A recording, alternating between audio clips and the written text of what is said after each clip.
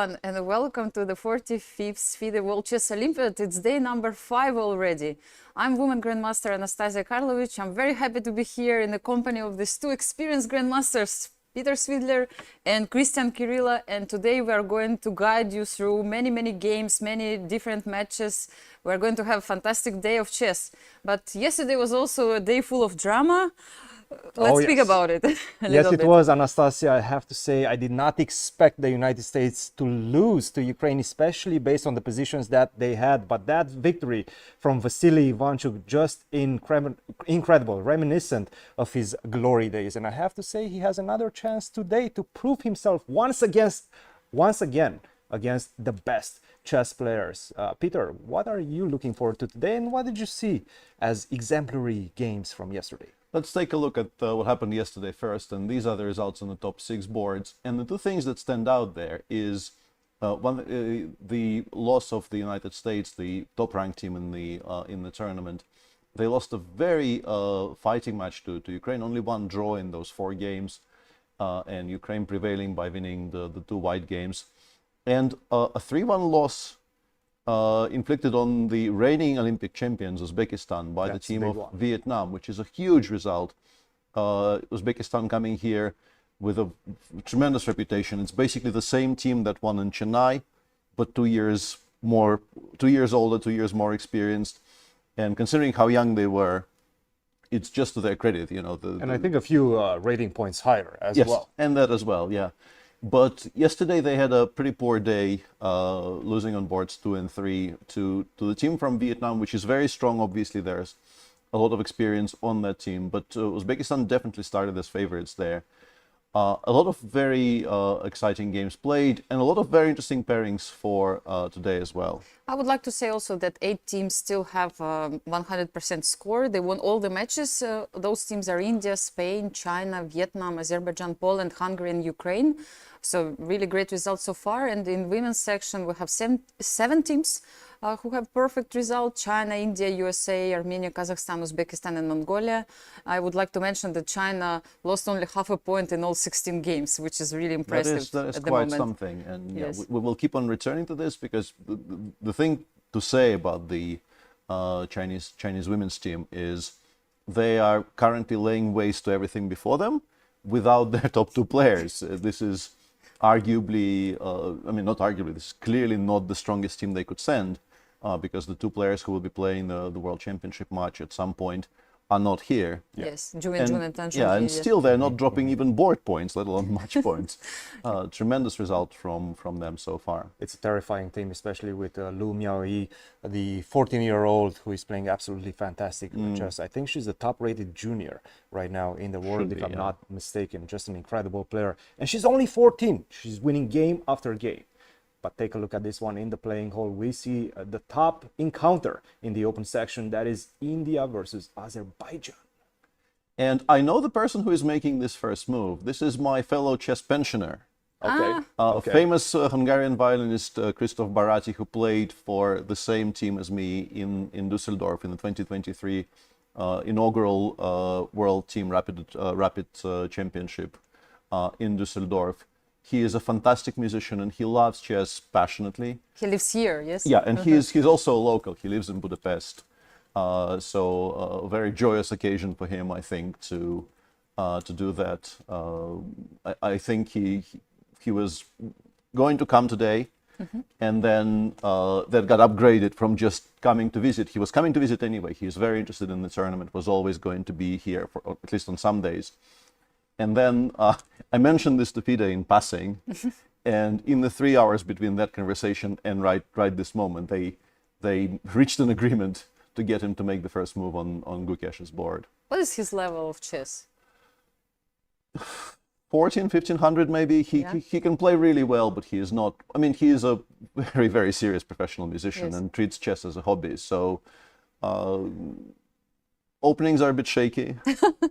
We played for the same team. Yeah, yes, we so played for the same team, but he did beat Vadim Rosenstein, which was big news at that time. Yeah, yes, that was the highlight, of the tournament for him, for sure. Yes, and an exciting match that I'm definitely looking forward to is this one, Vasily versus Rapport. Both of these players such exciting players. Wow, yes. For us, So the commentators, creative for the players. fans, I'm sure the fans are buzzing with excitement for this one. Absolutely. Ukraine is going to play against Hungary. Big match also for all local chess fans. If you are in Budapest today, you should definitely try to get into the playing venue despite rain outside.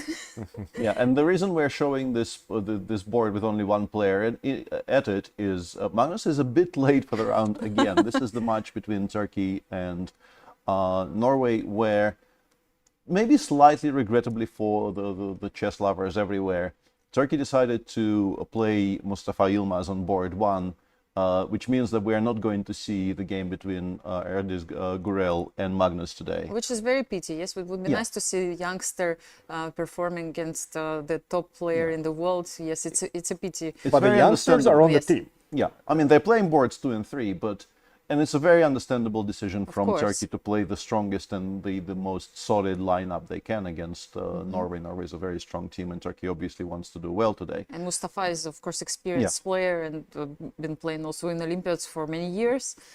But and I have to say, that match is extremely close. On paper, and I think from a practical perspective, we're going to see some really fighting chess in that one. Because, you know, on the top 2 boards, and even Sanal Vahap on the final board, the 4th board, they might be favorites against their respective opponents. Maybe not on paper, but we've seen Johann Sebastian Christiansen with difficulties in this tournament. yeah, probably he's out of shape right now. Yeah, So he won yesterday, which will cheer him up. Yes. He did have a really Very bad horrible position, position, though. but Yes.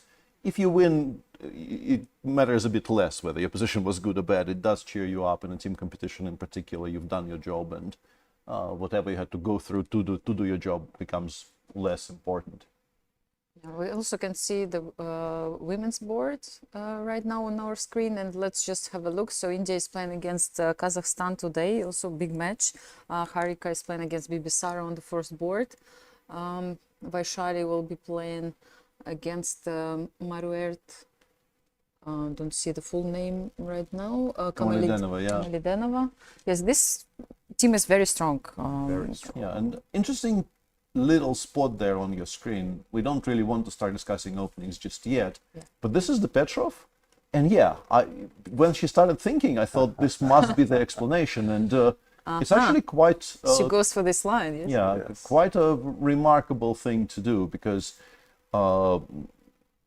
this is what they teach you very, very early on, never to do in the opening. I've won so many games in my first couple of years as a chess player. Let's actually switch to that and explain what I'm talking about. Yes, because it's really nice. Now that we started discussing this, it's better to do it with a board and not just a video feed.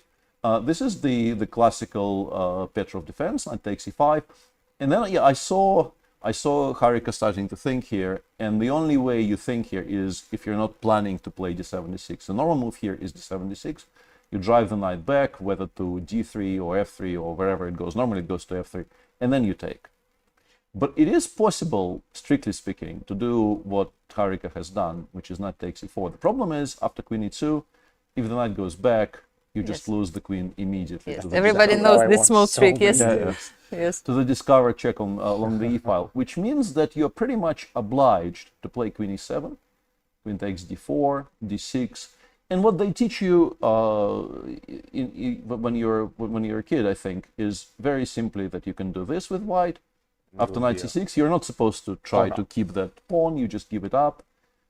This trade happens. Bishop f4 is a strong move here because we're eyeing the pawn on c7. Bishop d6 has to be played, and now we're not blundering knight d3 check and bishop takes f4. We just play bishop g3. And next move is coming. Yeah, next move we're playing either knight b5 or knight e4. So something like castles, let's say knight b5. I don't know, some move. Let's make some move. And you get this endgame, which is not winning by any stretch, but it's an unpleasant endgame where only one side is ever going to be having any fun whatsoever.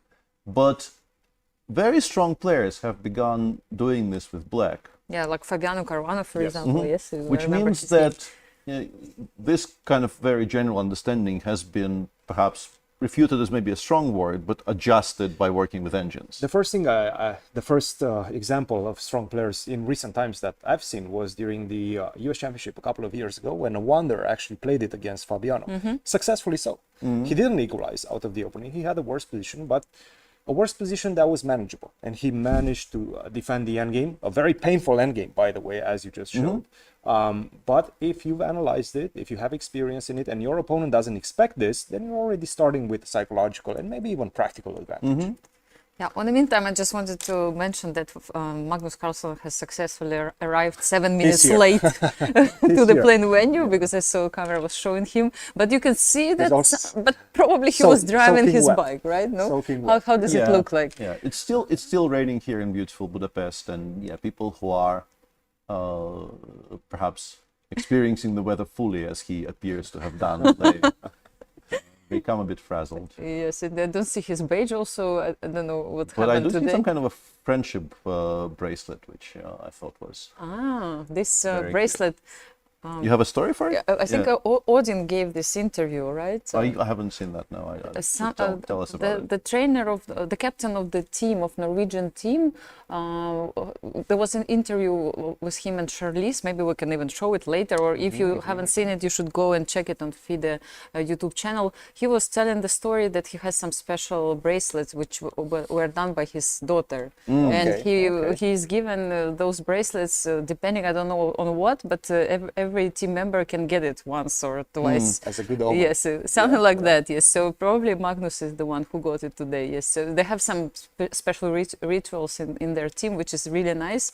It's a very nice interview. You should definitely check it out. He's also talking about some team spirit, and also his experience of waiting for Magnus at this dramatic first day when he was driving his bike through rainy Budapest. And the team is sort of in a new position because they have the best team on paper in a long time, and now they're somewhat favorites to perhaps medal. They weren't before in previous Olympiads, and nobody was necessarily expecting them to medal. But right now, even, you could feel the pressure from the national media. Perhaps you have Magnus, you have all these players that have improved in the last couple of years, and their ratings are at their highest. So you're expecting a medal right now. Do you feel that's going to be extra pressure on the team, on Magnus, on all the other players as well? Maybe not on Magnus, but the other players might be feeling a little bit of additional pressure, yes. And maybe it's also the signal Magnus sends them. I don't know, we don't know what's happening inside of the team, but if he is like positive and he gives this really nice, optimistic approach, like, okay, guys, let's try, we can do it. It always helps to the general mood of the team. Everybody has maybe extra pressure playing with him, but at the same time, it's really... For example, now we had this team in Astana, right? WR Masters were playing with Magnus. Maybe it would be good to ask the members of the team how was it to play with Magnus. And I think I did ask Nodjerbek, and Prag also said that it was like really great feeling having him I think right? he's a very good teammate. Yes. I've only really played... Trying to figure out if there was a team I played for that had Magnus on top. I think the years I spent playing for Baden, I think he might be on the roster now, but he wasn't then. But my impression from everything I've heard from Prague and from others is that he very much enjoys the camaraderie. They talk about chess, they play blitz against each other. There's a lot of actual team feeling when he's on the team, and doesn't surprise me because he genuinely loves chess. He loves being around strong players, loves testing himself against strong players. So that really kind of tracks with my experience of him. So maybe it will give extra points to the team. This team spirit is important, very important in Olympiad. We know about it, and it can give you extra strength, right, in team competition. And look, he's at a certain age where he already has the maturity to not put that extra pressure on his teammates. Also, he's won everything that he can win. Obviously, he is playing, as you just mentioned, Peter, for the love of the game. And I think that's going to spill towards his teammates. Absolutely. What we see on the screen now is the match between Spain and China, of course. Mostly the viewpoint of the Chinese players. One of them is missing, so on your bottom right, it's Jaime Santos Latasa playing against Busenji. But there he is, the world champion, playing today a player I suspect he has not played very much because their careers have not really coincided. Maybe we can see particularly. I don't know, just to maybe... Ding is today playing black against Alexei Shirov, somebody I played a lot, but Ding probably less so. What is your... Maybe we should check head-to-head between Peter Svidler. That's harder to organize at the moment. I know, I'm joking, yes. I think I have around an equal score against Alexei. There was never a feeling that either of us was kind of running away with it. We played a lot of decisive games against each other. Yes. My first game against him was, I believe, in '91. That is some time ago. Wow, 91. That is some This is time impressive. Yes, so Ding is thinking about his position right now. ago. Maybe 92, but... Let's see also who's playing for the teams. We have Shirov. Shirov versus Ding on board 2, where Yi is white against David Anton. Paco Vallejo is playing against Yuan Yi on board 3, and on board 4, as I mentioned, Busenji versus Jaime Santos Latasa. There you have it on your screen. Liu Yangyi was obviously the hero for China yesterday. He defeated a very strong player with the white pieces and managed to win the match against Armenia, which was not an easy match. Not at all. Yeah, Armenia remains, even without Levon Aronian on board 1, they're still a very, very closely knit unit. Yes. Players who have a lot of experience and a lot of pride playing for the national team. And Seems like Ding is thinking about his position. Maybe he's surprised a little bit. yeah, with the opening move choice. Alexei played there is, I am not a Catalan player, but this looks a bit unusual to me to make this move this early. Let's maybe bring up the board for a second, and we can talk about this. Because he spent already like 10 minutes of his time. So this is the pure Catalan: d4, knight f6, c4, e6, knight f3, d5, g3. Bishop b4 check and bishop b7 is what many top players do these days. Bishop g2, castles, c7, c6, and you normally play either queen c2 or b2, b3 here. In my kind of impression, as I mentioned, I played some Catalan in my life, but not a lot, and I definitely don't know the intricacies of bishop b4, bishop b7 properly. But Shirov goes with bishop c3 here, which is, I mean, it very much is an invitation to actually just snap on c4. Before. Yeah, everything exists. Like, it's very difficult to find a novelty on move 8. If we can check this briefly, there's 56 games starting from this position. It definitely isn't a novelty, but it's far fewer, I think, than you would find after queen c2.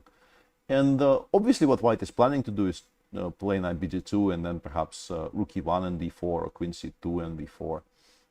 And we're trying to save a tempo on b2, b3. I guess the way to explain it is the bishop on d2 wasn't really particularly well positioned. You have to do something with it. It kind of normally goes to f4, but you can also direct it to c3. And if black does nothing, if black continues playing like black normally plays in these types of positions, we go knight bd2, I guess b6, we go maybe queen c2.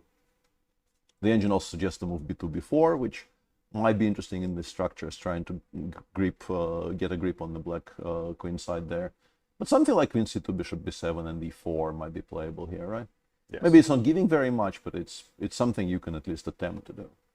And I've seen the idea with rook to c1 and b4 as well, try to play on the queen side. You have a couple of options, and black has to be more or less fast in his decisions, right? Because you were mentioning that line with e4. If black doesn't get his c5 in, the break, and opening up the light square bishop, then he's probably going to be in some strategical trouble. A little bit worse, yeah. Yes. I don't know, Ding looks like he's suffering. Look, I'm checking the screen and I see all these emotions. Like I'm trying to guess what's going on right now. I think he's trying to remember Or he's trying what to- he needs to do. Obviously, he's not looking right now, at least it doesn't seem like he's looking at the board, just trying to remember how to approach this one. Because these players, they look at the Catalan. It's one of the main openings in chess nowadays. With the white pieces, with the black pieces, you need to know the Catalan.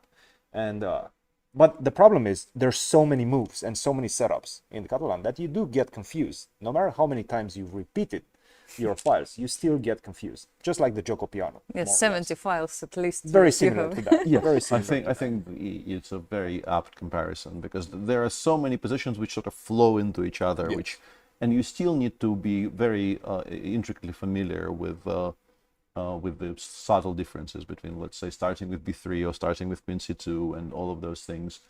And there we go. He takes on c4. What I wanted to say is, apart from the slow play here, the two replies that make the most sense, you can play knight e4. Once again, this is being kind of an open invitation here. We can try and hunt down this bishop. and whatever white does, we can take on c3 next move, because I'm pretty sure that the bishop is not going to run away to Ivan, having been just placed on c3. Or you can go d takes c4, and Ding, after spending some time in what really looked like a bit of an agonizing thought, he does go d takes c4. White probably needs to play to a4. You need to play a4, yes. Yeah, because if you start with knight bd2, the difference with normal lines is that now you can really no longer play a4, because that bishop is in trouble. So in order to be able to play a4 at all, you need to play it immediately. And black can still actually play b7, b5 if they want. A b5, c b5, for instance, knight e5, and knight e5. And it gets, I assume it gets very sharp, because white can drive the queen to e8, which is not a bad square, but it's not a fabulous square either. And now we can try playing knight c3, we can try playing b3. All of these typical sacrificial positions. And who's playing with the white pieces? Alexei Shirov. Quite a fun player to watch, fire on the board every single time he plays. And let's remember that game against Niels Grandelius from yesterday. A couple. Was it yesterday? Yes, it was yesterday. Yes, yesterday, when both kings were jumping around. But he was the one knowing exactly all the theory. Yes. So he brought the theoretical knowledge. Obviously, he's still working on chess quite seriously. Absolutely, yeah. Always. And we might see some interesting novelties. Now that we checked the game of the world champion, maybe it's time to go to check the game of the future challenger of the world championship match, who's playing now on the first board. Team India is playing against Azerbaijan today, and Gukesh is playing with white pieces. And you were talking about Catalan. Now we have also Italian with some other files. Yes, so maybe we just at least it's a sharp Italian today. And this is the game. And once again, we have to mention the strategy for the Azerbaijani team here, because we will go through the games one by one, and we will finally reach the name everybody will know, but we will reach it at the very, very end of this run-through. India is playing the top lineup, Gukesh on 1, Pragg on 2, Arjun on 3, and Vidit on 4. For Azerbaijan, they have this very young, promising player on 1, Aydin Suleymanli. Njat Abbasov, who was recently a candidate who played in Toronto, didn't play particularly well, but played well in the World Cup, reached semi-finals. But getting to the candidates is not easy. And by the way, Mamedyarov was his second during the candidates. And Shak was there in Toronto helping him. Rauf Mamedov, a vastly experienced player on 3, from a previous generation, much older than both, I think, Suleymanli and Abbasov. And Shahryar Mamedyarov, the chief scorer of points for this team. Let's not forget the trainer of the team, the captain of the team, who is very famous, Timur Rodjabov. I mean, who could actually play on any of these boards. I was surprised still to see him there on this position. I might be spreading misinformation, but I do think the reason why he's not playing is that he didn't play enough games. And the federation also has this type of selection criteria. It's very possible, although he's been sort of moving away from, I mean, those things are connected. Yes. Yeah, I'm not sure he is as interested in playing classical tournaments as he may have been at earlier points in his career, but also there's probably a requirement of a certain number of games played, and he doesn't really play chess he was a lot these days. Also a trainer, as well, as a coach for Leitinge. Leitinge, you're absolutely right. So he's maybe moving away into the coaching, managing, these types of roles. Streaming a little bit. Streaming as well. Sometimes, yes. So back to chess. This is Gukesh versus Suleymanli. And as I mentioned, a very welcome sign there for us as viewers, because Italians come in 2 shapes these days. The slow burn maneuvering types, and the bishop g5, where black just instantly goes h6, g5, and goes from there. This is a slightly unusual move order in that white played bishop g5 before, not only before black castle, but before even c3 and d6 was included. This gives black, I guess, the maximum flexibility as to what black will do, because, I mean, white already announced his intentions. Yes. The bishop is already driven all the way to g3. And black can play a6, black can play a5, black can maybe even completely ignore the ideas of b4 and a4 until they happen on the board and keep the bishop on c5 as is. You can maybe try to play for castling queenside, which is something that they do. You can try keeping the king in the center. You can actually castle kingside. We have seen yesterday Peter Leko play a very interesting and important game in his own match, where he did play h6, g5 and connected it with castling kingside. So very hard to describe this before some decisions are made by Aydin Süleymanli about how he wants to continue from here, but this is going to be very sharp. We know this much. And I would say Aydin Süleymanli, he's part of the new crop of players from Azerbaijan, a player that's playing tremendous chess, and in fact, just recently he had some great results. And I think he defeated one Hans Niemann not a long time ago. One of the few players that have defeated Hans Niemann in recent times, but he was one of them, and in convincing fashion in that game, if I'm not mistaken. So definitely a player that can beat anybody in the world. In the meantime, he did settle on a5. Gukesh instantly goes knight b2. No thinking so far from the white side. Gukesh is above his starting 90 minutes. Yeah. So He knows what he's doing. enjoyable to see because I think this has to become very, very sharp at some point, and we like seeing Yes, sharp absolutely. positions. Yes. And On board two, Great we way have to play. Nijat Abbasov playing the London against Prague. they Prague- played in Toronto many yeah. games. Probably they prepared to each other quite a Prague, lot. I think, won that particular mini match 2-0. He beat Nijat with the black pieces in the last round to get back to 50%. And that game was a King's Indian, but I guess the idea for today was that repeating the King's Indian will probably run into... I mean, it was a surprise in Toronto because Prague at that point wasn't really playing the King's Indian very seriously.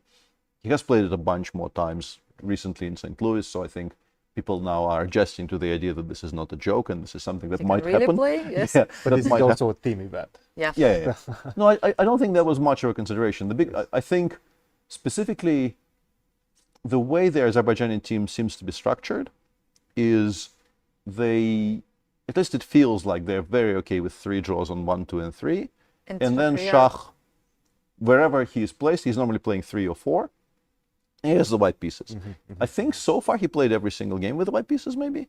Yes. It might continue for the entire 11 rounds, Yes. for all we know. Not bad to have 11 games with white pieces, actually. I would like to maybe for my Olympic career to look more like that and less how it did look. So Maybe the deal is like until you keep winning, you will get your white pieces. Maybe. If you make a draw or lose, finish. Yes, you go for black. So for black pieces only. So in that spirit, it feels like Nijat's job on board 2 today is be extremely solid, probably be completely fine with making a draw.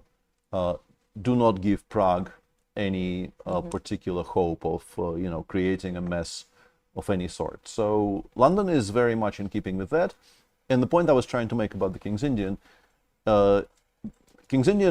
in the context of today's game was not picked not because it's risky, but because white has a lot of ways of making pretty much an immediate draw.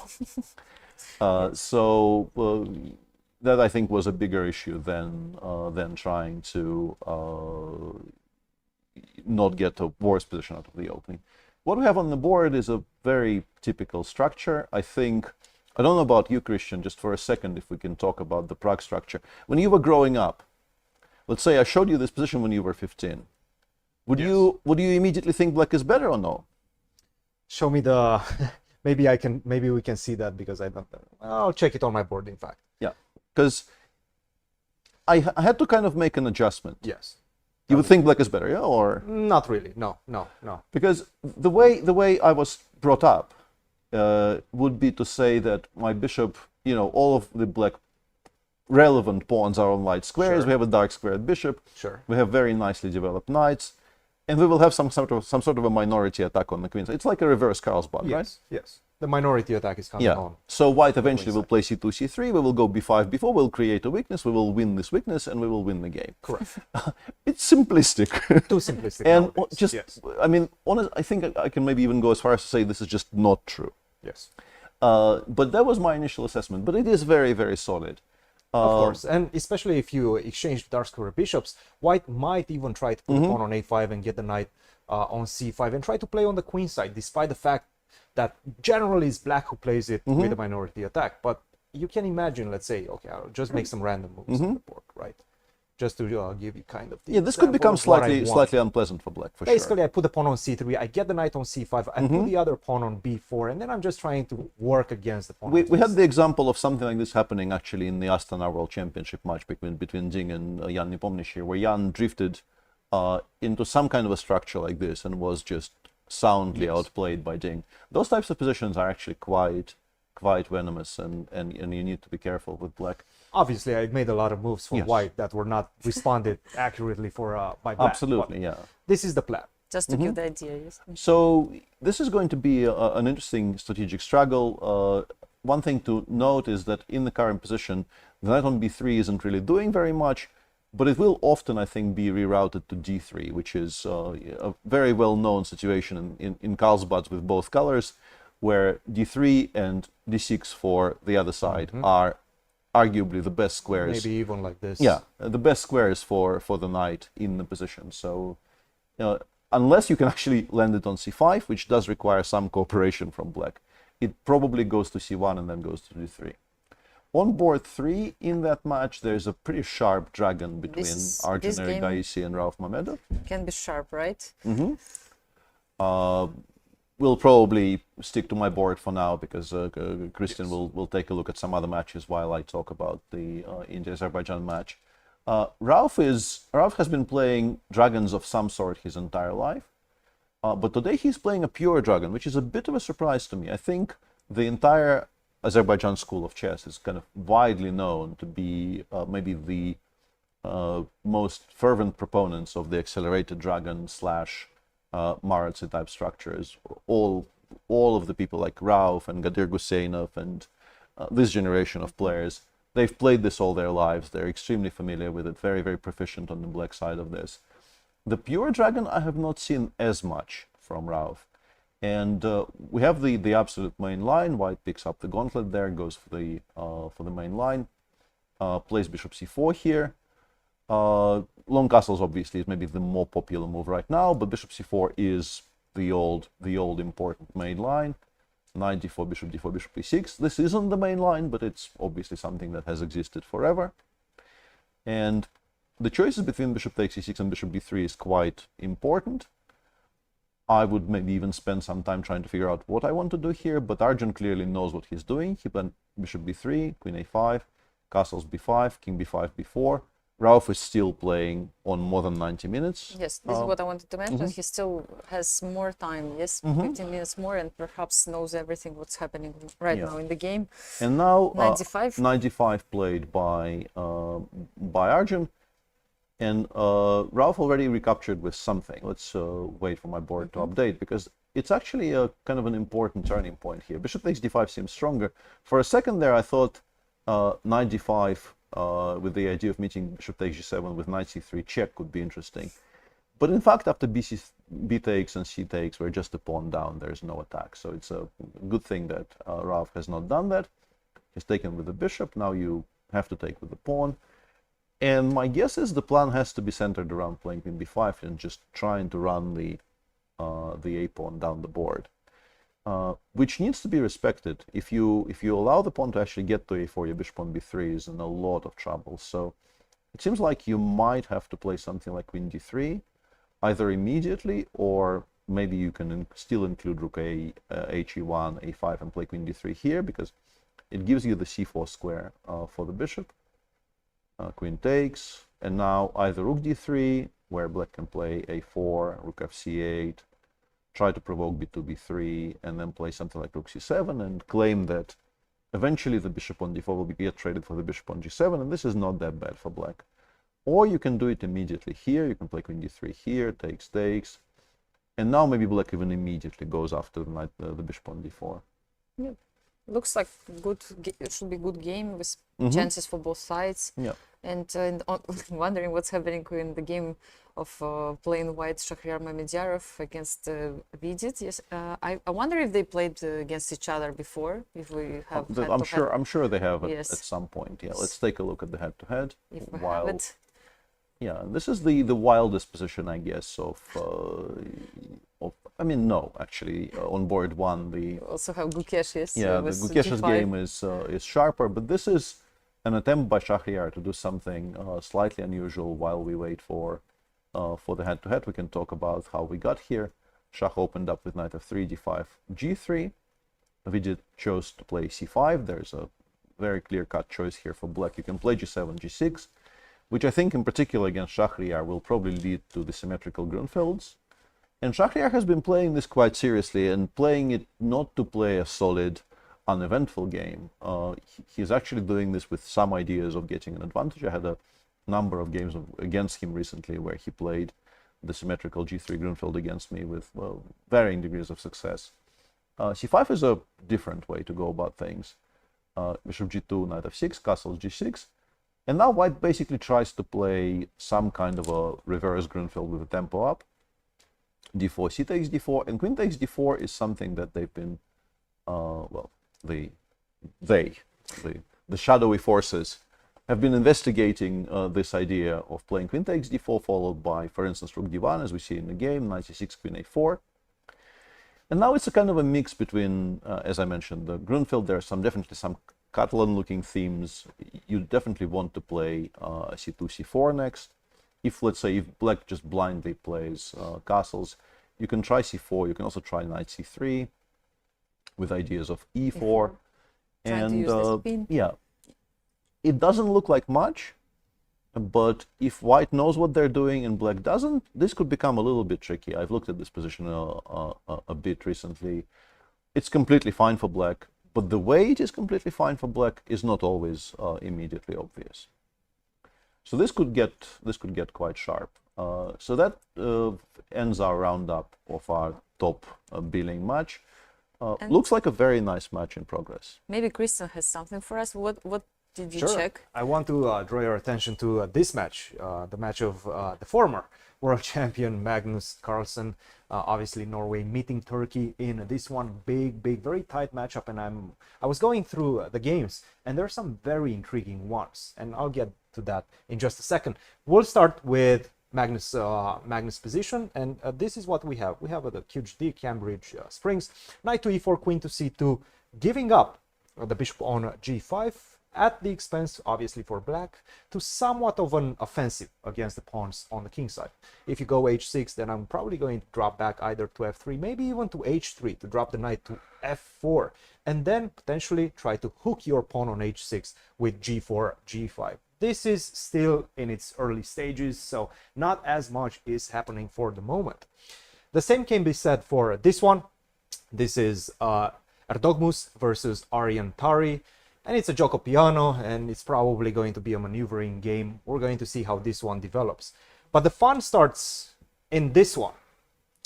This is Johann Sebastian Christensen versus Gurel. This Gurel, who is obviously a very well-known youngster, prodigious youngster coming from Turkey, about 2600 at the moment. And Johann Sebastian is playing this line with f4, which has been essayed by Fabiano Caruana recently against Anish Giri, in fact, at the Sinquefield Cup. And definitely it's a very sharp line, throwing the gauntlet immediately and asking the questions, because look, I have a very nice presence in the center given by this knight, but I'm also seeing a developing attack on the king side. My king is pretty safe at the shield of the bishop on g2, and I can develop my attack based on that. e4, maybe even g4 at the right moment. If you don't deal with a knight on e5, that's going to stay there forever, and it's going to be a very difficult defense for you. You don't have as many pieces around your king, especially if this knight gets booted off of f6. He decided to take on e5, by the way. b6 seems to be one of the main lines to try to immediately challenge the bishop on the long diagonal, and also potentially challenge the expansion in the center with e4. a6 is also a move in the position. Don't play knight to c6 or knight to b7, because these are the type of positions that black does not want to have. I'm going to exchange, I'm going to gain a tempo, you're going to take, let's say, with the bishop, and then I'm going to continue with e4. And this is already a very difficult position, because once this gets liquidated in the center, you need to stop me from going e5 with a move e5 yourself. But now, first of all, you're losing the bishop on d6, so this is already a bad example. But imagine I take with the queen on d7, right? Take, and now e5. This is a great position, great attacking position for white. I can keep the pawn on f4, I can also go f5, but most importantly, your knight is not coming to d4. My knight is coming to d5, and it's coming fast. And this is going to give me white the advantage. So this one, very intriguing, I have to say. Another one with the pawn on f4 as well is this one between Urkedal versus Sanal Vahap. And I was mentioning this might be the soft spot that Turkey is trying to challenge, even with the black pieces. And as you can see, already a very dynamic stance from black. But f4 is the last move. I don't think, oh yes, we do have a couple more moves. e5, and this is specifically aimed against e5. For example, if you play the move castle, I'm just simply going to go e5. And if you go f4 right now, I can just simply take on f4. You take back, maybe I can even go f5 and try to keep a very dynamic pawn structure for black. That didn't happen. f4 came. And after e5, the idea is that I'm going to be able to establish a completely different structure with f5, which happened in the game. a6, this is the position, and the engine really hates this move. And I'm trying to understand why. My guess is that this is going to be a very unpleasant attack after knight d4. I'm going to continue with g4, g5, queen to d2, maybe even castle long.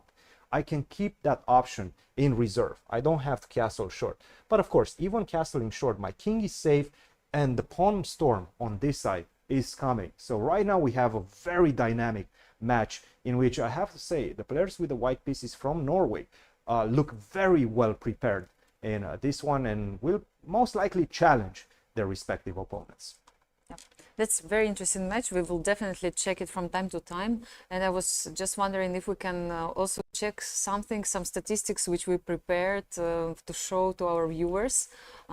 It was about the previous winners of the previous Olympiad. Maybe we can check it out a little bit before we go to the next matches. So let's have a look. The previous Olympiad. So I don't see the year. Yeah, this is just the top lineups for. I think it was Baku. Yeah, this yes, is. so it's from Baku. Baku. Yes, This so is from Baku. Baku, United yes. States won the Olympiad in Baku, and we can see actually who was in the team, which is really great. We can see Caruana, Nakamura, Wesley So, Sam Shankland, and Ray Robson. So actually, judging from here, we can understand that this time Nakamura is not playing and Sam Shankland is not playing in this team. We have a replacement with Levon Aronian and Linier Dominguez. Ukraine came second. We discussed this match in the previous day when they tied for the first place. And you can see the tie breaks right there. Yes. 20 match points followed Same. by a slightly higher tie break. Exactly. Yeah, so this was very, very dramatic moment, and both teams, they scored the same amount of points, but US came first. Ukraine was second, and on the third place was a Russian team. Where is Peter? Peter was not Peter. there. Yes, his last Olympiad was in Tromso. Yeah. Tromso, if I'm not 2014. mistaken, Okay. yes. India was on the first position, but just pay attention that who was playing at that times for the Indian team and who we have today. Completely different team. Completely Yes. different, and it's just 6 years difference. But we have Vidit and Hari Krishna still on the team. Yes, but absolutely, we don't see Adiban, we don't see two other names. We have all youngsters this time. Yeah, they were at the time. Those were also youngsters. It's just a different set of youngsters that is playing Yes. now. Setraman was quite young at the time. Kartikeyan is still quite young actually. So that was also a very, very young team. And on the fifth position, team of Norway, we discussed that it was their best result so far. And Magnus Carlsen Hammer was playing at that time. So we can still see Arian Tari, but new names. Urkedal and Urkedal is Urkedal also still on the team. on the team. But we don't have Getz and we don't have Hammer No. on the team right now. They were replaced by Johann Sebastian. And it's funny that we just checked the match between Norway and Turkey, and both of these teams played pretty well in 2018. Turkey was But also a bit sixth. of an unrecognizable change in the lineup, because Yilmaz is still there, and Emre Can, who is board 5 here, was board 4 then. But no Sholak, no Ipatov, no Essen.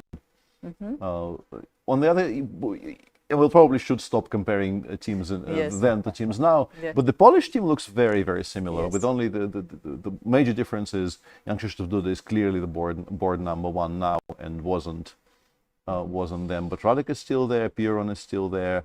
Dariusz Swirch there, our colleague from the St. Louis Exactly. broadcasts is there on board 5. And what I'm seeing as striking right now is the average rating from the United States, 2765, somewhat similar to what we have right now. But look at India, which in this year's Olympiad, they're something like 2 points behind the United States, 2760, around that. They were 2683 as a rating average. Huge difference, and you can Even sense rating. the improvement that these players and this generation has brought to the Indian team. So we can also have other statistics if we can go to a different table. Yes, so it's from women's section. I presume it's also, we are talking about Baku, right? Yes. Yep. So China was first. Hou Yifan played at that time. I can see also Ju Binjun, Zhao Xiu was playing, Tan Zhongyi. Yes, it was completely different team. I mean, like none of these players are And let's see the 2018 here. Yes, Olympiad Ukraine as was on the third position. Poland, all those teams are fighting also for the medals today. And next one, if we can go for the next one. Now we're in 2018 right now, and as you can see, China did win in 2018. I'm trying to remember if that's accurate. Yes, I guess it is. yes, it is. Is this the year where they won both Both, yes, I think. the Open and the Women's, if I'm not mistaken? So United States was actually on the second place. You see, Yes. they scored really well. Fabiano Caruana, Wesley Son, Hikaru Nakamura, Sam Shankland, same team actually, which also won the Olympiad. And also on the third position was Russian team. Fourth place for Poland. Yes, we are talking about Batumi Olympiad, definitely. Poland came, it was a very good result for Poland, but they were even fighting for the medals until the last moment. England was on the fifth position. India came sixth with Vishanand playing at the time on the first board. And Let's see the ladies. The ladies, yes. In 2018, as you can see, Yes, double gold for China. For China, yes. And Ukraine also was in the second place with both Muzychuk sisters participating at that time. I remember it was a very dramatic end to this one. Kostyniuk, I think, was playing Ju and Jun in the final Yeah, round. absolutely right. And Yes. there was a dramatic This moment with the repetition. repetition. Yes, Kostyniuk still thinking while the arbiters were checking that repetition. It was a very dramatic And final then- day. Yes, and in the that end, one. she lost this game, and with this loss, Russia lost in the last round. And Yes. I think Olga Gira also made a draw in the winning position. So it was absolutely crazy round, and which decided the medals. Now Yes, so 2020? Georgian team was third.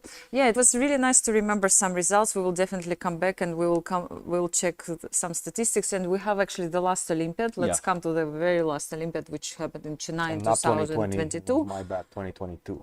We skipped Yes, one Olympiad. yes, one Olympiad we missed. It was online Olympiad at that time, and Uzbekistan won this Olympiad, and Armenia came second. And for some reason, I thought actually India was second, but it's because of this dramatic match between India and Uzbekistan. But no, Armenia came second, and then India came third. And India fourth. too. Yes, and Third fourth. and fourth, yes. Exactly. And you can see Uzbekistan with exactly the same team as they have right now. Obviously, an average rating which is much lower. Yes, there was an interview also with one of the players who said we have exactly the same team, we just changed the coach. Only the captain, we decided to change the Yeah. captain, yes. So India was third, fourth, and the United States came fifth. It was, as they call, disaster for them, but everything went wrong. Half of the team was ill. We remember this story, so let's go to the ladies. No excuses. No, no, excuses, no. Anastasiya. You're right, absolutely, No Cristian. excuses.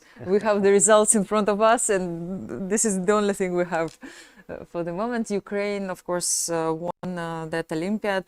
On tie breaks from Georgia, yeah, and once again, the Ukrainian team with both Muzychuk sisters, an absolute powerhouse there, scoring 18 points. Same 18 points for the Georgian team, which looks similar to the one playing this year, but with some changes.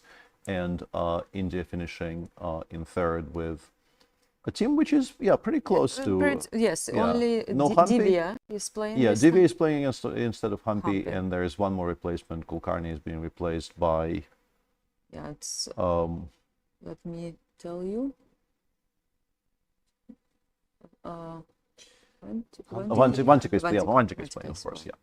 yeah. And the United States coming fourth with a team which has Also, some replacements. So we have Alice Lee instead of Tatev Abrahamyan, and actually the rest is the same. So we have Arina Krash, Anna Zatonskih, and Carissa Yip. Only one replacement for the moment. Yes. Seems like Should we get back to chess, guys? we Yes. should try to at least. Yes. That was a nice run through And the yeah, history books. this is a It's nice to have this is a Vasily good game Ivanchuk. to come back to, Yes. where it's an opening I should know something about, but the position which is completely new to me, which these days is something that happens more and more often. This is a game between Vasily Ivanchuk on the white side against Richard Rapport. Was a Grunfeld, of course. Over the years, I think Vasil played pretty much every single line known to man against me in the Grunfeld, including, I think, Bishop f4, but not as often as some other things. Bishop f4 in this move order allows black a reasonably wide choice.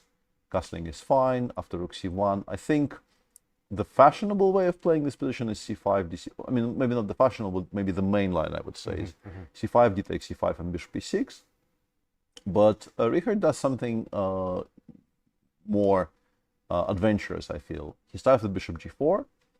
E3 seems like a very logical reply to that. You can investigate things like knight e5 or maybe c takes d5, but e3 is never a mistake in these types of structures. You do need to finish development. You do need to connect some pawns in the center. Richard replies by a very thematic pawn break in the center. Has to be addressed, so Vasil goes d takes c5. And now bishop takes f3, queen takes f3. Seems like black is doing something incredibly weird because we are one pawn down, the pawn on d5 is hanging. We're not even particularly much better developed than white. And this move sort of explains previous play quite well.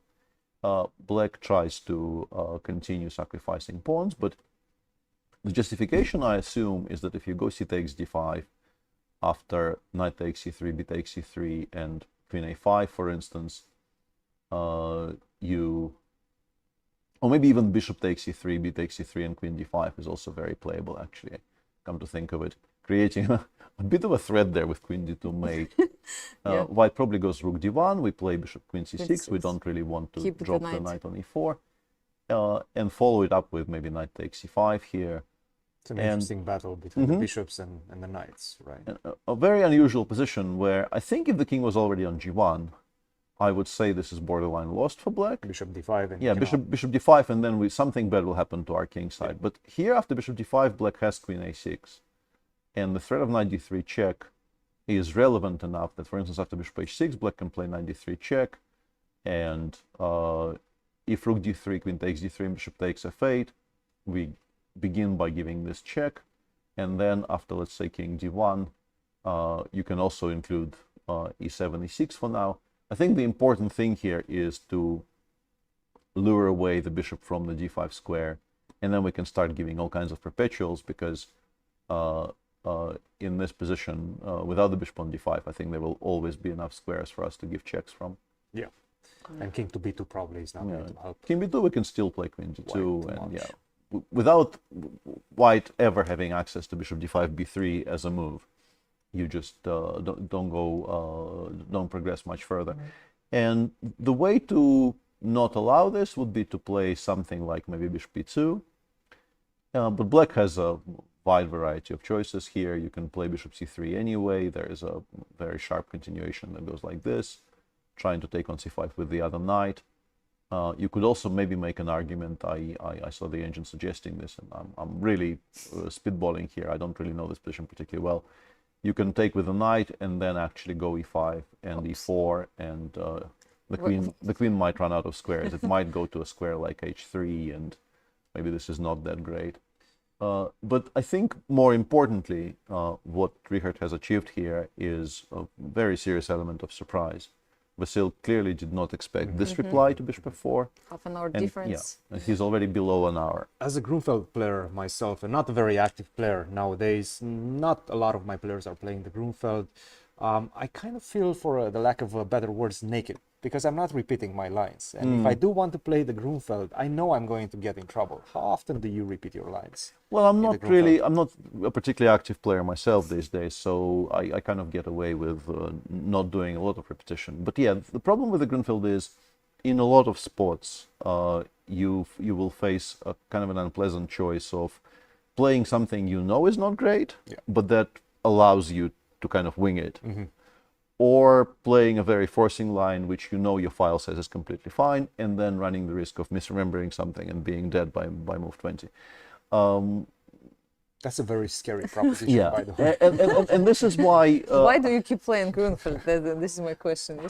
The positions are very enjoyable. Yes, the problem is... That's a good point. And this is a problem which only really arises when you get really, really high up. I think Grunfeld still remains, if you take the time to master the opening, and it is maybe not the easiest opening to master for, let's say, for club players, because the concepts involved, often you have to give up control of the center and aim for dynamic counterplay on the wings. That is not as easily and as instinctively understood as playing, let's say, the Queen's Gambit. And that's the thing, it's a very instinctive opening. You only start getting it after a while. Yeah, you have play to put a couple of years, you put the To- work in, and then you start understanding where the Couple of pieces years of land. losing. That is And the type of dynamic Yes. that you're sometimes switching from. But if you do invest the time and effort into understanding how the opening works, I still feel it's one of the better choices against 1d4 in terms of getting playable, sharp positions, getting dynamic positions. You can actually hope to have a 3-result game. And it's somewhat coming back, right? Even at the It never top really level. went away. It's just that it's not everybody's cup of tea because of the amount of work involved. Yeah. But I don't think there was ever a period where you felt like the opening was unhealthy. It just people don't really play it as much because I think, once again, like Queen's Gambit or the Nimzo are a lot easier to autopilot compared to the Grunfeld. Yeah, and before maybe we move to another game, I would like just to mention to our viewers that there was a very nice interview yesterday by Vasily Ivanchuk and Charlize. You should definitely go to FIDE YouTube channel and watch it after We might the even victory. play it, during one of our breaks, After the perhaps. victory against Wesley So yesterday, Vasily came to the press center and gave that interview. Actually, we completely forgot about some stories behind this game between Vasily and Wesley, because maybe Cristian, you can tell about it, like what happened in 2009. Exactly 15 years ago, in 2009, at the World Cup, Vasily Ivanchuk lost the match against Wesley So, and he did announce his retirement after that match. A 16-year-old Wesley So at the time defeated Vasily, retired him, and then 15 years later, of course, Vasily never retired. Yes. He managed to defeat him and gave Team Ukraine such an important victory in such a crucial competition. So it's kind of a payback. Yes, but let's say, thanks God, sort Wesley, of. we can see Wesley on the screen. He is not retired after that game, right? No, So he keeps playing. That's important. He gets white. He wants to come back. He wants to score an important victory. Kind of get that feeling, that positive feeling of winning back. Yeah, so that was an interesting story, which we actually kind of forgot to tell you about, but you should definitely check this interview. And also there was another very interesting interview of Anton Korobov, who is also playing today for Ukrainian team, and yesterday he scored another important point against Ray Robson. He was asked what are the chances of Ukrainian team to win this Olympiad, and he said that the average age of the team is 70 years old, so there are not so many chances. He's quite pessimistic, I think he's exaggerating just yes, slightly. he's Just a touch, yeah. Yes, Just a touch. but we know that he is really has a really great sense of humor, and of course Ukraine will still try to shine. But today they have a quite important match against the hosts, Yeah, he Hungary. made quite a good point about Vasily's energy. He generally understands in what type of position he is, whether he's better or worse, based on his energy. And he did mention that against Bobby Cheng, he felt like he's going to blunder, and he did. He was expecting him to lose a queen. He lost the bishop. It was enough to lose the game. But against Wesley So, he felt out of the opening. Obviously, Vasily was not happy. But after a certain move, he felt like Vasily got younger by 25 years. And definitely at that point, he felt good about the team's prospects. Yes, so he doesn't check positions of Vasily. He just tries Just to the guess energy. what what mood he has. Yeah, he was asked whether he was watching Vasil's game, and he said, no, I'm just watching Vasil. Yes. And I get all my information from simply observing the genius at work. Yep. And on a more general note, there are very few interviews in the chess world better than Anton Korobov. Whenever somebody actually manages to catch him and talk to him, it's just such a joy to listen to him describe pretty much anything. I would pay good money to just, you know, watch him talk on a random subject for half an hour. Yes, exactly. That would be quite something if that could be organized. Exactly. Yes. You know, for example, as a photographer myself, I also sometimes try to understand what position is on the board or what mood the player has before the game. And sometimes I'm guessing it right. Like I even take some photos and I see that this player might win today and I'm ready, you know, to publish this picture depending on the result, you know, so I have some tricks. Or it can be opposite, that the player is in a bad mood and I'm thinking, okay, if he loses this game, I also have a nice photo which will go well. But okay, some small tricks of photographers as well. For sure, yeah. On the topic of Vasil and Anton, and we should check the game. This is a very, very high profile match. And we spoke about the game between Richard Rapport and Vasil Ivanchuk. On board 2 there, we have Sanan Sugirov. Peter Leko today is getting a bit of rest. He had a long and unsuccessful outing yesterday, losing in the end that very sharp Italian he had with the black pieces. Yes. So Sanan is taking up the mantle there on board 2. This is his game against Ruslan Ponomaryov. Seems like a fairly balanced position which arrived from the anti-Berlin. Sanan played d3, bishop c5, castles. If white plays castles here and not c3, black generally plays knight d4, and this is what happened. Knight d2 castles, c3, the bishop went back to b6, knight c4, d5. This is not an approach I'm as familiar with, by the way, because generally I think black players these days very often start with c6, which means that this bishop can escape via b6 and c7, but Ruslan is doing it differently today, allowing white, if white wants, white can take on b6 here, and for the time being it seems like white has the bishop pair, but bishop b6 looms very, very large here, and if that trade happens, black I think is completely fine. So for now Sanan played a4. It's not like we're threatening a5, but we're kind of hinting at maybe having the idea of playing a5 later, and Ruslan played bishop b6, c5, and now white has to solve a problem because the bishop on b5 currently doesn't have very many squares. Both a6 and c6 are in the air, so you have to solve it. And why it somehow. wasn't working before a6 or c6 is because you have the extra tempo of taking on b6 first, and then just retreating back. Yeah, he was trying to gain some small advantages, and I think in general, provoking c7, c6 does create a bit of a weakness on the b6 square. So comparing this position with this position, you absolutely with white prefer this one because it does offer you, does offer you some targets to play against. And Sanan is still thinking after bishop c5. On board 3, we have a game between Anton Korobov and Ferenc Berkesh, where this was a French, and this is for a French defense a very, very sharp position. Let's briefly show our viewers how it happened. After knight c3, Ferenc played the old Rubinstein line with d4, knight d4, and knight d7, which has never really been refuted, but not a lot of people like subjecting themselves to the positions which result from here, because very often you will get exactly what Ferenc got today, which is a position where white just goes bishop d3, bishop e3, and tries very quickly to castle queenside. It will be difficult for black to castle queenside, so you often end up with positions where the black king is either stuck in the center or eventually has to go towards the king side, where it immediately gets... For me, optically, this looks like a very dangerous line to play in general. And I think this is mostly why players with the black pieces kind of refuse to play it. Yeah, the engine doesn't hate it. Yes. The engine thinks that this is quite unclear because the bishop on a4 is quite annoying. You would like maybe to play, generally speaking, something like bishop d2, but then after c takes d4, your opponent's d2 is hanging, so you have to waste more time defending things. And black is kind of ready to play bishop d6 and then maybe start even removing the king from danger.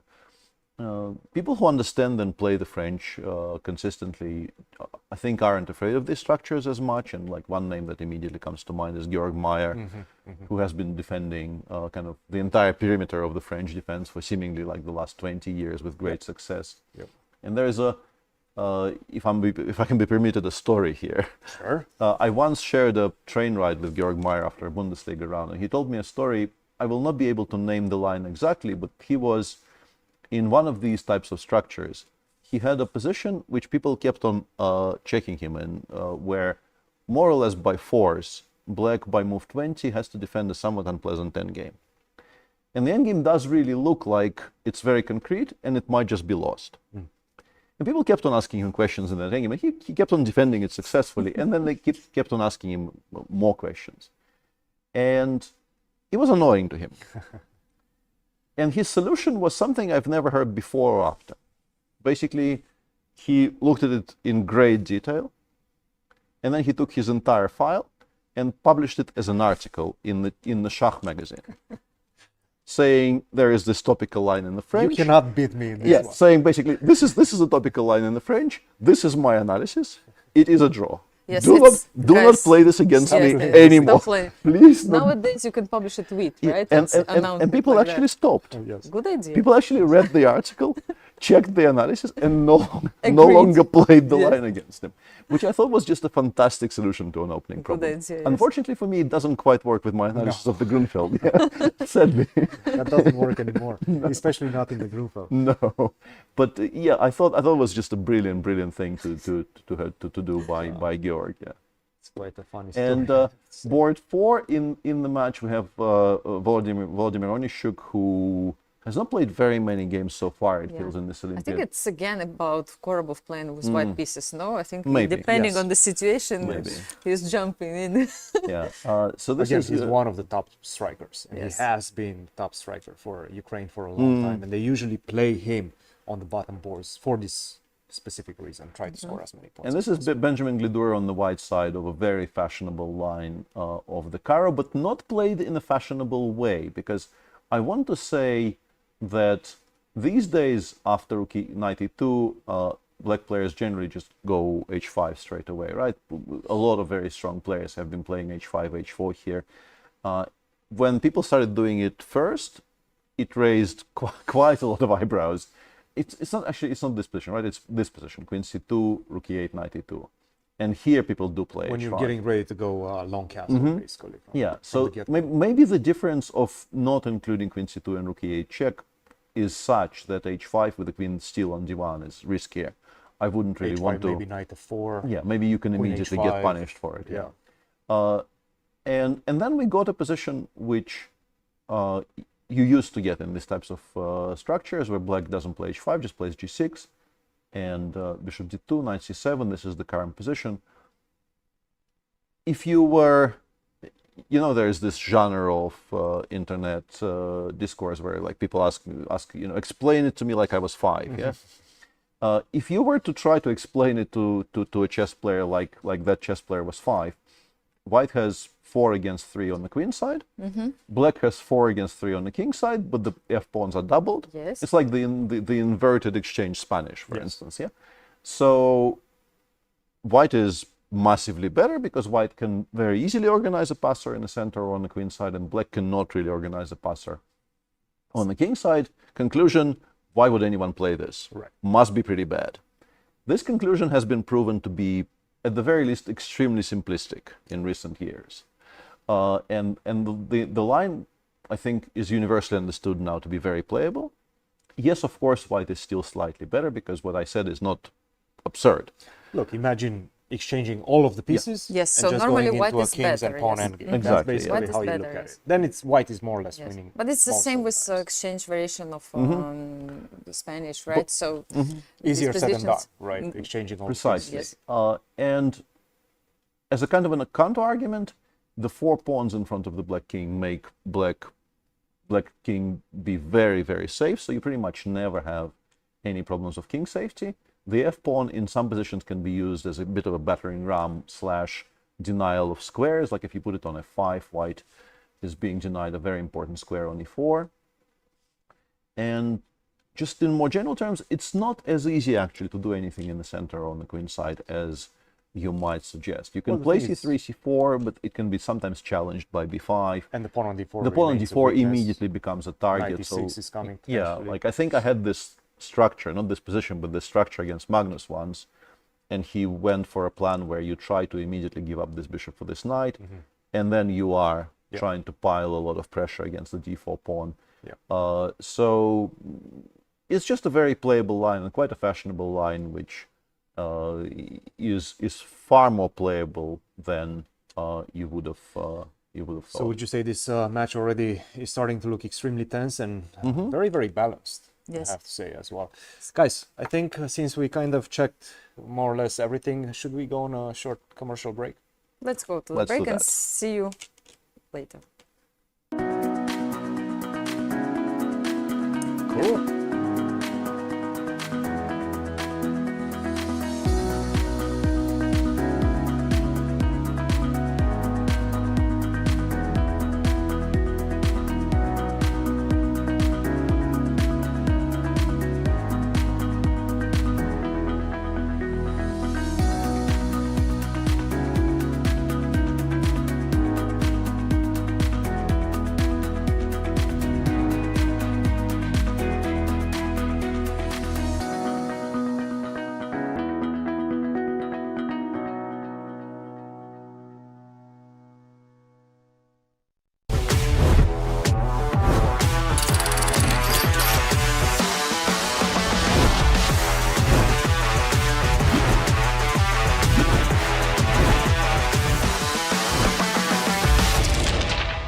Time to take control of your journey towards chess mastery. Magnus Carlsen introduces Chessable, the definitive solution for studying chess. Move Trainer uses the science of spaced repetition to identify your strengths and eliminate your weaknesses. There's no need to set up a board, remember which page you're on, or keep track of all the moves you miss. Get started now and join our growing community of over 100,000 chess enthusiasts. Chessable, take control of your journey towards chess mastery.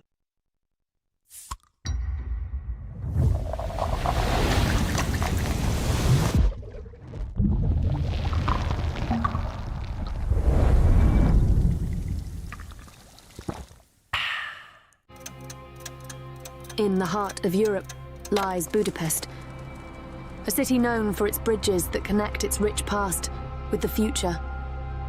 This September, Budapest becomes a bridge itself, connecting nations from around the world. Are you ready? After a journey from Chennai around the globe, and in the year that the World Chess Federation celebrates its 100th year anniversary, we will step it up a notch. From September 10 to 23, all eyes are on Budapest for the 45th FIDE Chess Olympiad.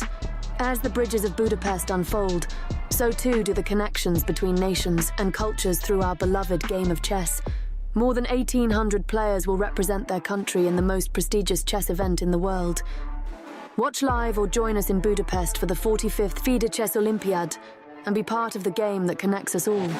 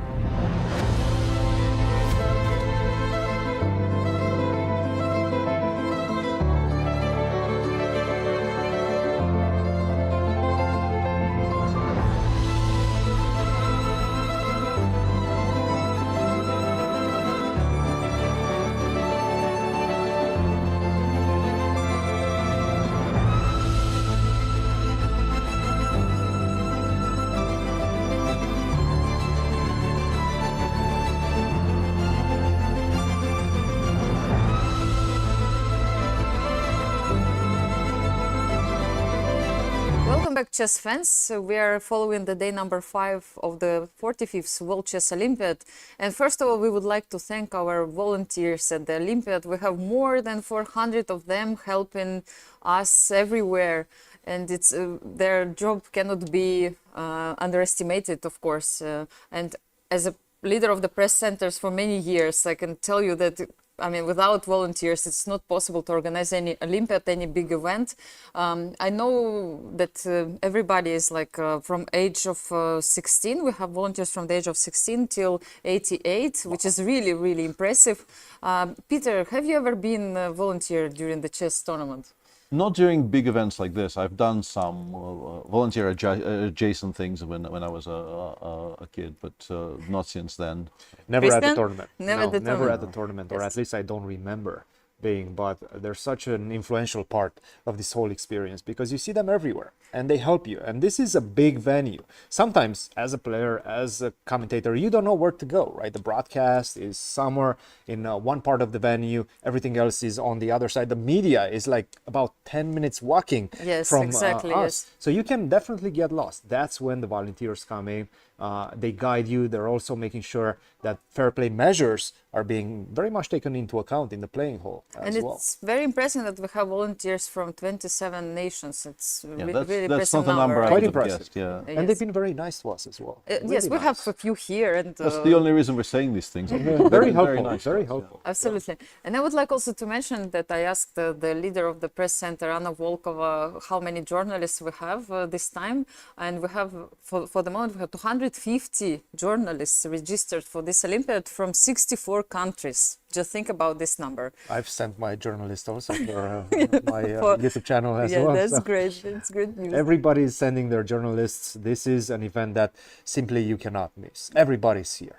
Yes, and even if you're not here, I'm sure that every federation follow this event. Every country has their fans, and everybody's checking what's going on with the teams and rooting for the teams. It's really the event to follow, and I'm sure we will have numbers later to show you. And I see Magnus Carlsen on our screen. But I don't let's know take if a look at the India versus Azerbaijan for the moment, just to match start is with that one. Very exciting. As we expected, the games are very much heating up. This is board 1. Very What queen is doing on fancy h8. looking position with the queen on h8, exactly. And we can show you briefly how we got there. We left this game somewhere around here. a5 9 bd2 was just played by Gukesh when we moved on to other positions. Soleimani played bishop a7, a3, and here he made a move which I'm sure he thought was completely fine and quite natural, but appears to be maybe a tactical miscalculation unless I'm missing something about the current position. He went knight h5, and of course you have to evaluate and assess F5. correctly what happens after knight takes e5, and this is what Gukesh played. And now a very forcing sequence followed. Knight takes g3. Now the idea is not to play knight takes c6, because then black has a very cute little tactic. You make this be a check, and then you will pick up the That's knight on an c6, exchange and up. black is pretty much winning because it's an exchange. But what you do is you take on f7 with a check with the bishop, king f8, knight g6 check. Now an interesting little bit of a two-step here by Soleimani. He goes king g7 first. Because if you take on the bishop, it's knight h8, right? Yeah, I think the difference is after knight h8, queen h8, I think queen white, f3. if you have a choice, you take with the h-pawn, Yes. and then you play d3, d4. And in the game, he played king g7 first, and now white took with the f-pawn. And I wonder if you take with the h-pawn, perhaps Queen f6? some move like queen f6 or rook h7 first, and then queen f6. Maybe these pieces might get stuck. So the move king g7 provokes this capture. And now if you play rook h7, I assume rook f1 is very strong, and you can not really attack the bishop on f7, so the pieces survive, and then white is just 2 pawns up. It's a very nice construction Maybe because he knight missed this e5 looks like it attacks the bishop, but you cannot touch that square because I'm just simply exchanging the knight. So I didn't have to play king takes f7, so you took on f7 in 2 moves instead of 1, but it does provoke f takes g3, which is not the capture you generally want. You would very much like to capture towards the center. Knight h8, queen h8, and white played d3, d4, very useful move, shutting off the bishop on a7, king g7, white castled, black played bishop d7, king h1. in purely material terms, Black is doing okay. Black has 2 pieces for a rook and 2 pawns, and this is about material equality. This is, maybe you can argue that it's slightly in favor of the rook, but not by much. The problem is this is a very unsafe king. This is a really weird looking queen in the corner. Yeah. The bishop on a7 is now not playing at all. And Black has to constantly watch out for ideas. For instance, currently I suspect queen b3 is a very annoying threat. And that's why I was thinking Attacking queen f7 g8. and b7. Yeah, so you go queen g8. You also have to watch out. I don't know if it works, but I'd be interested to, in some positions, to start investigating something like this, because we do have potential for a very strong attack on the king But side. I think the main point, and you mentioned it already, Peter, is that bishop on a7 is completely locked. Yeah. Like right now, you need a lot of moves to try to get it out. Knight e7, maybe c5, but then I go d5, and then you still have ways to go until you get there. And without that bishop, it's much easier for white to play, and you do have time to play Queen maybe h5. something like queen h5, and then eventually Bishop I will e8. start creating threats. I miss bishop e8. Bishop 8, maybe. I was thinking Yeah. about this queen h5, but then But queen now g4. queen Maybe, g4 yes, maybe perhaps. queen f3 or queen Yes, queen g4. g4, no. yes. It's a very unpleasant position for Black. I wouldn't call it lost, but it's definitely a pretty unpleasant position. And just for Black. imagine, let's say, something along the lines of maybe not knight c4 because it doesn't work right now, but rook f2, knight f1, knight Yes, e3. you want to and bring the this knight there, yes, on this jumping on three. f5. Then you're completely busted. If I manage to force you to trade your light square bishop for the knight, your then- weak is going to become even, your king is going to become even weaker, but also you're going to remain with the bishop on a7 completely dead. Yeah. So this is obviously a very successful outcome of the opening, which we're actually, it looks like a very wild position, but we're just out of the opening. The current position is move 16. Yeah, and Gukesh is in control, also doing well on the clock there with an hour against 47 minutes. On board 2, we have a game between Nijat Abbasov and Praggnanandhaa. And my initial reaction was, this looks quite okay for white, because you have a rook on g3, you have all those queen h6 ideas, all this kind of fancy ideas of attacking on the king side. But actually, I mean, you can play queen h6, but Black will just play queen f8. And that's the end of the attack pretty much, because rook h3 will now blunder that queen on h6. You have to pay attention. And in the meantime, Black will play rook ac8, and you will start the aforementioned minority attack we were alluding to Yes. in the previous segment. It should somewhat still be very close to equality, Yeah. but Black is the one with the pressure. I think we're picking Black here. And just to show the viewers how we got there, the bishop trade did happen. Interestingly, white decided not to push for a4, a5. I suspect if you play a4, Black plays a5 themselves. You don't let the pawn reach a5, but I would have expected this to happen. Instead, Nijat started with knight e5, Black played queen c7, c3, knight e4. And in this position, yeah, I think kind of an automatic reaction for me would have been knight takes c6. Instead, Nijat played knight d2, which really is an indication, I think, of where he is, like what he thinks his task is for the day. Strategy-wise. He is trying to make a draw. Yeah. Basically, this is a draw for like knight e5 and queen takes e5. Knight takes, d takes, rook takes e4, queen c7 is more or less an immediate equality. Maybe white is even a little bit better with the control over the d file. But I'll exchange one pair of rooks. Yeah, This should be very but generally speaking, the move 92 here compared to, let's say, knight c6, b takes c6, you play f3, you put the knight on c5, and we play this position. This position is completely fine for white, but there's still a lot of play going on. 92 is an attempt to exchange as much as possible and keep things as much under control as possible. Yeah. And now we get this structure. Rook fc8, queen e7, or queen d8, both of those moves. You do need access to the f8 square, as we mentioned, to take the sting out of the rook g3, queen g5, or rook g3, queen h6 ideas. And now you have to be careful with white. This is, of course, still very much a drawable position for white. It's hard to imagine a major piece endgame with no real weaknesses being significantly worse. But you are But it running can- some strategical risks, especially I'm imagining a position in which I manage to go b5, keep the rooks on the board, maybe even exchange the queens, and then I will pick up your pawn. Let's say you lose that pawn. That 5 versus 4, it's a very dangerous one because you still have the pawn on e5. If you could exchange the pawn from d5 with a pawn on e5 and Yeah, have 4 versus 3, that's an easy draw. That's immediately equal, yeah. But with 5 versus 4, that's a very dangerous In fact, proposition. if we imagine, once again, let me make some really strange decisions. You should not be doing this with white. If you imagine this endgame, this it is is ugly. instantly very, very ugly. And the pawn on e5 is also a target. Very often, something that very often happens in these types of structures is that black goes h6 and specifically g7, g5. And then you have to worry about G4 yeah, the ideas. idea of the king eventually landing on f5 and the pawn on e5 being completely disconnected from the rest of your structure on the king side.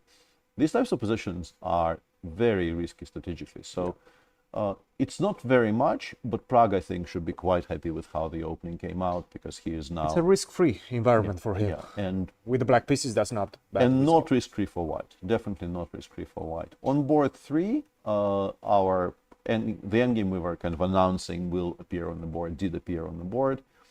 The engine likes white a little bit, but I think a lot here depends very specifically on whether black can organize somehow the move knight f6, d7. Because currently knight d7 is connected, obviously, with the loss of the pawn on e7, which is something you don't particularly want to do. But on the other hand, if you imagine white making some kind of a passing move and the black knight landing on c5, I think this is instantly completely fine for black. Maybe even slightly more than fine. You can imagine this becoming a structure in which you have to start paying a lot of attention with white not to be worse. So if we take the current position, it's not immediately obvious to me how you make knight d7 possible without playing bishop f8, and you don't particularly want to play bishop f8. But white also doesn't have very many threats. g4, I think, is a move played not with the expectation of having to play g5. It's just a move you make on the king side. So feels like it's reasonably balanced, but maybe slightly better for white. And on board 4, this is actually quite interesting to me, because Shah is on 53 minutes and Vidit is on 48, meaning that at some point both of them, I think, departed from what they knew. But this is, I know this position. Basically, what I'm trying to say is I know this position. I've seen this position before. And this is one of those far from obvious ways of dealing with what white is doing, which is correct and actually equalizes. Which move number is it? This is move 17 now. 17. Okay. So after castles, white did play knight c3. Bishop f5 is the prescribed reaction to it. Knight e1 now is a very interesting attempt by white, because we're now putting a lot of pressure on the d5 pawn, and we're also protecting c2, which might be useful in some positions. And it's just the best square to try and exert this pressure, because let's say after bishop e6, you can also imagine this knight eventually landing on f4. Black plays queen b6. This is the correct gambit. This is really the proper reaction to what white is doing. You're ready to give this pawn on d5? Yeah, we're just abandoning the pawn on d5 for activity. Knight d5, knight d5, bishop d5, rook a d8. Now black has obvious counterplay. b2 is not maybe hanging yet, but you do want to play e7, e6. The rook on d1 is unprotected, which is why white plays c3, connecting with the rook on d1. And now I think both knight d4 and bishop d4 equalize, and sorry, not bishop f6, of course.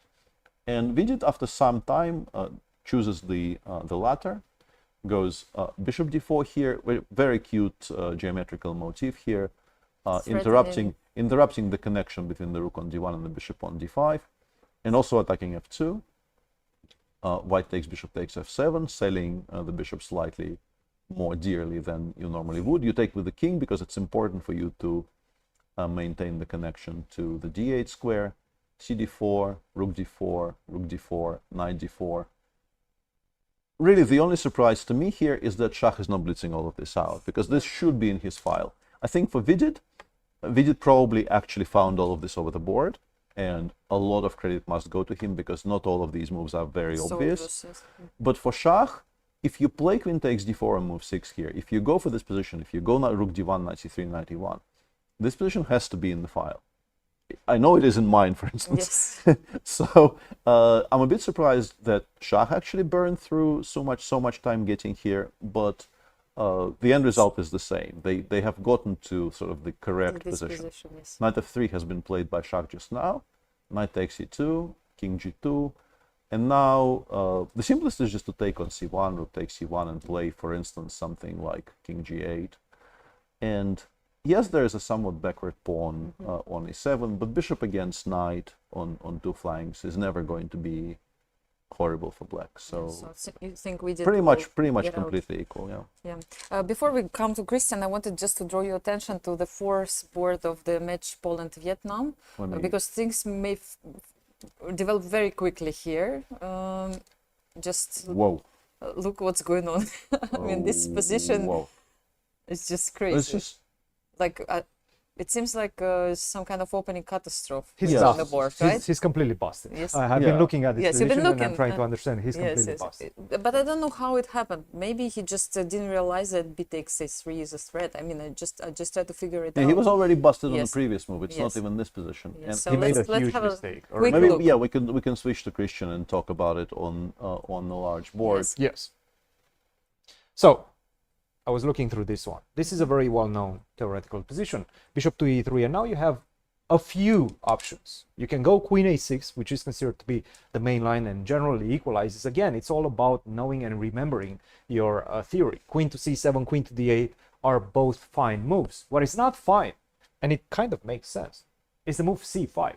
Because right now, first of all, your bishop is completely out of play. It's going to be in huge danger. At best, you're going to be able to give it away to exchange it for the knight on c3. That's not only going to be a strategical disaster for your position, because your c5 is going to become weak. For example, after knight to d2, you take, I take. This diagonal is going to open up. My rook is going to come to b1. You're going to have huge problems dealing with my bishop pair. So this is not the ideal scenario that black was envisioning out of the opening. But even worse, what happened in this one? a3, rook to b1, you're only helping me. You're going to take on c3, I'm going to take back. I have the rook in its ideal position. But after e takes d3, this is just game over because of a pretty much simple tactic. Take on a3, you're forced to take with the rook, and after knight to b5, it's resignation time. You move the rook away trying to save your exchange. I'm going to take on b4, taking advantage of the fact that this pawn on c5 is pinned to the queen. So let's say rook to a5, rook takes b4, game over. So this will give Poland an immediate advantage in this match. And I was looking at Wojtaszek's position as well, and he has quite a pleasant one. Also a pleasant advantage. Rook to d1, queen to d7. This is where we stand right now. Queen to g4. Obviously, what white wants to do is to go d6, knight to e5, put pressure on the queen on d7 and try to advance the pawn as much as possible. What black would enjoy in this position was if he had an extra tempo. For example, go rook to d8, you go h3, and finally I get my queen to d6. I block you on the d6 square. The more this pawn advances, the more dangerous the position becomes for black. So right now we have queen to g4, obviously. After rook to d8, I would go just simply d6. You don't have that extra tempo. He went queen g4, but now a very good move by Wojtaszek. Not only that you're supporting the push of the pawn, but also you're taking away the very important square for the bishop on b7. This bishop can no longer get developed there. Queen to h5, trying to go bishop to g4, and I think knight to e5 might have been a miss by Wojtaszek. Right now, d6 seems to have been not decisive, but giving white a pretty significant advantage. Still, the match right now is looking pretty good for Poland. On the other two boards is more or less balanced. Now let's take a look and reacquaint ourselves with what's happening in this one. Norway versus Turkey, Turkey versus Norway if you want. Mustafa Yilmaz versus Magnus, and we see an already different position than where we were a few moves ago. I think we left it off somewhere around here after knight takes g5, this exchange, h6, we were expecting this, and then the knight is going to land on e5, and I'm going to try to open things up towards your king on the king side as white, and that's exactly what he's doing. Knight to e5, a6, f4, and c5. Magnus feels that he can strike, and he should strike in the center as soon as possible, otherwise he's going to have to face the music on the king side, and that might be problematic. This one, very balanced. We knew that is going to be very balanced. Take a look at this one though. We were looking at board 4, and I really praised the way white Team Norway approached this match with this f4 move. We will see it in another game as well. f4, e5, and I was saying that after f5, this is starting to become extremely uncomfortable for black, because where's your counterplay? You would love to play c6, you would love to open up the light square bishop, but you're not doing that. And I have a free roll, more or less, on the king side. b5, bishop d7, queen to d2. Perhaps white could have been a bit more practical and not go b4, not open things up or close things up on the queen side, but still, white is doing amazing right now. g4, g5 is going to come, and you're lacking moves. From a practical perspective, this is a very difficult position. Objectively, maybe you can still stay in the game, but from a practical perspective, this is going to be play on one goal. Now, this one is definitely, I see advantage Norway.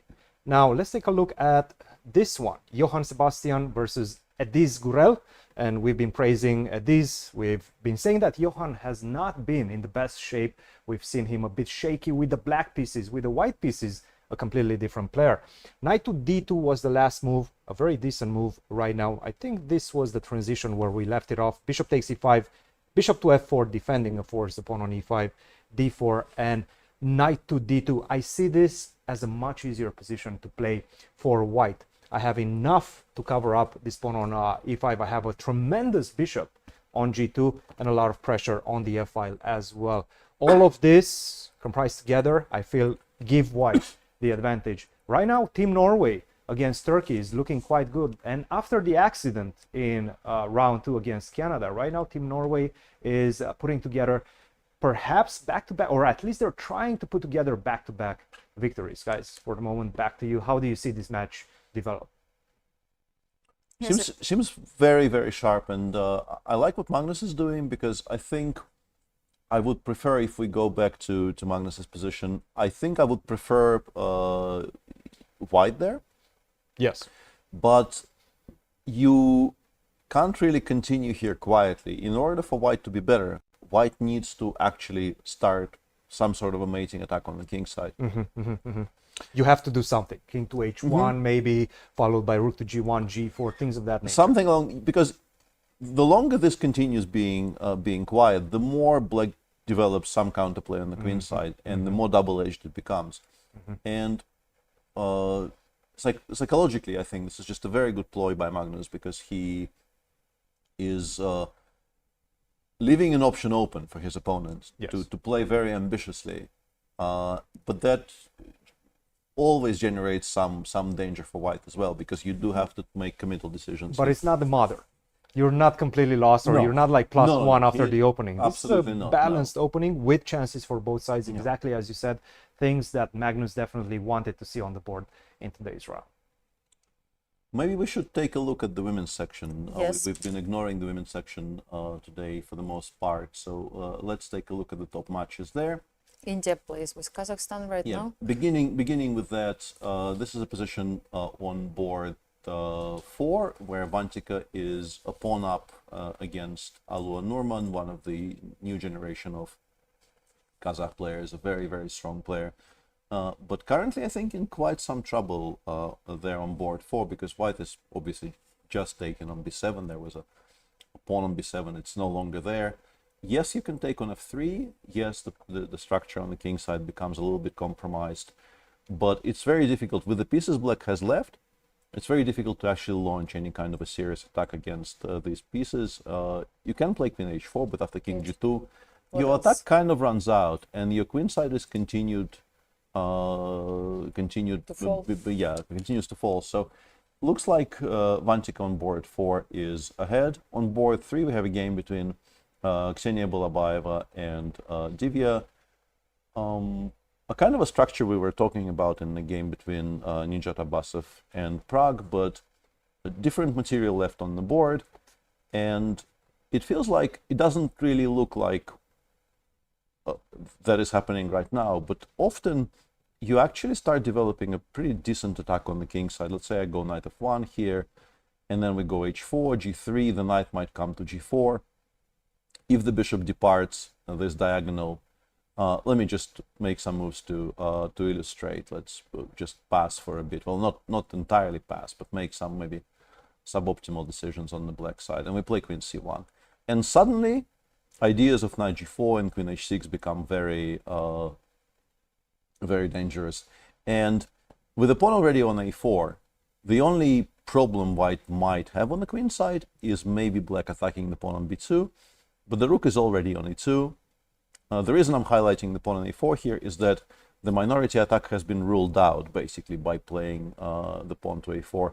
You cannot play b5, too many arrows. You cannot play b5 before here because white has full control over that square. Yes, black has no much counterplay, Yeah, right? exactly. And because of that, white has pretty much free reign to do something on the king side, and black will need to be very, very careful. On board 2, Vaishali appears to be doing quite well against Mamedyarov. There is currently a dangerous-looking center black has developed. These pawns are quite nice, and if you imagine black getting some sort of f4 and e4 play, the white king might not feel very safe. But black is quite compromised on the queen side. You have maybe ideas of playing queen b6, following it up with knight a5, and the bishop on b7 could start feeling a bit unsafe. You could maybe even start trading pieces, because I think endgames will be quite pleasant for white. If you imagine the queen's coming off and then we play b4, we go rook da1, the pawn on a6 is quite weak. And so these pawns can be lost, yes, sort of, what if they start moving but on? the big action is actually on board 1. And Cristian is a little bit impressed with what's happening there, it seems like. I'm not sure if impressed is the right word. Yeah, let's. Okay, you have some. I can take. You can this show it. I can take I this think one, it's better to show it on your board. I was So looking at the this, different as expected, did happen. But then after knight c6, as I mentioned, like you are supposed to play knight c3 here. I think it is the way to go. Instead, Bibisara played bishop f4. Black played g5. She dropped the bishop back to d2. Black played f5. And this is how I think you can misplay this position quite badly, because black is, as you can see, not really in any kind of particular hurry to win the e5 pawn back. And Harika is developing very rapidly. Her pieces are coming back into play. Queen h5. Bishop g7 is not really the prescribed way to play it. The engine suggests playing bishop e6 and castling queenside as quick as possible was stronger, but bishop g7 is what was chosen. Knight c3, bishop e6, bishop h5 check, bishop f7, bishop takes, queen takes g5, queen takes e5, queen e3. All of this maybe wasn't exactly forced, but as an outcome, white is now a pawn up. Black has some activity. These bishops are, sorry, this is not a bishop, this is a bishop, are quite active, but white is a healthy pawn up. Black castle queenside, takes, and now the move that I think will be quite hard to explain, because you would very much like to castle queenside, but it is a bit annoying to deal with the idea of knight g4, because the pawn on f2 is weak. And you have to start making somewhat uncomfortable decisions Bishop here B1, in order to what- bishop b1, how bishop to h6 save the check, pawn. and even bishop takes c3. But I think a logical conclusion from what I just said would be, let's start with f3, To make sure this knight doesn't completely go rule anywhere. out the idea of Yes. playing knight g4, and then we castle queenside next move. Black probably holds after knight c4. We probably have to take, and this kind of a position with two bishops against the bishop and knight, drawing chances are tremendous for black. I suspect it's actually closer to a draw than anything else. But look at what Bibisara has done instead. f4.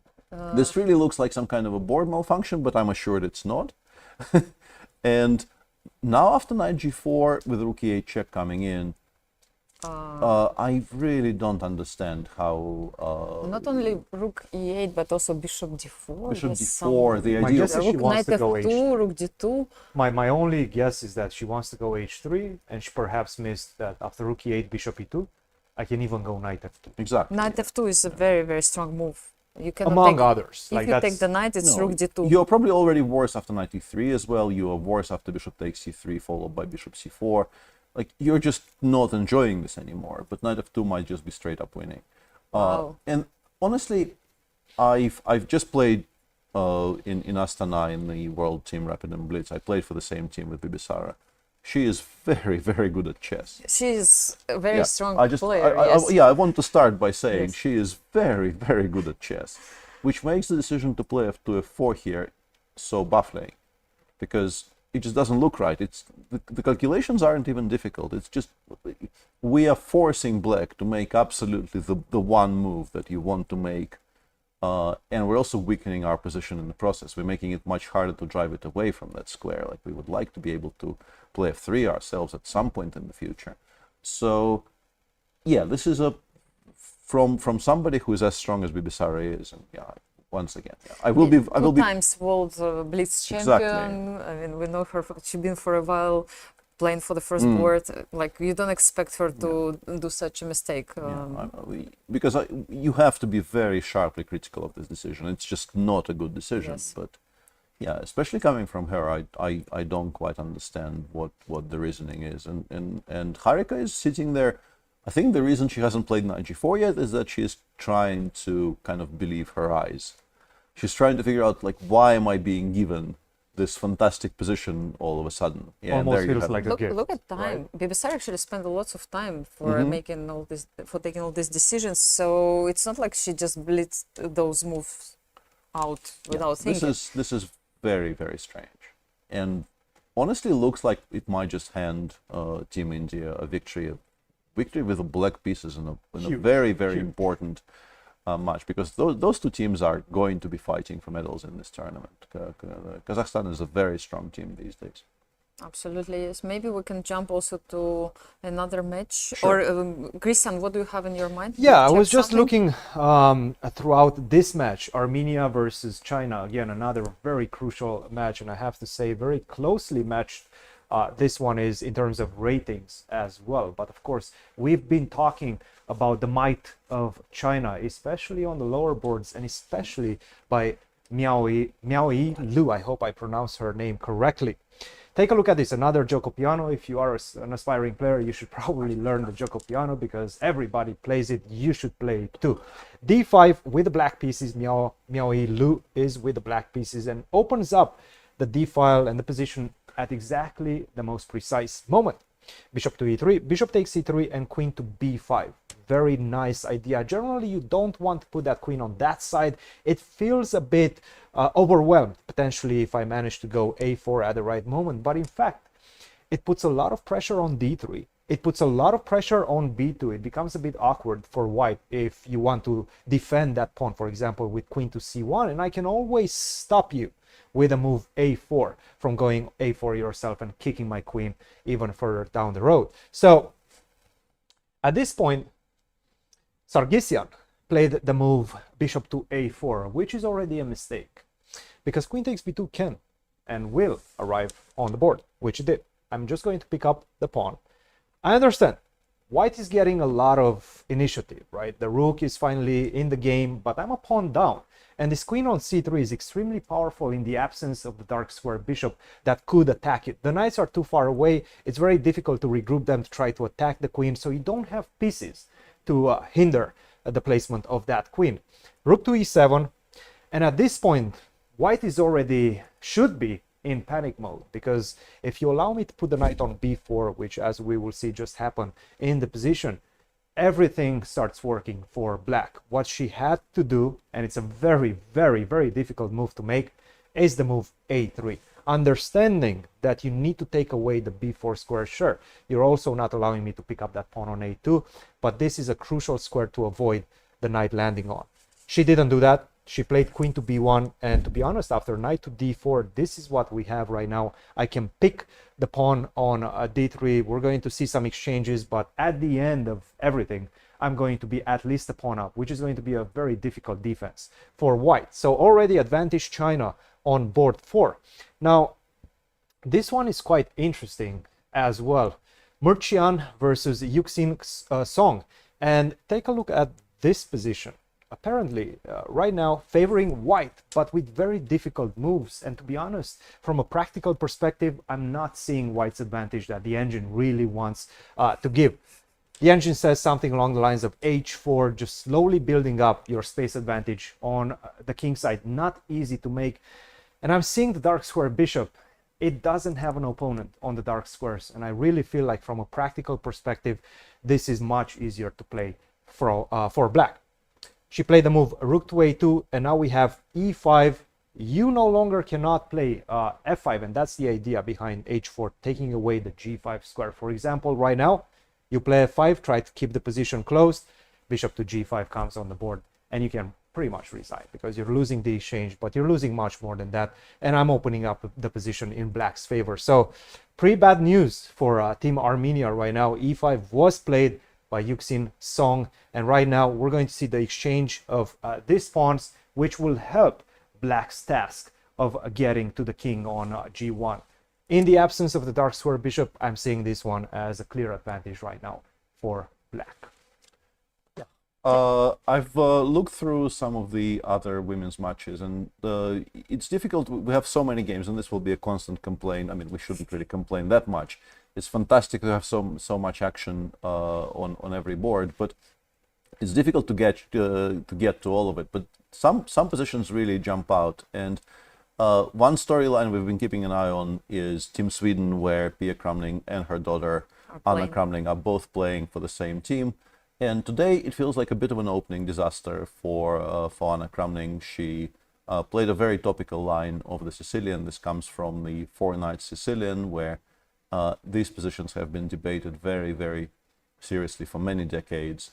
And this move a2, a3, which is a bit of a new attempt to gain advantage with white by stopping bishop before check, which is often a very good response to c2, c4.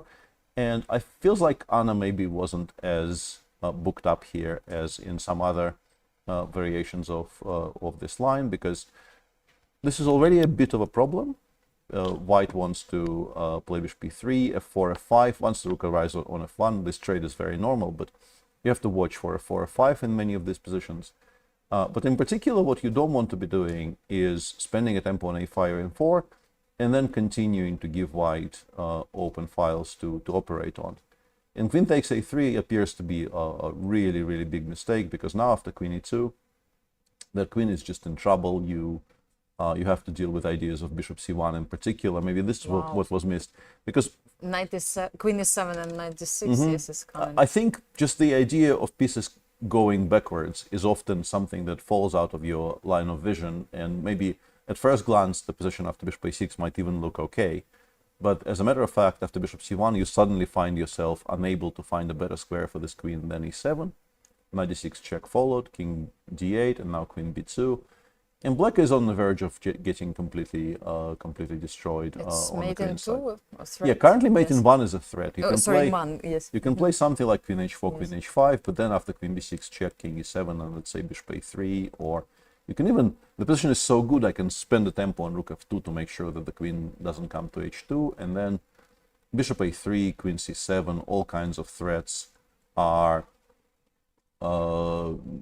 just very, very difficult for black to parry. So this looks like a bit of an opening disaster for Anna. And another position in a match even higher up that I wanted to highlight, and thanks to Nastya for bringing my attention to that, is a game in the match between Mongolia and the United States of America, where we have 3 boards with fairly balanced positions, and one board where there is yet another opening disaster in progress in a game between Carissa Yip and Bakhtiar Gunguntul, where if we go through the game, it feels like maybe Carissa mixed up her move orders a little bit, because this is the advance Caro. You play 5 on move 3, bishop f5, knight f3, e6, bishop e2, c5. And against c5 for many, many years, bishop e3 has been by far the most popular response. Castles, of course, exists here. You can never really go much wrong if you castle early on in the game. But if you do castle, after knight c6, you're kind of supposed to play c2, c3. Because your structure now needs preserving. You can no longer really be as free with your ideas in the center. Yeah, because cd4 will follow up. Yeah, yes, cd4. You can actually take with the knight here. Even this is also a playable way. But you do need to be able eventually to recapture with the pawn. Instead, Carissa played bishop e3, cd4, knight d4, and this works a lot better when there is no knight on c6, because now this knight immediately gets sniped. Queen takes d4, knight e7, and the second one is being aimed at the c6 square. And now with white, weirdly, you have to be very, very precise, because strategically your position is now quite tricky.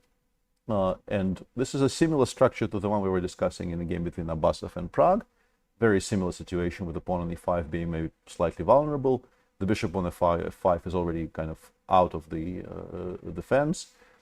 And if it goes badly wrong for white, it goes sort of like it went in the game. Carissa started with queen a4 check, knight c6. And here, I guess, I understand her decision, but it was probably based on a miscalculation. If you make some quiet moves here, you will actually be a little bit worse with white here.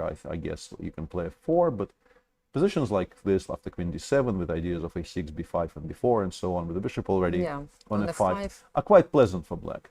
So, generally speaking, I very much understand the idea of wanting to play c2, c4. Yeah. Maybe she was trying to also prove that this king is still in the center and you can have time to do something in the center right now. Yeah, but unfortunately, d5, d4 here, you don't have the right pieces to attack this pawn. It was still not too late, seemingly, to make a forced draw with the move bishop f3. If black plays rook c8, now you can play rook d1. And this is not that bad, because bishop c5 can be met with b2, b4, and you're actually quite happy about your situation here with white. Against bishop f3, the problem, I guess, is that black can simply take, and you do have this perpetual. It does work out for white that you can make this draw, but obviously Carissa is a very, very ambitious player. And she has white pieces. Yeah, she did not come to the board today to make a draw by move 15. No.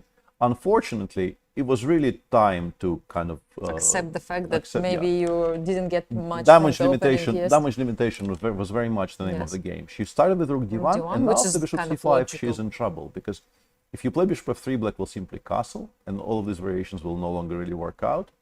I think she was probably pinning her hopes on this idea of playing b2, b4, but now a very strong move queen h4 basically ruins the entire concept from white, because we are threatening to take. We have unpinned the pawn on d4. We're threatening to take on e3. And if you move the bishop, for example, I can start I can even take on b4, but d4, d3 is just winning on the spot, because f2 is hanging, e2 is hanging. Yeah. She played g3, which is the best move in the position, but it's already not good enough. Queen e4. Now if white goes knight d2, unfortunately for Carissa, the move queen c2 just wins a lot of material, because everything is now hanging, and this is just not great at all. She played bishop d3. Here, she actually got a bit of a helping hand from her opponent, because queen g4 here was very, very strong. Instead, black played queen f3, knight d2, and queen h5, which is very similar, but simply gave white an extra move with knight d2, giving Carissa a chance to maybe escape with it a little bit. But she had to see a very beautiful geometric idea. After bishop takes f5, I have a feeling she probably thought d takes e3 is kind of winning, because this is hanging, this is hanging, this is hanging. But you can ignore most of it and play bishop e4 for now, which is a very, very missable move, I feel. Of course. And then you remind black that their pieces are also under attack, and this is suddenly actually just completely playable for white. And if after bishop f5, black takes queen takes f5, another move you have to see here is the move bishop h6. Wow. How to find this move? Yeah, a very cute kind of a desperado motif, where once again you will eventually take on c5 and black lets it. How do you come to this conclusion to make this move, first of all? Well, the thing is, this is really, really bad. Just you come this is really, really bad. And you would like to be able to take on c5, but you need to sell this bishop much, much more dearly. And if you compare that position with this position, your king side isn't ruined. You were not forced to take f3. You also ruined the black queen side, king side. So it's a huge improvement. But this wasn't found. Carissa played bishop f4, which is looks logical, but yeah. But honestly, after bishop d3 and short castles, this kind of looks lost. With a pawn back on g2, maybe this would have been just simply better for black. But with the white king side completely compromised and no light squared bishop, and the black bishop always threatening to come to this diagonal, I think white just collapses here. This is just a very, very bad position. But Carissa got a little bit of a present from Bakhtiyak here. She played bishop takes b4. This is still bad for white, but I think compared to bishop takes d3, the position after something like takes, maybe rook b1, and if bishop takes d2, we suddenly have this chance to play rook takes b7. This is still immediate. Yeah, this is still not fun. But once again, what you're comparing it to is the position which I suspect is just straight up lost. So it's a bit of a let-off. It lets White back into the game a touch, but the Mongolian player is still in control here. So this might be a very, very relevant board. Yeah, bishop f5 played. We've seen it played on the board. Queen takes f5 has to be expected, and then yeah, I mean, black is still a pawn up. Black is still going to be better here, but what a roller coaster for the moment. This game is really attractive for chess fans. Lots of things happened in the last 5 moves there. And we can see Anna Kramnik now on the screen. Our producer found her in this huge playing venue. They're playing today. Sweden plays against Germany. Big clash for them, definitely. And we can see that she's suffering, trying to find moves. She actually sacrificed a queen not to get mated. She now has, I think, 1 piece for a queen, so the position isn't great, let's put it like this. But it may have been the right decision in practical terms, because otherwise she would have been under a very, very strong mating attack. But this is all about chess. Like some games, yes, you have upper hand. Sometimes you have to defend your positions. Like it's all about this sport. You cannot do anything about it. Of course, you can see that your teammates watching you and try to understand what's going on in your game and try to make decisions according to your situation. And she's playing a very strong player today. Sweden is playing Germany today. She's playing Josephine Heinemann, who is a very, very good player. She is outrates Anna Kramnik by about 300 points, so it was never going to be an easy matchup for her, and it's not going great so far if we are honest about the positions. Yeah, perhaps we can jump back to the open section. Yes, and things are changing, of course, quickly.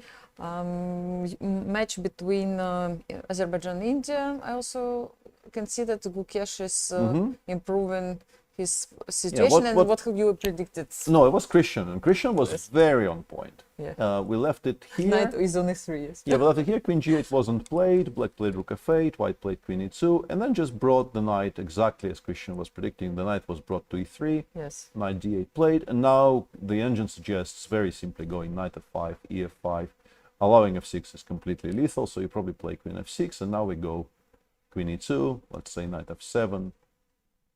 We go queen b5, bishop b6, rook e1, and the threat of the rook coming to e6 should actually just decide the game. By the way, if Gukesh wins this game, he's going to have 100%. He's going to have 4 out of 4. Yeah, he's on 3 out of 3. Arjun is on 4 out of 4. On Arjun's board, hang on a second, there were some moves played. So black is trying to get the knight to d7 and also avoid the bishop trade. As you can see, the bishop now is on h6. It was on g7. You can put it on f4 as well. Feels like Rao for now is dealing with his problems quite well. The position still remains playable for black. I guess you pick white a little bit. The engine, for instance, suggests this little maneuver of luring the rook away from the c file and then trading the bishops proactively, and then perhaps trying to get the bishop over to c6 and trying to play against the potential weakness on b4. If you imagine, just to make some moves from both sides, if you imagine us somehow crossing over and getting the king to b3, this could be a very problematic position. Obviously, right now you cannot do it because it allows knight takes d5, but maybe you can organize it somehow. B4 will be very weak, yes. Yeah. On board 2, we have some more moves in the game between Abbasov and Pragg, and it seems like things have evened out a little bit. Abbasov played rook e1, black played b5, he played b3, the rook went to c6, queen d4, and Pragg played rook a8, h4, a5, and it seems like progress is being made on the queen side, but progress is also being made on the king side, and this is, I guess, the reason why the engine isn't suggesting black is better, because you can play h5, allowing h6 is never a lot of fun, so probably you play h6, and white can try playing rook e3 and start hinting at actually doubling on the g file and launching a very serious assault on the pawn on g7. So maybe Pragg could have played slightly faster, maybe the immediate a5 instead of rook ac8 was a bit stronger. Yeah, it's interesting point that he played b3, making c3 pawn weak, but at the same time it gives him opportunity to put his queen at the center and organize something on the king side. I think it's The rook couldn't really be tolerated Yes. on c4 for Yeah, much he had to longer. kick it out, So yes. b3 looks like an ugly move to make because this pawn is now very vulnerable. But I think without driving the rook away from c4, you are never going to be able to launch any kind of an attack on the king side. So even playing h2, h4 will be completely impossible as long as the rook is on c4. So yeah, I think Nijat actually is playing this particular segment of the game quite well. And for Prague, I think it's difficult to, over the board, to figure out that a5 or perhaps rook b8 and b4 is being suggested by the agent as being better, stronger than rook ac8. But rook ac8 is such a logical move, such a natural move to make. Just do it immediately. Yeah, that I think it's difficult to criticize. And on board 4, we have exactly the line that we were discussing. No, sorry, actually, Vidit played queen takes b2 here, which is a very concrete approach, deciding to liquidate and equalize in a much more forcing manner. Rook c7, queen f6 played, rook takes b7, king g8, rook takes a7, and now seemingly queen e6 is the cleanest way to equalize. I suspect it's not the only way, but it's the way the engine likes the most. I guess an alternative way to go about things would be to play bishop e6. With some ideas of Yeah, bishop white d5. has to play queen e4, protect the knight, and stop bishop d5, and now queen f7. Again, threatening bishop d5. Yeah, What bishop I d5 have to is play? a Rook massive threat. a5? Rook a5, I Yes. guess, and we can just take on a2. Uh-huh. And this is why I brought this up. In terms of like human decisions, just liquidating the entire queen side seems very logical. White can play g4, king g3 here just to move away from that potential attack on the long diagonal. White is completely fine. In fact, if you give white a lot of time here, like if white manages to play king g3 and then somehow protect the pawn on f2 and play either knight e5 or knight g5, white could become better, but obviously black will have something to say about those things. Peter, it feels like right now Gukesh has a really great position, and Nijat in a way in a must-win situation. If he had checked games number 3 and 4, he should be thinking now that I'm probably the only person who has some chances to win, and I have to push and I have to try, which again doesn't make his task easy, not at all. But this is the only way I think for Azerbaijan now to try to equalize the situation in the match. Yeah, I mean, Gukesh hasn't won yet, but he feels it like looks really good for him. He probably will. And the board, the Azerbaijani team normally tries to use as a kind of a launching pad, and the board they pin most of their hopes on is the board on which Shah is playing white. But that does look like it's going to end in a draw, because black has some very concrete ways of more or less immediately forcing some simplifications. And yeah, that puts Nijat in a position where like he kind of has to make a very serious U-turn from the way he approached the game in the beginning, because once again, it really does feel like he was trying to more or less equalize from move 1. But now it is his board, as Nastya absolutely correctly said, is maybe the only one, judging by how 3 and 4 are developing, which gives Azerbaijan any chances of success. Trying to do something. What I want to say is maybe that changes the way Prague approaches this, because Prague might actually now be quite interested in some immediate simplifications in making sure that nothing bad happens to his king side. Yeah. What can he do now to make sure that nothing is happening? Not a lot though. After let's say after h5, h6, and rook 1, e3, if you could trade queens, I think we would take it in a heartbeat with black, both in terms of the match situation and also just objectively. I think queens off would be very, very good, but you can't force the queens off.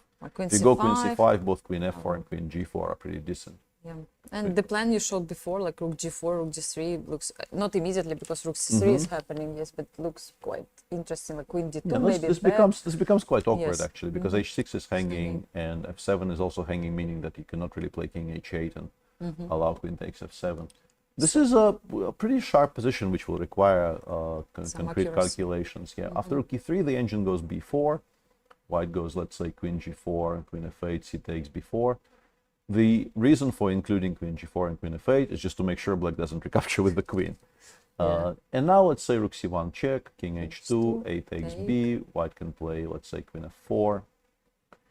And yeah, it's a very concrete position because, as I mentioned, h6 is hanging. If you play, let's say, king h7, rook g2, rook g4 followed by rook e g3. b4 is hanging, so black also needs to react. Yeah, we'll keep an eye on this position, and perhaps let's jump to the Hungary-Ukraine match. Things are changing. I see that evaluation bar is jumping in the game between Richard Rapport and Vasily Ivanchuk. Like every move is the evaluation is different. Like, let's have a look. We actually described this line. Yes. We had this on the board when we were talking about the opening choice of Richard Rapport. He chose queen e6 over queen c6 here. White played rook d4 and bishop c4 very, very logically. Queen c6, bishop d5, queen b5. This is not engine approved. The engine says you can and should now play bishop h6. Knight d3 check, king d2. And if knight e5, very simply you play queen e4. This also stops any kind of counterplay with queen b2 check. And according to the engine, black ends up just dropping material because f8 is hanging, e5 is hanging. If you play queen b2, I can simply play queen c2. And weirdly enough, both of black's rooks are hanging because apart from this, Bishop b7. there's also a very big threat of bishop takes b7. You can play knight c6, but unfortunately for black, yes, this is a check, but this recapture will end up with black also dropping the knight on e5. So I'm not sure what was missed after bishop h6, because let's say you play knight c6, we can simply take on c6, take on f8, and then play something like queen e2. And with the queen on e2, we will be able to castle soon. Maybe next move if the queen goes away. And we are just a full exchange up. There's really nothing here that can be described as counterplay. Queen b1 is met by rook d1. Maybe bishop h6, knight d7 was worrying Vasily, but bishop c4, once again, the check will be met by rook d1, then we will cash in on f8, and then we will castle. Yeah. So bishop h6, you feel that it was winning move? Well, the engine tells me it was Yes. winning. I'm just trying to figure out what could have spooked Vasily and make him not play that move, because he did not play it. He played a2, a4, and now after knight d3 check, whoa, okay. I guess what happened here is he thought this is stronger. He thought this is winning more efficiently, because queen a6 now is completely lost. After queen a6, bishop h6, this is an even more winning position than previously. And if, let's say, you play queen a5, very simply castling knight c6 and putting the rook back on d1, it will be very, very difficult for black to stop bishop h6. It's just a very scary looking position. It's quite bad. And the reason a4 is not great is knight d3 check. Obviously, you want to play king d2. And now queen b2 check, king takes d3, and knight a6. And knight c5.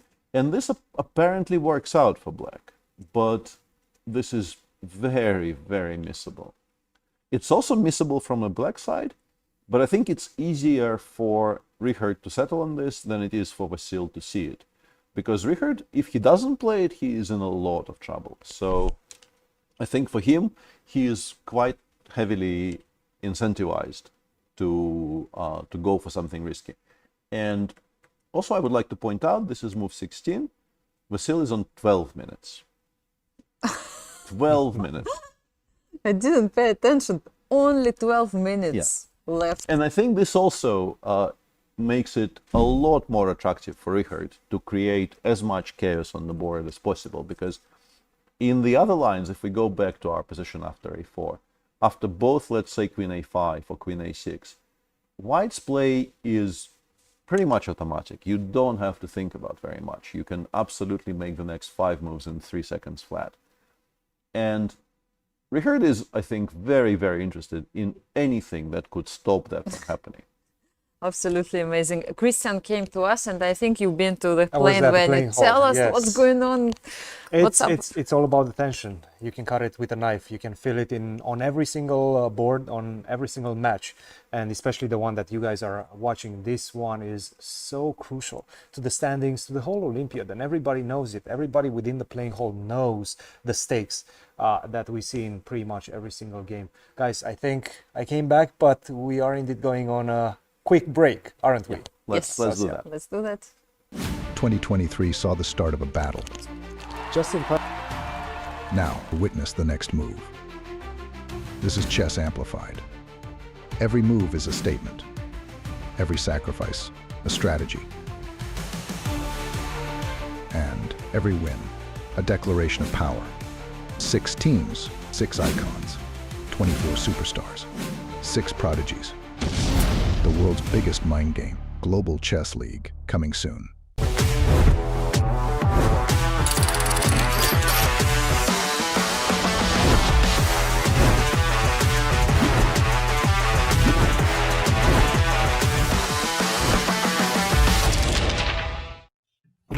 Bobby, dude, your decimal course is taking forever, man. What are you wearing? Dude, I always wear this. Well, why are you wearing it? Dude, I'm going on Piers Morgan in 5 minutes. You mean that Piers Morgan? Wait, Hans is on right now. what? You interviewed Hans instead of me?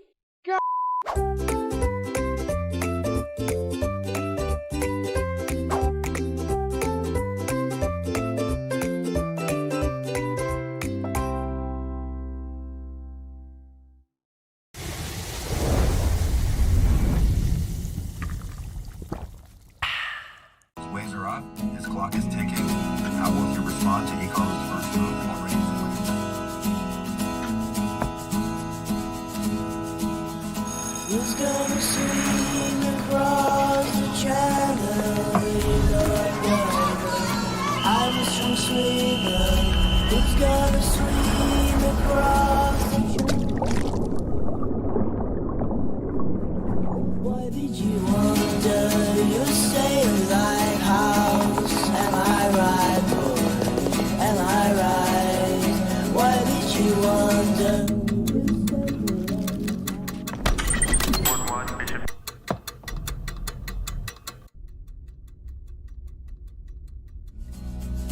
Why did you wonder? Make your move.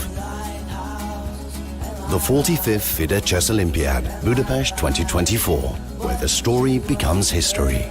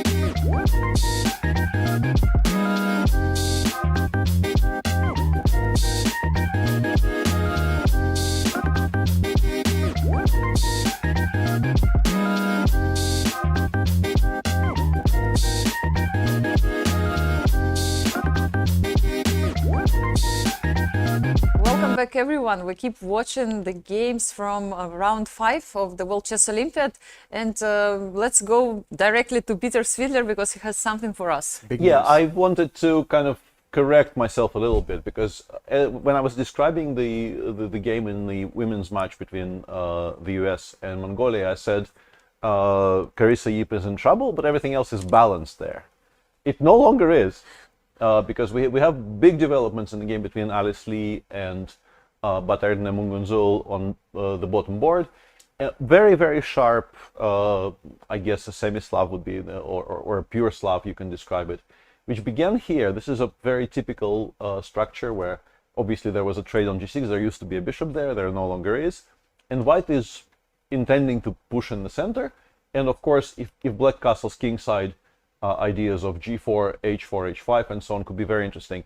So black immediately goes for counterplay in the center, and Alice correctly sacrifices this pawn in the center with d4, d5, e5, bishop c1, the pawn is now hanging, knight b6, and Alice goes g4, b4, knight a4, knight fd7. The engine is in disagreement about this move, but we should get back to the current position. Now, f4 played, h4 was also very interesting, Queen c7, bishop f3, queen c6, takes, e4, d4, and rook takes d4. This sequence wins back the pawn, but black now has obvious ideas of pushing on the queen side. Rook c8, the rook has to come back, c5, c4, and in this position, you have to be very careful with white, of course, because the king on e8, it's in the center, but you're still not really creating threats against it. And for black, ideas of both c3 and maybe if you can organize before b3 here somehow, let's say queen b5 with the ideas of b3, could be quite dangerous. And Alice played a 5 here, which is maybe not the way to go. Even castling was quite strong, but rook h3 is a very interesting idea by her opponent. Queen g2 is a mistake. And now, after c3, king a1, I wanted to show this position because black had a very, very beautiful idea here. Black could take on f3, and the idea is we want the bishop on this long diagonal, and we want to do it in this order, because this is exactly the moment where white cannot play e4, e5. If you play e4, e5, you just drop the queen on f3. Which means that after bishop f6 here, black will be able to put the bishop on e5. Let's say if you play something like queen f2, I can just play bishop e5. And suddenly, this is a very, very stable situation in the center, meaning that black's hands are completely untied to start giving mate on the queen side. Ideas of knight c4, knight a4, and seems like the white is just completely helpless against all of these threats. And by the way, whoa, what a beautiful variation. B takes c3, knight a4 is also winning, but I just noticed on my screen that the engine wins this position in such a way. Queen takes c3, bishop b2, and now knight c4.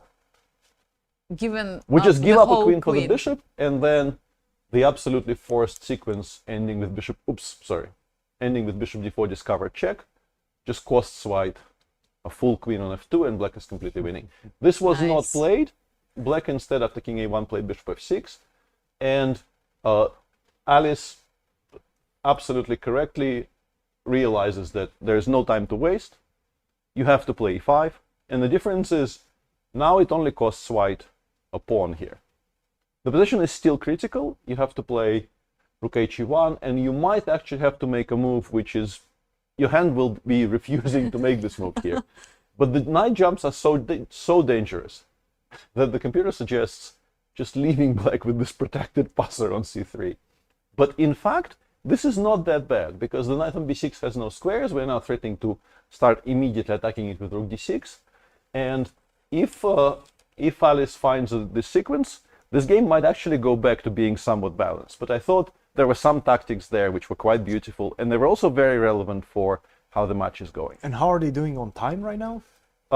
32 against 16, so not a lot of time, but considering this is move 30, honestly plenty. Yeah, this is really difficult move to make, b3. I mean, good luck to Alice to finding such a move. Still dangerous situation for American team right now, playing against Mongolia. And let's check, Cristian, with you, what's happening in the match between Hungary and Ukraine. Vasily Ivanchuk is playing against Richard Rapport. We were discussing with Peter before the position, and Richard managed to find all the moves Peter was proposing and complicated the position. And we'll get there in just a second. I do want to start with this one, Anton Korobov versus Gukesh, because it's quite an intriguing one, and I felt that Korobov had the advantage out of the opening. We were discussing early on that this is a very dangerous type of position for black, because once you castle, I'm going to have some sort of an attack, maybe even some Greek gift possibilities. One day. Let's see how this one, and c4 perhaps a bit too rushed in the position. But I think tempting move, it's right? a very tempting You have move. this rook on c1, queen on c7, and you want to open this file. It's even such a tempting sometimes. move, such a tempting move, Yes, but- especially because it provokes knight ac3, which he did, and now I get to strengthen my center, and this knight on e5 more or less is going to be there for a long time. It's very difficult to kick it away with f6, obviously because of queen h5, yes. and this position, this point. just loses, right? G6, I can take with the bishop, I can take with the knight, it's pretty much game over. So he won castle. Yeah. A great move, but a scary looking move. Yes, right? exactly. Like so many pieces are on the king's side. And Oof. you- It looks like something is going to happen, and I think that's why Korobov was so tempted to go for this line. Queen h5, and this is a very good move. It's a five, Not yes. g6, because g6 is going to allow me to go queen to h6, maybe even just drop the queen to e2, and then I'm going h5. to use that as a hook. Once I manage to open up the h file, you're in big trouble. So f5, and not only that, but you might be thinking, hey, I can use this as a hook. Wow, but I think No, you you prepared cannot. something. Yes, like bishop No, e8, you and cannot. what about your queen? The yes? queen is done. Wow, it's a beautiful move. You can easily miss, because as we discussed with Peter also before, you miss normally such moves when you go back with Long your... moves. Yes, long moves. yes. Especially because you're not thinking necessarily about the consequences of the move f5, being that it opens up this diagonal. It looks like an innocuous diagonal. It doesn't do Exactly, anything. yes. Guess what? You're in trouble. So he realizes that. He played queen to e2, but now your attack is pretty much over. And I think this is something that soon the two players have understood, and especially Korobov, and I like the way he's trying to pull the brakes right now. Bishop to c2, try to exchange things, try to get any risk out of this position, eliminate any risk, which is not easy, by the way, because this bishop, tremendous bishop. But right now, I think it's time. Let's exchange, take on f5, take on a3, and I don't see this one going too badly for white. Maybe still some advantage, slight advantage for black, but not too much. So this one, I'm expecting it to be a draw. Now, Speaking obviously. about Vasily, I mean, he has We- only we should 4 go to minutes. that 4 one, minutes yes. he has, and the position remains completely insane, because, as I told you, he found all consequences of moves. Richard played knight d3, just come back 3 moves before. in fact, I think we have a big development. in Yes, this yes, one. yes. So knight to he d3, queen played b2, knight to Knight a6, a6, rook yes. c4. I think more or less the only move, like rook c4, You have to stop knight c5. preventing knight Yeah. c5, and rook d8 is on the board with ideas like to play e6. And now so he on. had to understand, hey, it's time to get my king back. Rook to d1, rook to d2, and make space to go to e2, hide the king as fast as possible. Not what he did. He played the move bishop to e5, and right now, Richie has a winning position. With Wait a not second. an The easy idea move. was like after e6 to play queen f6, Queen f6 but probably. I really Yes. don't understand. Maybe you can just take and take later, even on e5 in the worst case scenario. That's exactly what you're right? going to do. That's exactly what you're going to do. If you take with the queen, now I can probably even take on f2, start collecting Yeah, start some with queen pawns. takes f2 seems like a very strong pick. Start collecting pawns, then queen e2, f5. Your king is not coming What about back. this king on e4? Yes, It's not coming back. This So is guess what? crazy, yes. You have to go forward right now.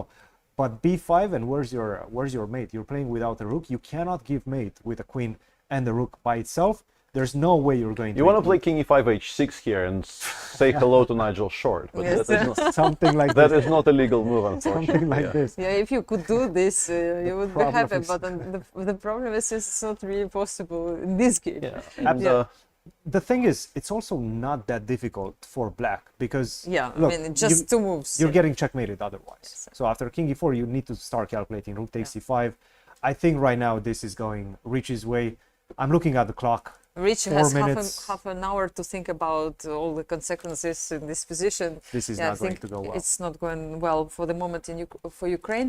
What about Peter? we interrupt the programming to Yes. Okay. bring you absolute breaking news. Yes. Shahryar Mamedyarov appears to be losing. Is he in trouble? Okay. Appears to be losing to Vidit. We left it here, and I was explaining that queen e6 is a machine suggestion or bishop e6. And Vidit did something which is very similar. He started with bishop d7. Obviously, we're not blundering the bishop because we're threatening queen takes f3. One way to make an immediate draw would be to take on d7. Queen takes f3, king h3. White is not worse here. You can give this immediate perpetual on these squares, but there's really no danger. But Shahryar, I guess, he sees that on board 1, Gukesh is much, much better. So Shahryar decided that he absolutely must continue playing. He played queen b3, bishop b6 check. Sorry, not check. Garde. Garde. Queen. Yeah, and now queen d3 is still a draw. But instead of that, Shahryar played queen b7, which is basically a losing move, specifically because of the sequence that came onto the board. Queen f5. Now with the black queen getting to the f5 square, you cannot really stop bishop d5 because rook a5 is no longer a legal move. No, I cannot Shah, I believe guess, maybe it. thought this is still fine because rook a8, bishop d5, you take on f8, you play queen b8, queen f4. And now a very interesting test for Vidit. Does he understand he is winning? Because he has queen takes f4 and bishop takes a2 and offer a draw. But e5 is just straight up winning for black. E5? Yeah, if you take on f5, you are never unpinning this knight. On h3, I can just play You're h5. actually running out of moves. Yeah, and eventually you'll get the pawn to a7, we ignore it. We just go king g6, f6, g6, f6, and then we take on f3 because you cannot unpin this knight. This is a pretty sick position. You have to play queen e3. And now we play g6, g5. And the point is h3, h5, queen a7 check. We play king g8, queen b8 check. We go queen f8. Is king g8 the only move? Can you go king g6? I think king g6 is also... No. It's similar, but it's worse, because what we are ruling out by playing king g8 is this check... Oops, sorry. This check from b1. Okay. Black is still better. Actually, in fact, black is still winning. But king g8 is cleaner because if you play king g8, this is the only check available. And now there is no b3 square. So you have to take... And this is a very well-known construction where you deny white the g3 square, and this is gone. Just gone off the board. So Vidit is now thinking. He has 8 minutes. This is move 28. I think he's about to make a move. I have a feeling that he's about to make But it. honestly, it kind of looks like it should be winning for black. And he plays the move. It's g5. No, I think they've already progressed further. Yeah, all of this, including g5 and h3, is on the board. h5 is the only winning move here, but having played g5, you cannot not play g5. You are... I mean, if you allow g3, g4 here, you might actually be worse. So that's completely unthinkable. Wow. And this basically settles the match. Seals the match for because if Shah actually loses this, there is no way, I think, for Azerbaijan to come back because they're still completely lost on board 1. Pretty much Gukesh, just briefly to update our viewers on what's happening in Gukesh's game. Now, this is the position currently. Black is not getting mated immediately, but the pawn on c4 is falling. There's full control over the e-file. The queen on f6 will be on f6 for the rest of the game. It never has any squares. And you can take it as slowly as you like, but eventually the position will start collapsing. So Gukesh is winning. Prag's game actually followed the entire sequence that we were describing.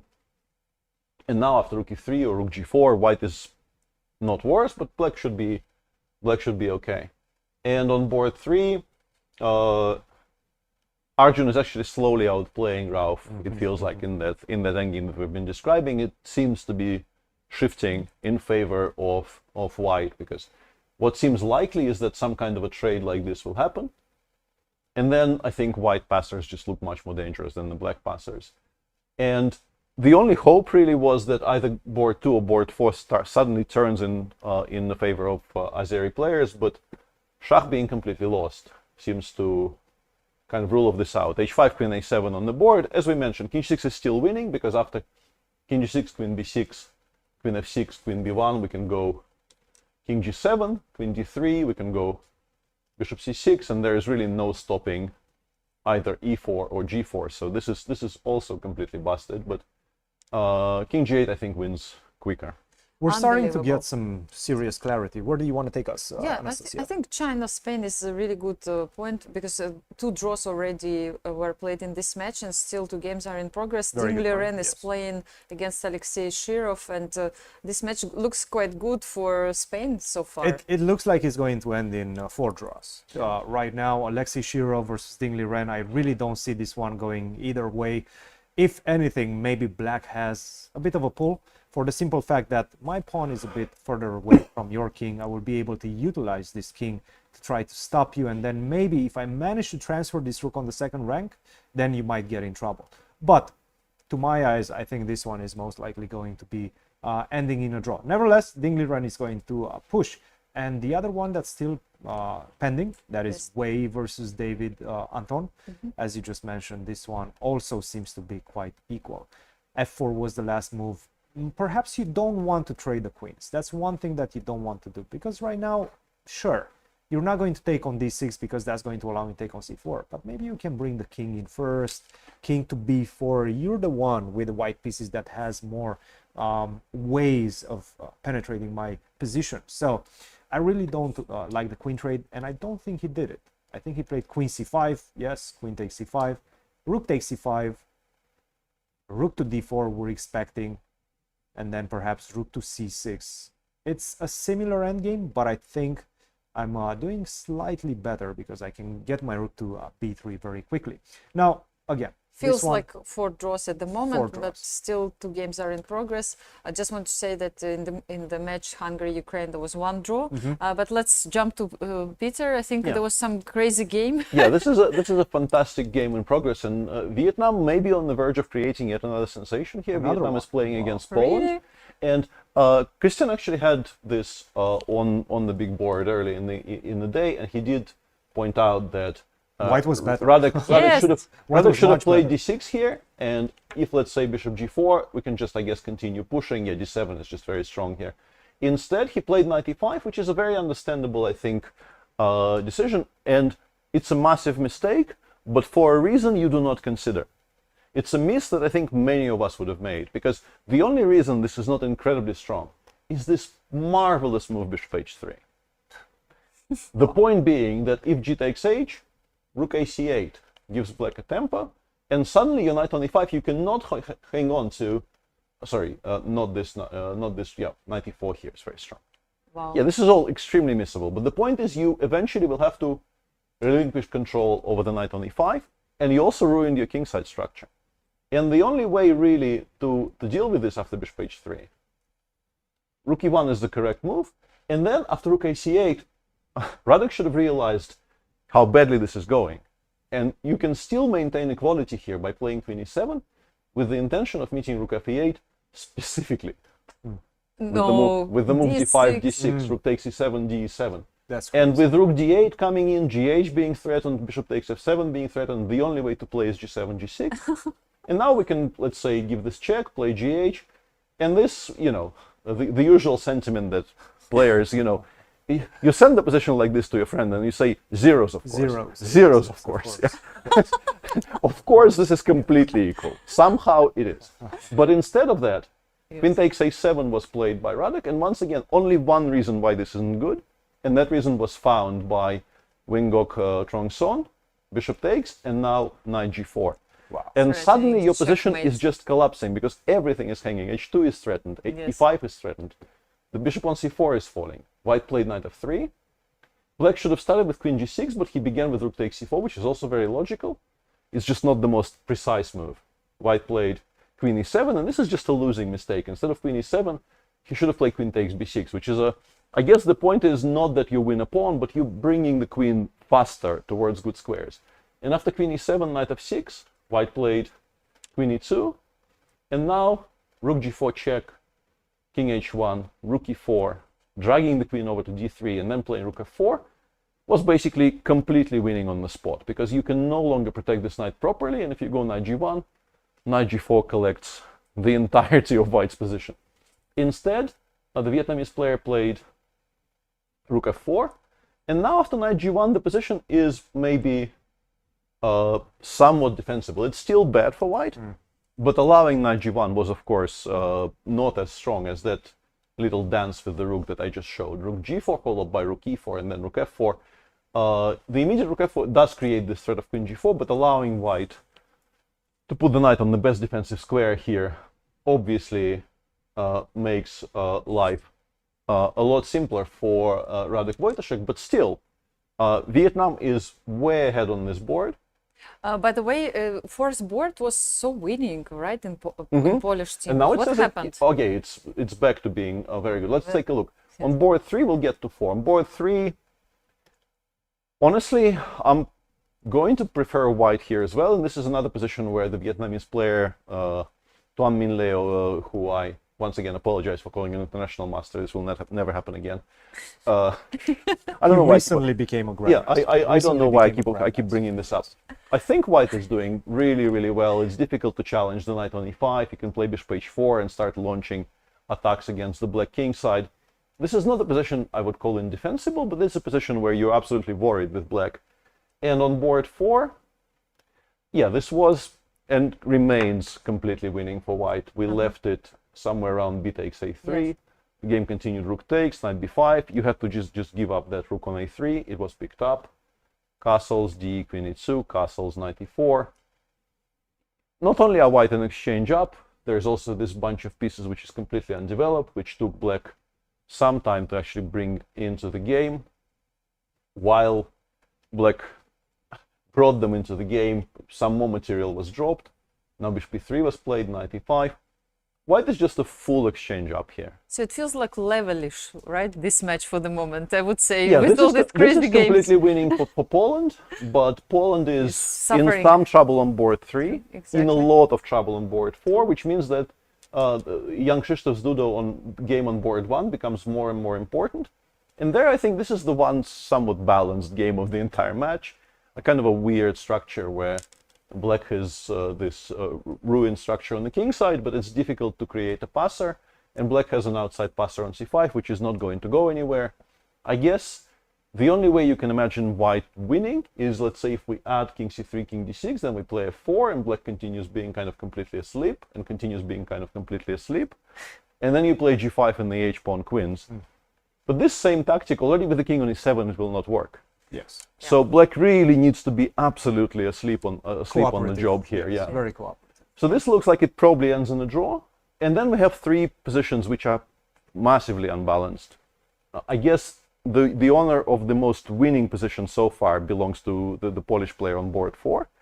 But they are in trouble on 2 and 3. So this will be the one to watch when they get really close to the time trouble. Cool. But I think we have great, breaking news, yes, in the team, in the game between Mustafa Yilmaz and I wouldn't Magnus necessarily Carlsen. call it breaking news, but Magnus might be in a slight danger right now, and we did not expect this. This is what we have right now. I don't know where you guys left it off. No, actually, Peter was away, but I was talking about this position, and he predicted. Remember? I'm making noises again. He's making noises. I'm making noises again. Noises, Peter. I'm sorry about the. Not that we don't like it, but I'm sorry about the noises, but Vidit had 4 minutes here. And we established that queen g8 is very comfortably winning, queen g6 is very comfortably winning. He played queen f7. Shah played queen e3. Queen f5 repeats the position. Then you can once again play king g8 or king g7. He played queen f6. Okay. And now after g4, h4. But now after h4, you cannot create a threat. There are still queens on the board. This would be lost if you remove the queens. But the queens are still on. Can I try to go queen f4 and try? But queen f4, you just go queen c3. Yeah, I mean, I play queen c3 immediately. I really don't understand what he meant here. Maybe there's no more g4. That's it. You're not having. Yeah, and g4, and Shah obviously immediately jumped at the opportunity to play g4. Yes. Maybe he thought he can win by, I don't know, taking, and playing queen f4 like this, but now you will not be able to avoid those checks because you can no longer interpose with the queen because I have the g3 square. King finally can leave. Like in the very same position, I am just happily taking on f6 and playing king g3. Yes, king g3, yes. So, it seems like Shah is escaping. Massive turnaround there. And honestly, a very difficult to understand mistake from Vidit because, like, white is dreaming of playing g4. Why are you allowing it? Yeah. I don't know. This is nerves. This is definitely what's happening right now. It's all about Olympiad team play. Cristian, please do the honor and tell us what's going on in the game between Magnus. No, but you made a great point. This is all about the nerves, and whenever you go down on time with your captain watching you, you know what's happening on the other boards. You know how much is at stake, and of course you make mistakes. Everybody makes mistakes. Let's see what's happening with the former world champion. Yes, we can it's say so this difficult top-rated top-rated player. Former I world call him champion, the but, top-rated player in the world. top-rated player in the world, Magnus Carlsen. And Number one. you were mentioning at the beginning, Peter, that if white doesn't do something and very quickly on the king side, which exactly Mustafa did, then he's going to be in trouble. But he did find his way towards the black king, queen g7, and now take. Oh, he took on Did c5 first, which is probably the best move. He did not exchange the queens yet.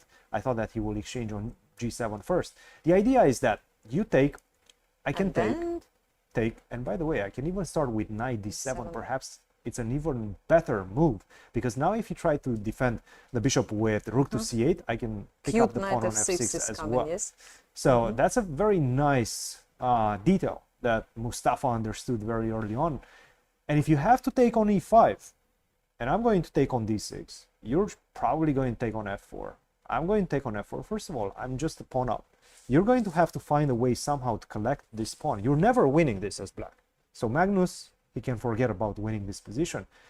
What he needs to really focus on is not losing this one. He's really fighting an uphill battle, and you can see it on his face right now. He's not happy. He really is not happy because he doesn't really have an out.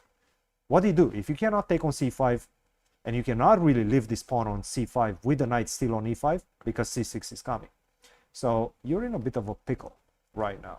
I think Magnus is in trouble. So with Magnus in trouble, and good thing for him is that they're completely winning on board 4. But they really need, like Turkey really needs a win on this one, as you were just mentioning, because Johann Sebastian made a draw against Ediz. Arian Tari, very balanced position. Of course, this is the one that really started badly for them. They didn't have any chance. And it continues being quite poor.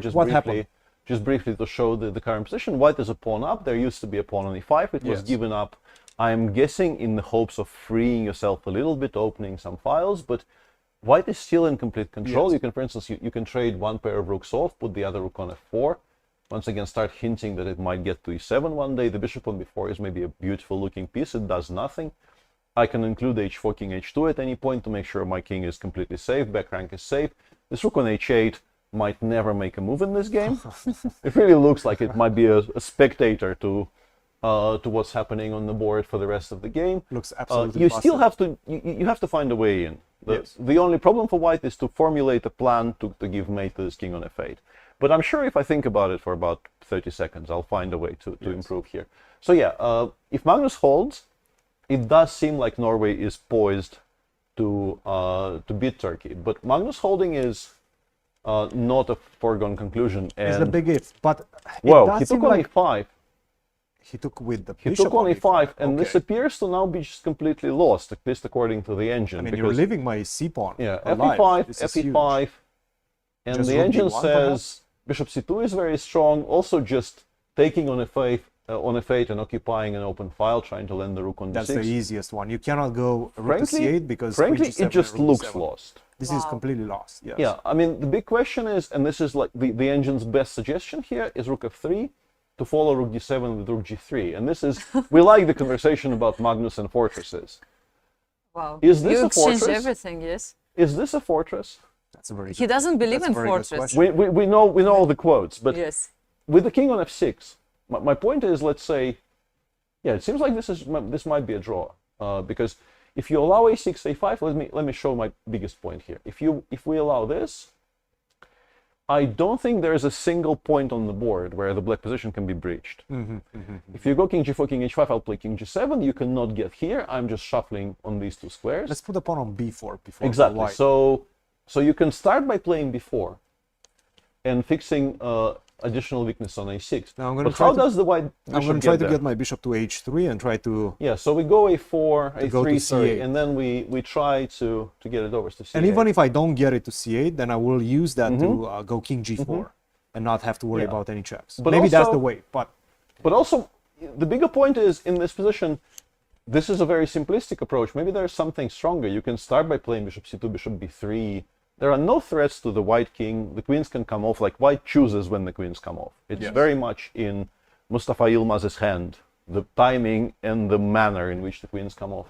Now, this is a very problematic game for Magnus. The good news for Team Norway is that Arian Tari seems to be having a better position as well against Erdogmus, who is, by the way, on 4 out of 4, which is an absolutely ridiculous score. He's been playing 2500s for the most part, so definitely he's showing that, you know, he's an incredible player. But this is the position that they have right now. Rook takes d2 is the last move. You probably will go to h3. Obviously, Rook bishop g1 is not made. Yeah, you have not mate. Yeah, not you mate, go yeah, yeah. you go g4 and you escape. But king f3, obviously it's a mate. So go to h3. Yes, Don't better stay. go to h3. Yes. Yeah, to but be black honest, can already start creating passers. yeah. b5. It looks very dangerous. Sure, you're going to be able to bring the rook back and maybe behind the pawn. Good chances for Arian Great Tari. chances for Arian. Can I ask you to jump to the game of, sorry to still interrupt you, No.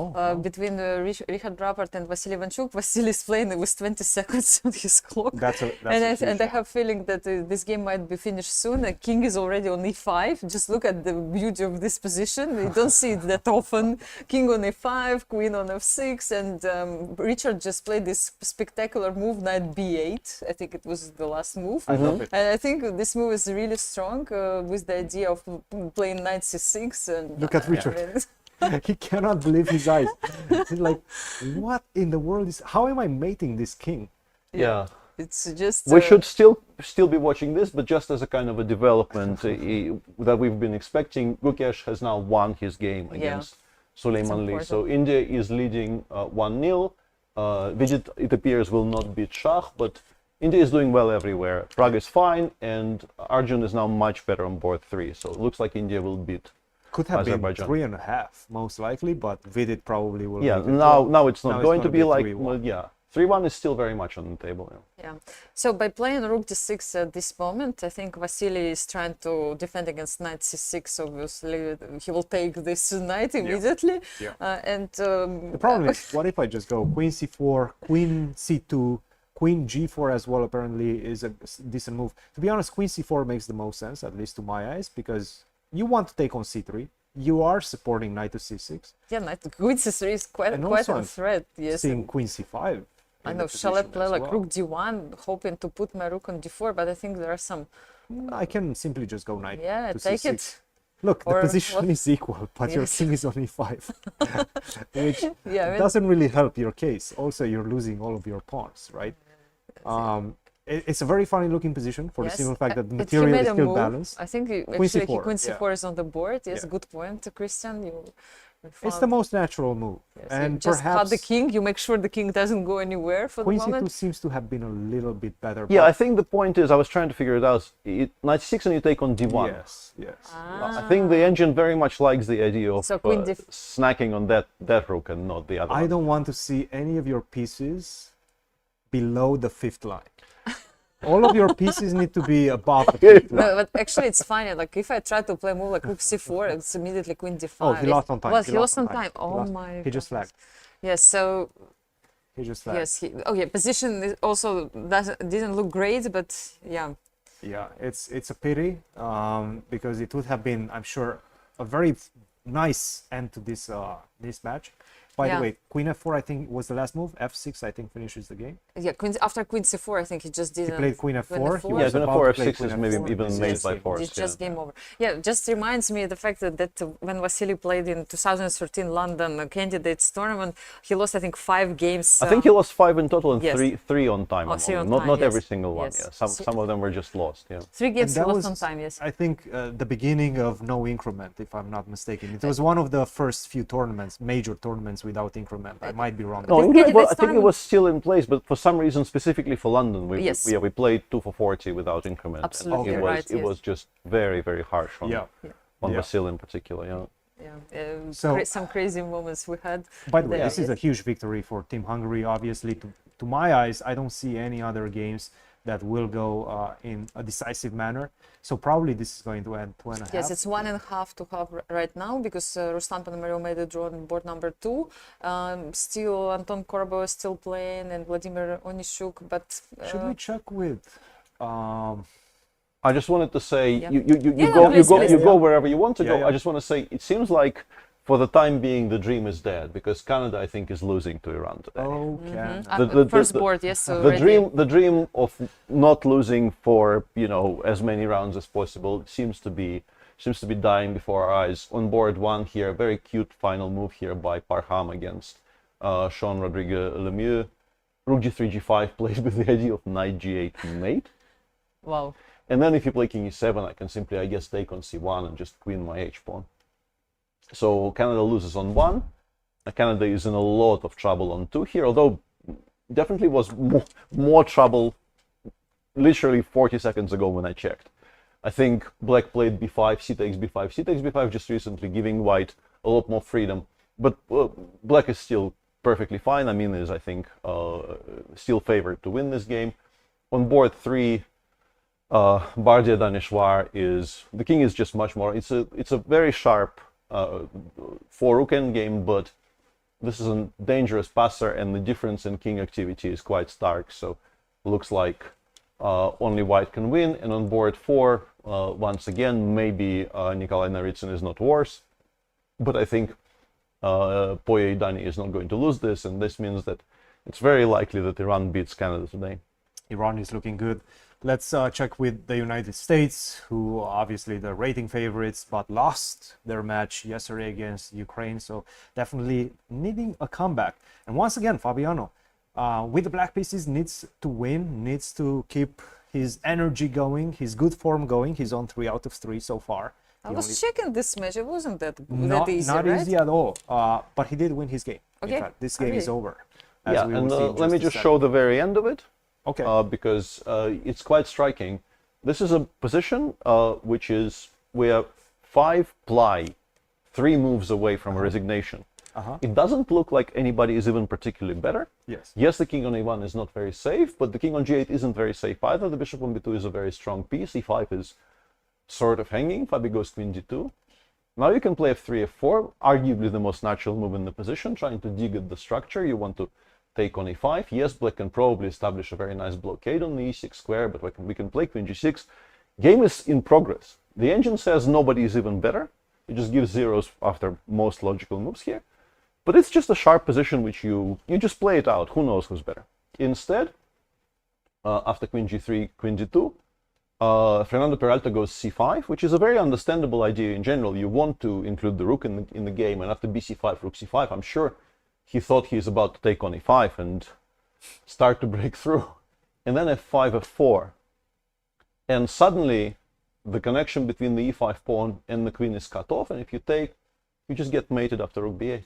Wow, there is no defense. There is just no defense, and the queen is so poorly positioned that there are no squares you can put this queen that will protect the bishop on b2 next move.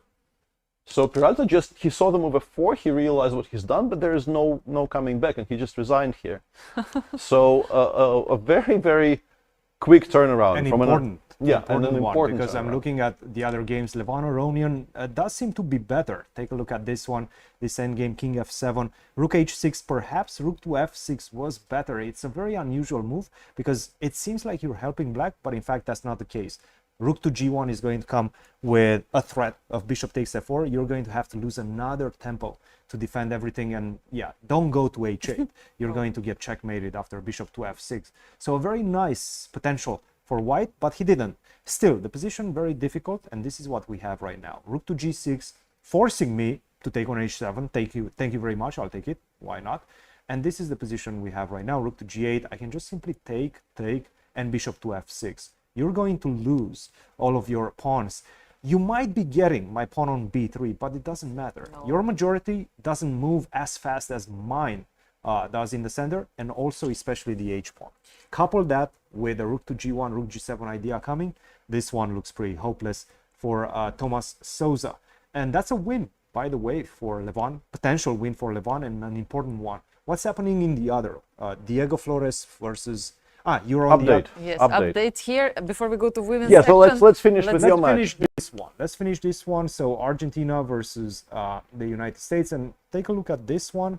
We have Diego Flores trying to get an advantage against Lanier, and perhaps he is succeeding to do so. Bishop to f1, I really like this one. g5, you have to move the bishop. No, I don't. I can also move it all the way to f2 after you exchange on f2. I really like this move, by the way. I'm pretty sure the trade doesn't happen, so the rook goes back from the second, but this is an achievement for white if we manage to drive the rook away from the second rank. Then I'm going to be able to utilize my two bishops freely. I'm going to go bishop g3, your knights are kind of off play, a4, a5. It looks good, and it looks like a chance for Argentina to score a victory in this one. Some pressure on Lanier, and Wesley's game looks very, very balanced. I looked at it, not as many things are happening in that one. What do you have for us? Yeah, an update on Magnus's game, which is something we're all incredibly interested in. And Magnus, I think his move here is a very clear indication what he thinks about the bishop ending we were discussing. So we were talking about this outline, the position when the queens and the rooks all come off, and he was clearly very worried about allowing b2, b4, because he thought for a while here, and in this position he started himself by playing b5, b4. But it seems like now you're just not getting that endgame, because after, let's say, bishop b1, c2, which is a very natural move, if you want to do what you were doing there and play rook f3, after bishop b3 check, followed by the trade and the check on d7, you no longer have the move rook f7, you just lose the bishop on b7. So after bishop c2, you're just not getting those positions anymore. Instead, Mustafa played rook d6, which is also pretty strong, and the reasoning is the same. Your ideas of rook f3, g3 or rook f6, g6 are just no longer in play. You have to take. You probably have to play rook c8, because allowing c6 and bishop takes c4 will end the game on the spot. So you play rook c8. We can for now even include some kind of a move like h4, h5, because the pawn is obviously not hanging. Your bishop is hanging on b7, so you have to, after something like h5, you have to play maybe king f8 or rook c7. And I can even start climbing with the king. I can include bishop c2 whenever I want. This is still a massively problematic position for Magnus. Bishop c2, my feeling is, after b4, bishop c2 maybe was winning by force. Yes. Or coming very close to winning by force, because the one thing that Mustafa Yilmaz in this position will be lacking after rook c8 is an easy way to include the bishop in the game. But he is still very much in control. Rook c8 played by Magnus in the meantime. This is better than the position with the bishop on b3, but it's still very, very bad for black. And the question is whether you can. What about Arian? Just to finish with that Sure. match, since you're on it, does Arian have chances to potentially save Magnus in case he loses? Arian's position, king h3 hasn't been played, king f1 has been played instead. And now the engine is suggesting we can put the king on e1, which I think is useful in order to be able to pick up on g3 later, and just pick up on a4. It's not lost, because the protected passer on e5, like white just abandons everything and tries to give a check. Once you give some kind of a check to the king on e6, it becomes a lot less clear. For instance, let's say rook takes a4, we go rook c8, king e6, rook c7, and things are also hanging in black's camp. And you can see how attentive Magnus Exactly, is looking, yes. trying to analyze, trying to understand what he needs to do. Yes, in what this. the situation I mean, in the black match. is better. Yeah. Black is definitely better here. There's a very cute move, rook a7 here, with the intention of meeting rook takes g7 with b5, rook g6, king d5. And with the rook controlling the 7th, we're much less afraid of the e-pawn running, Yes. and our own pawn is now starting its march. That's a great So point. in practical terms, it's a problem for an Erdogan, but I'm guessing the engine holds this for white, but nobody's an engine. Yes, this is clear message. Peter, thank you so much for the updates, and let's move to the women's section, because we haven't been there for some time. India is still playing against Kazakhstan, and I can tell you things developed a lot in the game between Harika Dranavalli and Bibisara Asumbaeva. We saw how great position Harika had, but she actually managed to gave away all her advantage in a few moves. Yes. Tell Let's a take a bit look. more. Of course, Bibisara, huge trouble, all right, after this move. Absolutely. Knight to G4. g4. f4 was a decision that we really did not understand. Knight to g4, bishop to d3, check, knight to e2, still perfect play by Harika right now. Bishop takes b2, rook to b1, bishop to d4, king to f1. And at this point, what she had to do, in fact, was not play the move knight to e3.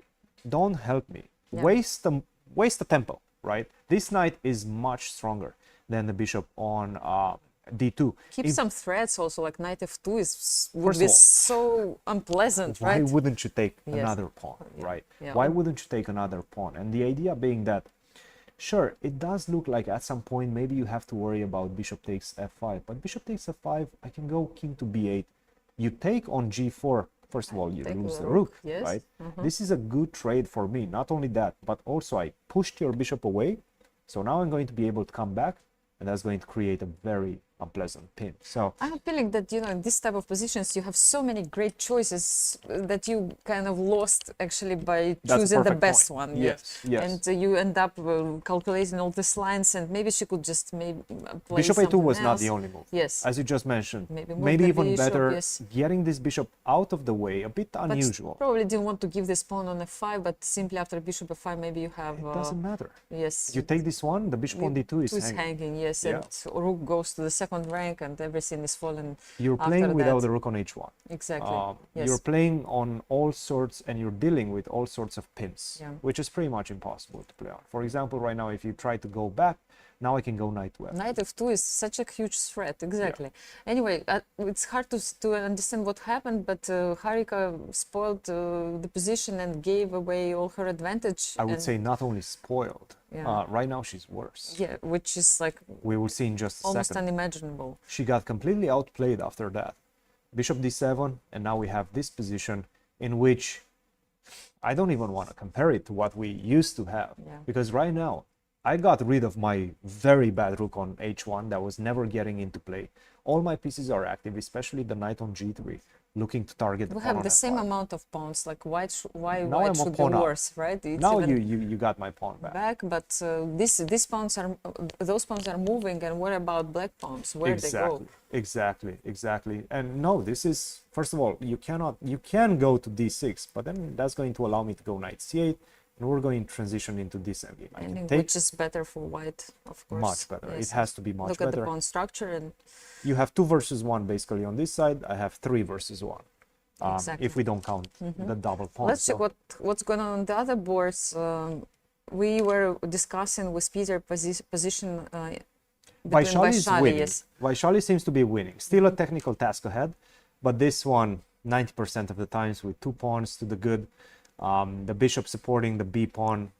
This is going to be a difficult. And as Peter actually predicted, the moment those pawns in the center started to move, they just became weak, and white actually took all this center. Vaishali is looking good, so that's Yes. somewhat of an encouragement for Team India after what's happening in Harika's game. This game, yes, exactly. Divya.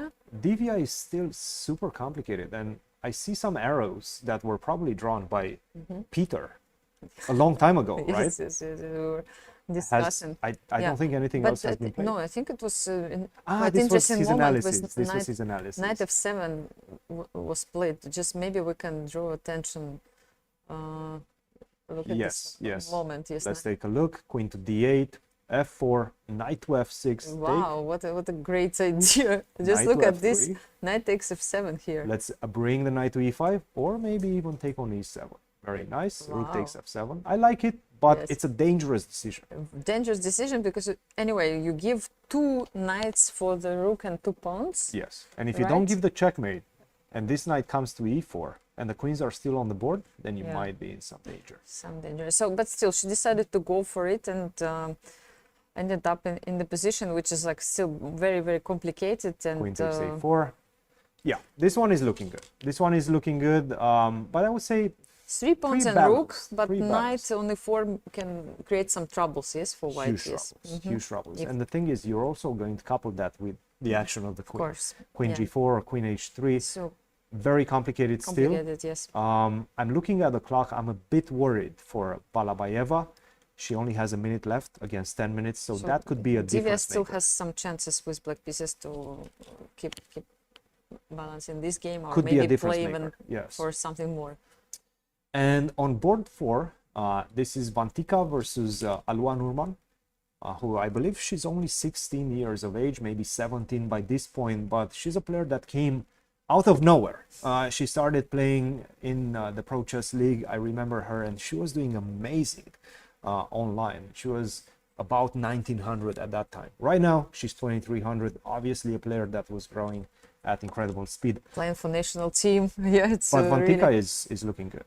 Right now, Vantika looks good. Look at the c7 pawn. You're already a pawn up, And to be honest, knight f6, knight h5 seems to be maybe some sort of compensation in the position. But if you don't do something against my king, and if you don't do it quick, I'm the tax collector on this c7 pawn, this d6 pawn. I'm going to collect. You want to get everything, yes. So she decided to go with f5.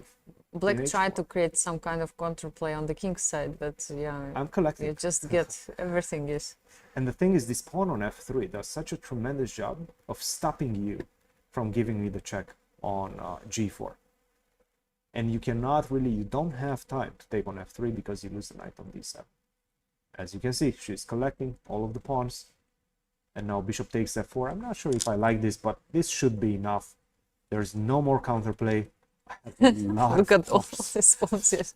Bunch of pawns. Oh my goodness. Yeah, so things look pretty good for India right now. Actually, same as in the open Vantika section. is completely winning. Yes, Vantika and is completely winning. maybe we should jump to the match between Mongolia and United States for a moment, just to have a look, because I think all 4 games are still in progress. Yes. They moved very close to time trouble. In some of games, some already managed to get through time control.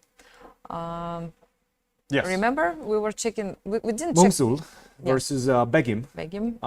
I don't know where you guys left it, We but checked it briefly. Yes. So this is the endgame we had. And to be honest, it did look like black might have a slight advantage for the simple fact that this bishop on g5, it's not as easy to get it back into the game, right? And I'm already having a very nice activity for my rook on b8. I will go king f5. If you would have this bishop on c3, maybe white would be fine. But with the bishop on g5, not as easy. at the same time, I see so many weaknesses in black's camp. Like I can try to attack all these pawns, maybe like playing like rook e4, then rook e7, and you have to find the ways to. You are defending everything with one with move. the bishop, yeah. Yes, and the bishop this, is a if tremendous rook, bishop. Yes, if rook controls b file, yes, it's really hard to get into the camp. Yes, and these Yes. weaknesses are not so big. Yes, then. absolutely. And but that's exactly what she's doing. Rook to e4, bishop to e5. She's trying to find some sort of equality in the position. For example, if you go bishop to d4 right now, I will just return bishop g5, and then we're going to make a draw. I think she wants that. Mungzul seems to be happy, content with a draw. Rook to g8. Begim says no. Bishop to d4, bishop to g5.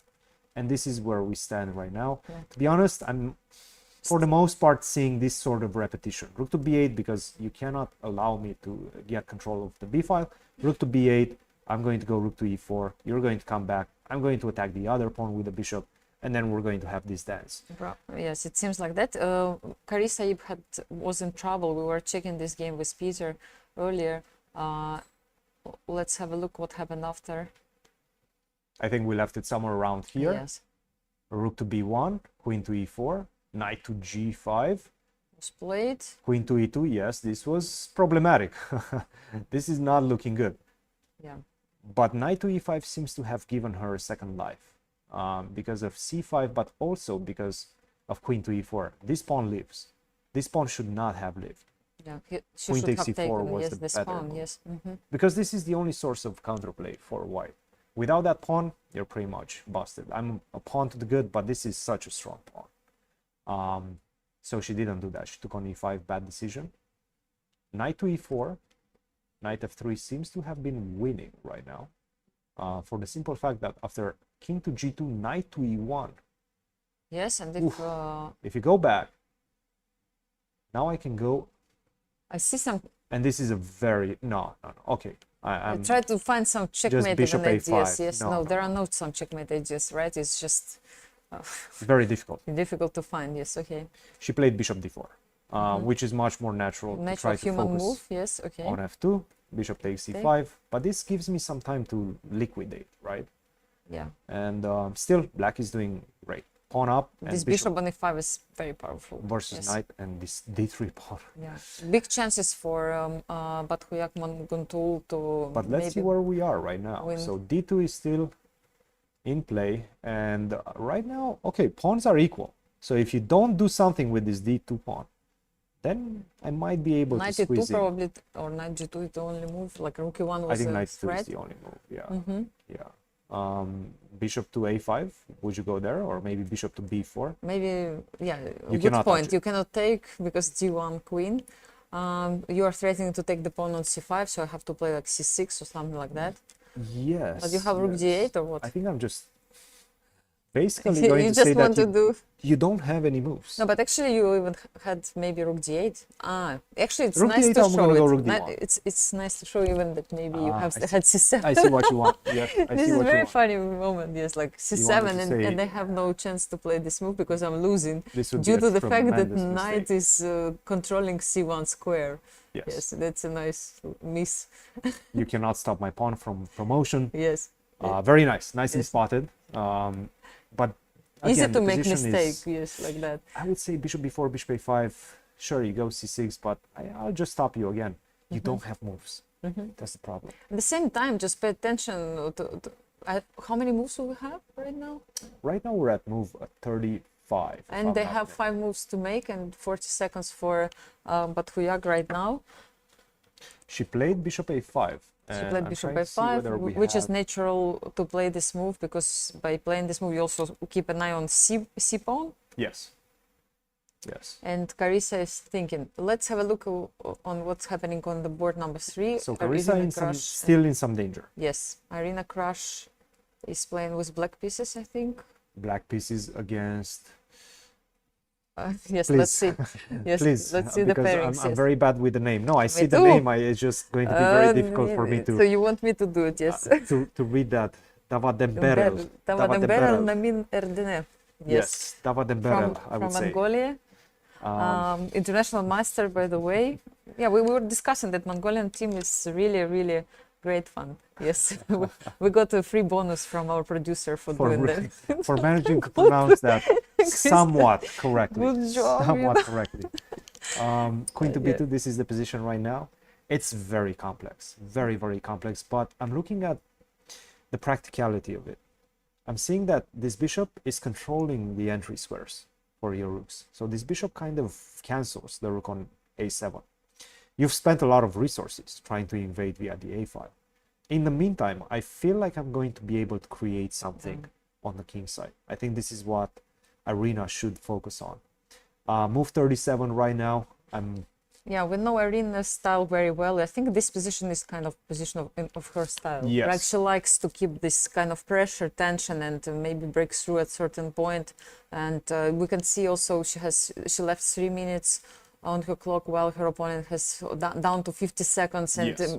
perhaps this is the moment where she will try to push and complicate the position. Alice Lee, what's happening? Let's in take a look. By the her way, game? Alice Lee was completely lost. at Yes, some we point, remember right? that, yes. Did she find this move b3, I wonder? I don't think so. Because it was so difficult move to make. Remember, we discussed it with you guys and with Peter. So after c3, the only move which was after some exchanges... I think No, it let's was... go further. Yes, after all yes, this exchanges, the best move was b3 in this position. B3 in Yes, this in position? order to stop this knight to jump on a4 and c4. But it seems like knight Very d7 calm move, might be yes. problematic. Anyway, we were discussing it for a moment, but yes, she took on c3. It Yes. seems like also really good decision. Rook And fe1. And this is what we have right now, which seems to be going towards Alice's, maybe a draw. Maybe a Maybe, draw. yes, yes, It seems quite complex. I think we should go back Yes, to the let's open. go to the open section. Magnus Carlsen is right now on our screen, and I proposed Cristian to jump to his game against Mustafa. He doesn't look very happy. No, not at all. So that's why I thought that maybe... But actually, he should be happy because things have He's changed a saving lot. it. He's saving it. saving it. But knowing Magnus, even if he's saving it, he's not happy with the way he played. You know, it's like even if he makes a draw, sometimes he can be just unhappy that he was losing or he went through bad times. So We I left don't- it after yes, rook let's c8. check what happened. Rook b6, already a mistake. Rook to d7 was very important in this position. Rook to d7 to force the bishop to go to c6. And now you don't have a great way to keep attacking me. So I can just simply go maybe rook to d1, but let's see, maybe we can find something else. So in this position, the idea being the c5 pawn is not yet on pre. Yeah, you don't want to give it easily, but how to keep it as well. The thing is, it's not on pre yet. So what he had to find was the fact that king to g3 or Yes. h5 to just push the king. You cannot touch this pawn. Yes, why? You're losing. You're losing the bishop, the 5 bishop after pawns. that. So this Right. pawn was poisoned. Yes, the pawn was poisoned. He played rook to b6, but now he's back in the game. Magnus is back in the game. And we see some exchanges, still with some weaknesses, right? And by the way, you cannot defend this weakness because of rook takes c4. And bishop to d5, and that wins the piece. So he played rook bishop f7, rook takes a6, a pawn up for white, but the material is very limited. And to be honest, this looks like Magnus is going to save it. Yes. but- Another miracle from Magnus. I don't think he's going to have too many difficulties. Yeah. Because whenever you go h5, first of all, I'm always going to be able to check you forever. It seems like a big step. It was not easy. It was also not easy for his opponent to find all these moves. Not at all. It's never easy beating Magnus. Of course, no. I don't know how it is, but I can bet that it's not easy to beat Magnus. Yeah, and on the meantime, things develop also quickly in the other matches. Only one game left in the match Hungary-Ukraine. Let me update you. Should we finish with this one? Just to see what's going on with the other Norway board? Yes. match? Sure. Just because I think these two players, board 4, they have entered the second time control. So now we're going to have a bit of a waiting time and trying to reassess the position. But this is what we have right now. White, and Peter was mentioning this as well, needs still to find the breakthrough, but he will find it. He should be able to find it at the right moment. It's a very sad position for black. I can go h4, I can go h5. Sanal is in some trouble. Yeah, you can see how much space white has, and this king on f8, yes, and rook on h8. That's good news for Team Norway. Yes. But this was another one. This game between Arian Tari and Praggnanandhaa. And we thought that Arian has some chances, some real chances to maybe win this. But how did this develop? We left it off somewhere around here after king f1. A rook to a2, trying to pick the pawn on a4. A rook h8.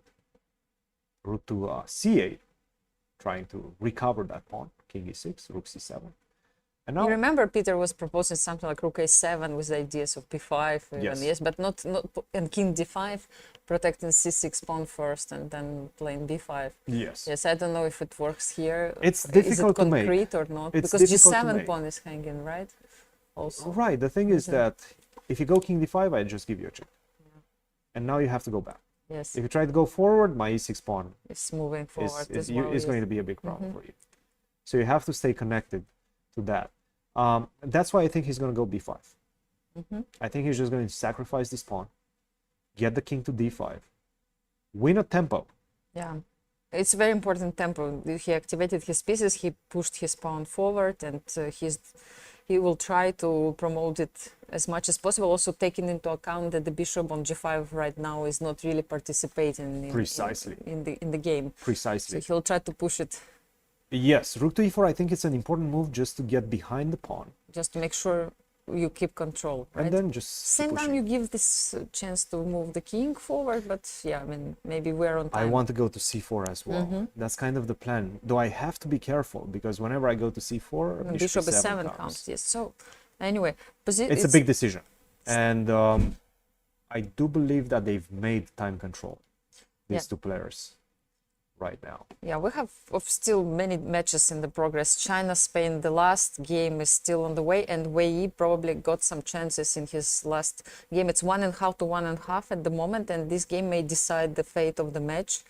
Let's have a look. Is Wei Yi- China going to be able to do 2.5, 1.5 for the second day in a row? I'm not sure, but look at the position. White has, if you get to the final position, But it's not we've the been current discussing position. this. Yes. We've been discussing this. It seems like black shouldn't have to worry about too many things. But once you get the king to b4, defending the pawn on c4, I'm going to increase the pressure on a4. And that's your only weakness. like bishop d1, right? You Bishop can put b1, the bishop. king b4, you're going to lose this pawn. And this Let's is see what what happened in the game, I think. Yes, rook d5, e5. Black might still be more or less fine. Actually, this was not a good. a very important move would have been king e6 to keep contact with the rook on d5. So you cannot take on. You or cannot go push c5. Mhm. Yeah, yeah.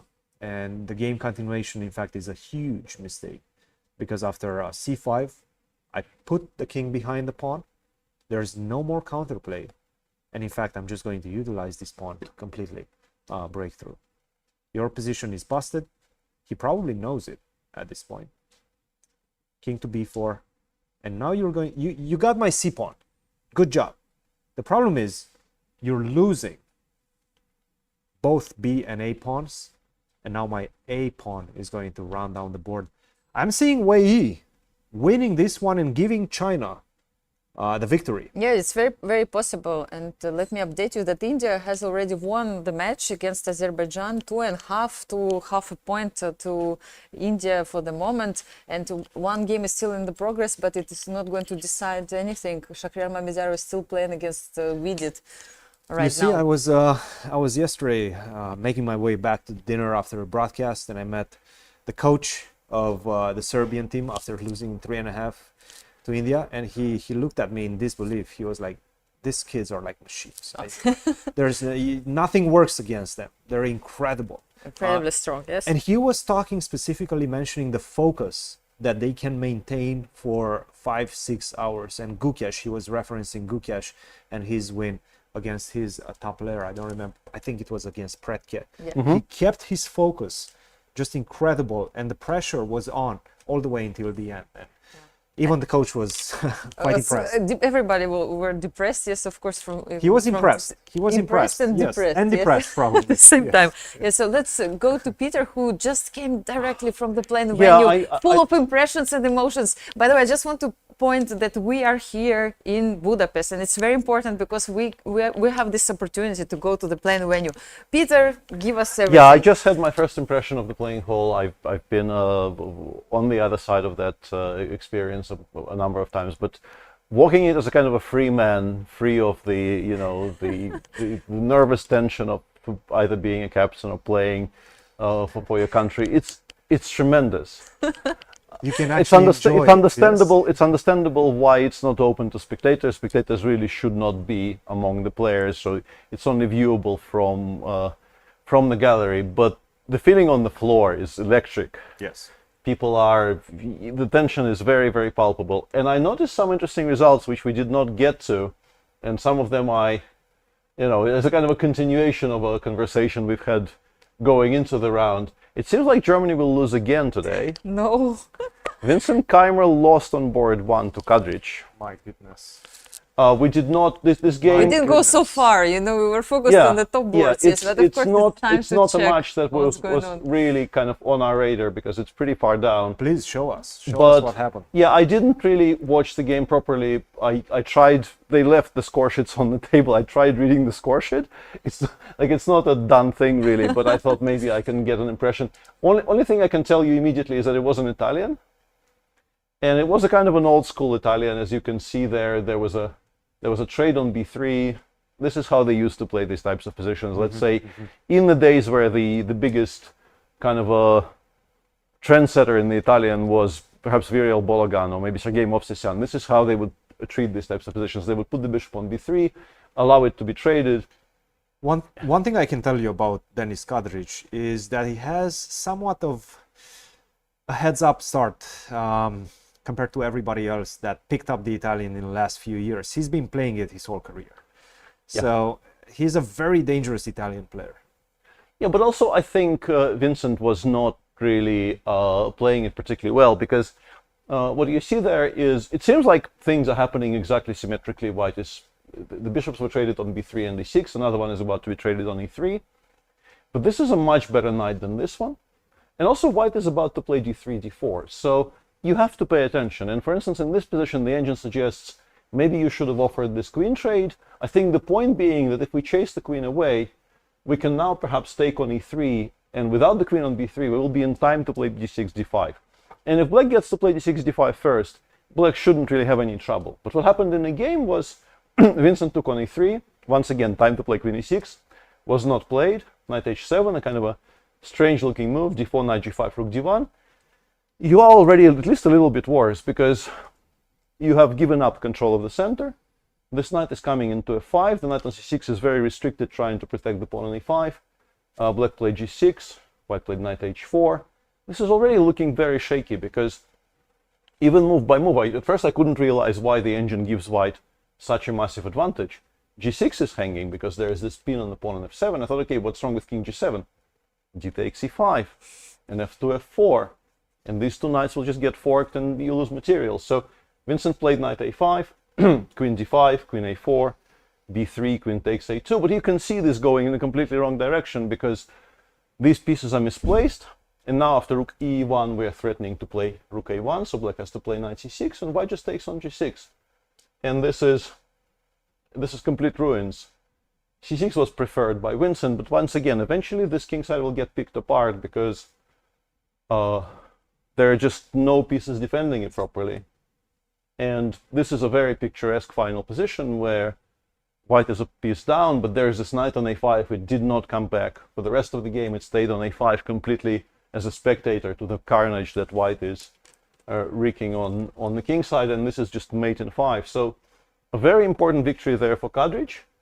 Games on boards 2 and 3 were drawn, and on the last board, Frederick Svane I don't think he's going to win his game. So Germany is about to lose another match. This is absolutely huge because they were top 7th ranked team in this competition, obviously losing 2 out of the first 5. That's it's a very bad huge, start. and Vincent losing 2 games. I mean, it's out of 3. Yeah, I think it's he played. very unexpected. It's really unexpected result. Anyway, we reached time control. Let's take a short break, and we'll come back to you shortly. Don't go anywhere. See you there. Cool.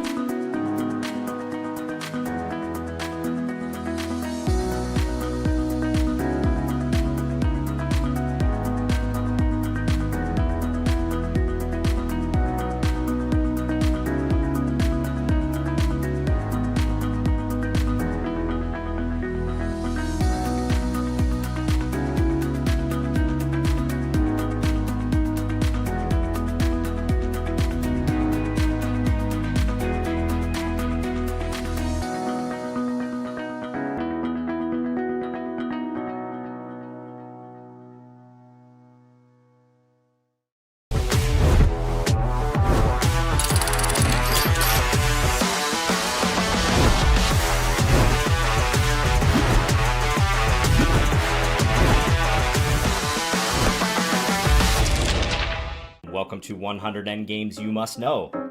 Over 200 mini videos that our Chessable team edited together, synced with our move trainer, and made it a seamless learning experience.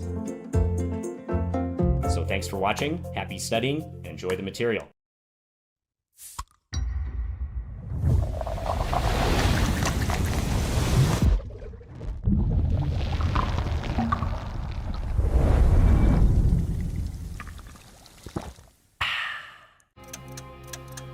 In the heart of Europe lies Budapest, a city known for its bridges that connect its rich past with the future. This September, Budapest becomes a bridge itself, connecting nations from around the world. Are you ready? After a journey from Chennai around the globe, and in the year that the World Chess Federation celebrates its 100th year anniversary, we will step it up a notch. From September 10 to 23, all eyes are on Budapest for the 45th FIDE Chess Olympiad. As the bridges of Budapest unfold, so too do the connections between nations and cultures through our beloved game of chess. More than 1,800 players will represent their country in the most prestigious chess event in the world. Watch live or join us in Budapest for the 45th FIDE Chess Olympiad and be part of the game that connects us all.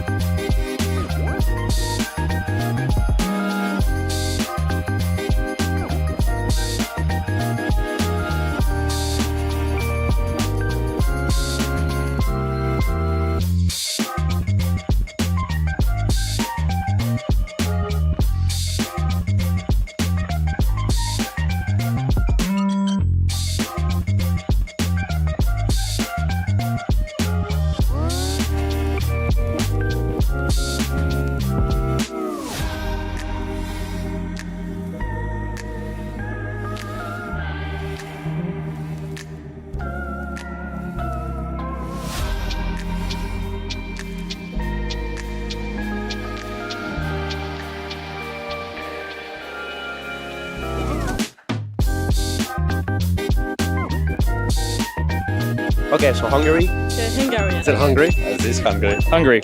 Hungary, of course. US? USA. Estados Unidos.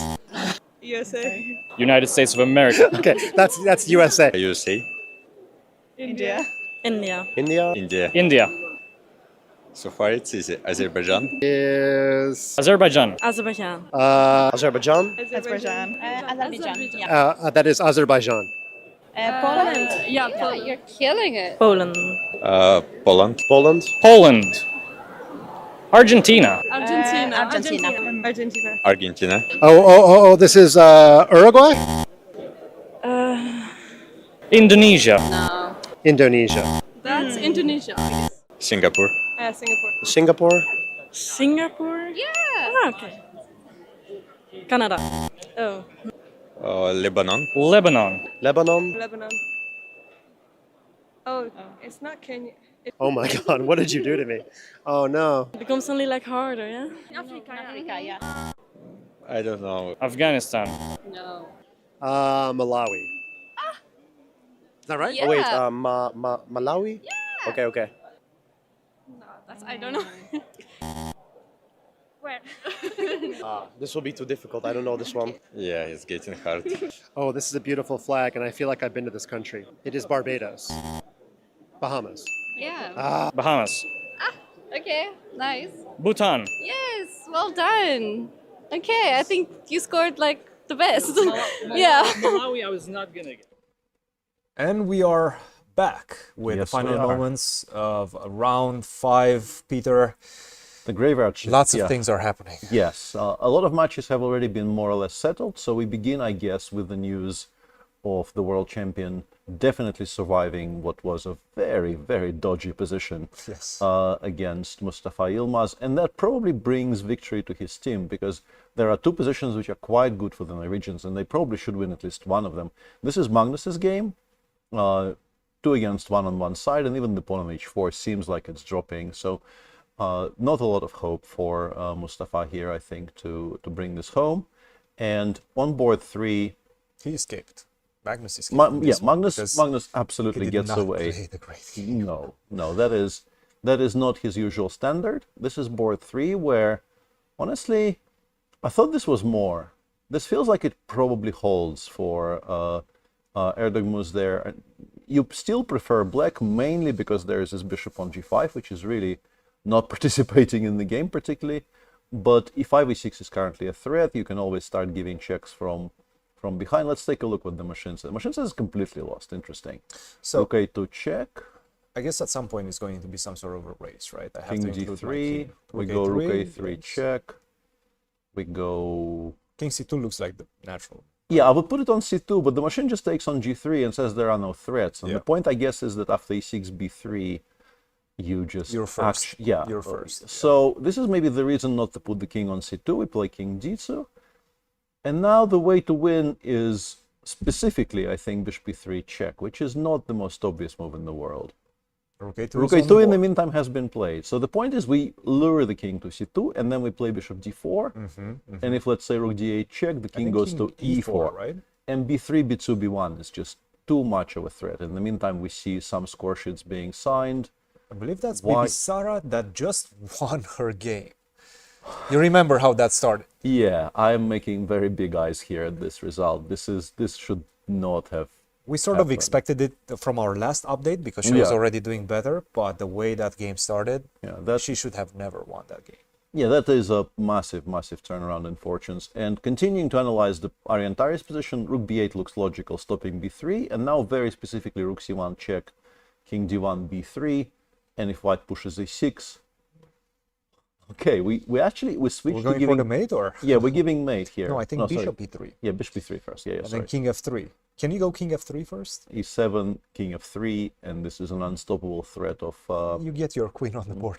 Yeah, you can actually queen for nothing, but rook c1 trumps the queen on the 8. So rook a2, rook a3, by the way, already played by Arian. So Arian is halfway into the sequence. He has plenty of time, by the way, which is very relevant. Arian is on 27 minutes. This is move 46. So he clearly crossed the time control with plenty of time in the bank and is, I think, likely from here to find this entire thing, because I think you just get there by exclusion. You look at other options and you realize they aren't anywhere near as good. And just to round out the match, on board 4 in that match, Frode Urkedal, I think he probably had more at some point, but the position remains very, very good for white. Yeah, I guess you can maybe argue that if black hasn't lost yet, it kind of means that Urkedal is not really finding it very easy to find the breakthrough.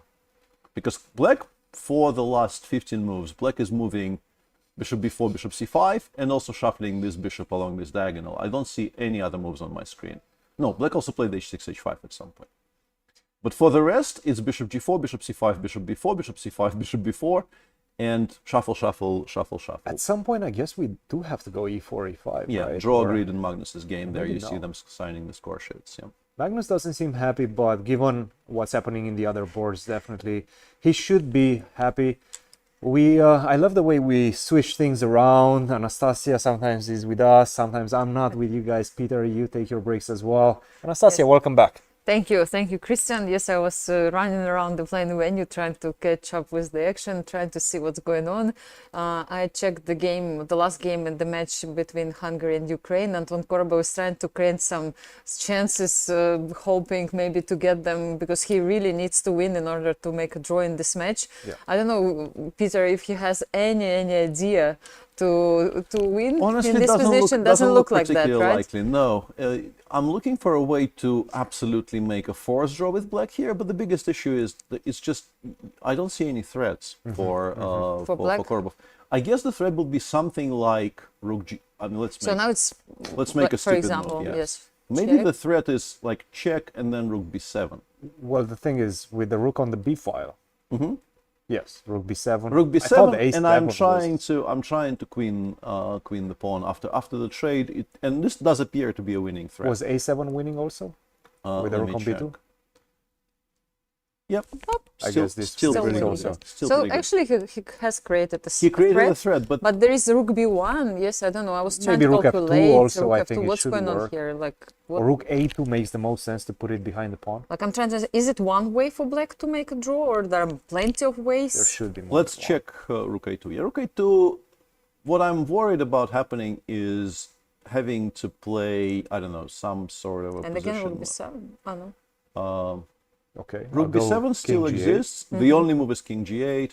Because And now I guess we checkmate can, was a I threat. guess we can go something like Rook H, D7 or E7. E7 is maybe better to stop black from creating threats of Rook E8, Rook E1. And you do not want to play Rook F8 because then suddenly Checkmate. we can switch Yes. to giving this checkmate. Nice. So we go Rook E7. The Rook probably has to go to...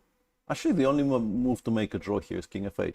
This is trickier than we That's what I assumed. felt, and actually that's why his opponent is thinking already for quite a lot of time. Hang on a second. Let me just check one thing, because they had this position, and the engine for some reason is kind of critical of the move A5, A6, which I think most of us would have made in a heartbeat.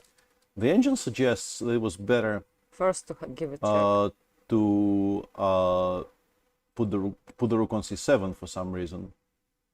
I don't quite see what the difference is, though, because it looks like we can do it pretty much always. Like nothing can take away the idea of giving a check and putting the rook on C7 from us. But the engine, currently it's okay. No, this is very important. Though. We can go Rook B1 I check, thought about this check, and then yes. Rook A B3, and then just start threatening and to start give giving down. this. Yeah, this Yeah. is a massive Taking idea. into account the situation that Hungary is winning right now 2-1, this is what Actually, this is the easiest. Berkesh will try to you do. still have this idea of giving a check and playing Rook D7, and if you try to give this perpetual, Yes, you can run away. with the king on E2, now Rook B2 just maybe straight up loses. Rook 1 B2, Rook D2, you have probably just lost the game. Wow, because this pawn goes Yeah, because over. A7 will actually Pawn cost promotes. you Yeah. will cost you a rook. Yeah. Pawn promotes. Yeah. So yeah, this is still. Tricky. I mean, obviously, it has to be a draw, and it is a draw currently. Like there are 3 lines of zeros on my screen, and probably if I had more space for lines, there would be more lines saying zeros on my screen. Yeah. But it's understandable that Ferenc Berkesh has not made a move yet, because it's not as simple as it might appear at first. Of course, all Hungarian chess fans are rooting for their team right now. We are playing this Olympiad in Budapest, so Yeah. obviously. I got to shake Bilavsky's hand, which is guess. very. Yeah, I was very happy with that. I haven't seen Alexander Genekovich in many years, and it was there he is on your screen supporting his player there. Yeah. A bit tired, seemingly.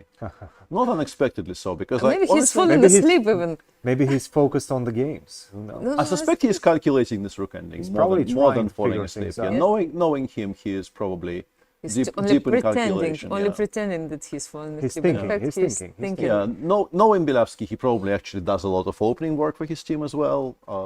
As much as they ask for any help, he would be. I'm pretty sure he's still extremely happy to help with the chess side of things. Yeah, and, just somebody who I grew up looking up to and played some games against, and just Should we was see very happy to see him. a couple of matches that I have some Sure. interest in? China, first of all, that's a Yes, huge one still against is Spain. underway. Yes, this With game only is still one not game. over. Only one yes. game still running. Yeah, and this But is the how is position. this one looking? Is Wei building? Oh, He's Yes, actually you building up remember serious we chances. checked it. Yes, it was. It's still pawn up in this. F6 is bishop even and hanging, but I hangings. guess black is trying to get to the g3 pawn. In particular with the king, I think would be quite nice, because if the king gets to g3, you can take more than one. But how do you get there? Yeah, I guess it's not so easy, because if I play king e4, hang on, it's black to move, yeah. Black to move. Let's start. But now rook c3, if I try to go... Yeah, then you don't take on f6. Of course you can go rook c3. I'm not saying I will win the pawn on g3. I want to threaten to win the pawn on g3. And that at least prevents you from picking up the second No, I one. think I should just focus on pushing my pawn. So king b6. Let's I go like king king b6. b6. Yeah. I like king b6. Because you go king f3, I can give you the Then you check can on give me this c3 check. all the time. Absolutely, yeah, I'm very much in agreement. And then you have to go back, or you cannot even go to e4 because bishop d3. Yeah, maybe put it on f2. And for the time being, a5, it's not that I have easy. bishop Yes, d7. bishop yeah. d7. Yes. It's a bit annoying. Yeah. Instead, looks like rook g1 was chosen by Anton. And yeah, the engine is suggesting we can we can now start the race. King b6, rook takes g3, and both a5. It's on the board. Yes, he played king b6 is on the b6. board. Yeah, Wei is playing very forcefully here. And now, let's say a5, rook b3, the engine goes rook c5 check, king, let's say d6. Keep pushing. And goes a6, bishop b4, a7. And it seems like we're a bit stuck. And one thing to note about this position, we are definitely not looking to play rook c8 and a8. Because with the pawns as weak as they are on f4 and h4, I think what we're looking to do here is to somehow interpose something between the bishop on e4 and the a8 square. The rook is going to stay on the b file. Otherwise, you have bishop c6, rook c6, all sorts of ideas. But right now, by the way, Wei, the pawn is already on a6. They're going straight into this line. We're probably going to see that endgame. Yeah, Argentina and United States. I don't know if you were checking this match, but I took a came look close. I took a look at everything. Yes, and yeah. Levon Aronian maybe is going to win, but surprising news, Linier Dominguez lost his game, and it's 1-1 at the moment, so it's not going so smoothly as expected. Yeah, Linier losing US that chess game fans. is quite a bit of a shock, honestly.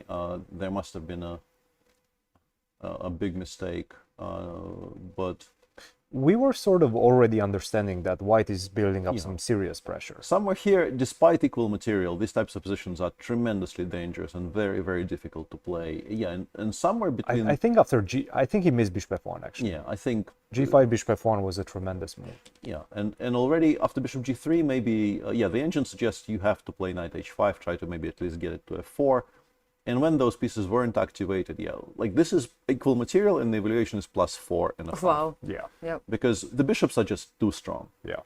Too strong. And a very nice victory for Diego Flores. But and you know who the captain of the Argentinian team is? Who? American Grandmaster Robert Tungiaski. Ah. So he's fighting against his own country. team. Yes, that's but interesting. Wesley is better, and Levon I think is completely winning. At least he was completely winning the last time I looked when I was on the call. I'm not sure that's still the case. Can we? Hang on. Can we take a look? Okay, now yes. Yeah. This This is very should be very easily winning, because the pawn on b2 still survives. In fact, it might just be resignation time. No, this is now not even difficult. King f6. And then I can even go e6, e7, because the blockade will never come. King g7. Yeah, Levon wins, and then it means that Wesley doesn't even need to win this position. It seems like he might, honestly, because the knight comes to c4, you're threatening e4, e5, the pawn on e3. He is alive for the time being, but if white removes this blockade of the bishop on d6, it feels like we should have enough. But it's always good in a situation that Wesley is in. It's always good when you are not actually absolutely required to win this, because... Could we check, not the standings necessarily, but the pairings in the open section for today? Perhaps we can see the graphic. And if we have scores, perhaps... Yeah, I just know that Uzbekistan won, which is, we don't see them right now, but it's important to mention that the current champions. But I'm seeing some potential. India will win 3-1, it seems. India has won. Yes. Or they're already 2.5. Vidit is still playing, but it should be a draw. Yeah. Actually, even though the match is decided, so many people are around this game. I mean, which is kind of surprising for me. India is on full points, 100%. Hungary is going to be on 100%. China most likely is going to be moving to 100%. So we have the potential before the rest day for a huge clash between India and China. Yeah. it could happen. Looks quite likely. Yes. It could happen. And that's going to be the big, I would say, let's Iran say, actually is superpower leading of already this 2-0. tournament clash. Yes, 2-0 against and Canada. Arian, in the meantime, talking about the pairings on our screen, Norway looks like they will win because Arian Tari did find this whole sequence with bishop b3 check and bishop d4, and he should convert from Great here. find, great find, yes. Yeah, and in women's section, you know, some matches are still in full spring. I mean, I saw that US team is still playing against Mongolia, and all 4 boards were still didn't have results. Maybe now we have a can draw. jump also. It seems like Alice Lee has so made a finally draw we in have this some one. Yeah, results, let's take a look at the US match. In the US match, wow, Begim appears to be losing to Mungjul. This is a big development because elsewhere, Alice Lee did draw her game. On board 2, Carissa Yip, who was in big trouble, a lot yes, of trouble like out of the opening. lost Looks like maybe. will now save the game against Bakhtiar Munguntul. And on board 3, Irina Krush. They've had this position for a while. They've been shuffling in this type of structure. Are you sure this is the position right now? Let me check. Yep. This seems to be the position. Yes. Yeah, and just like nothing 10 Nothing moves, changed. Yeah, Actually, 15 moves nothing ago it was this, and now it is this. Yeah. So not a lot of development here.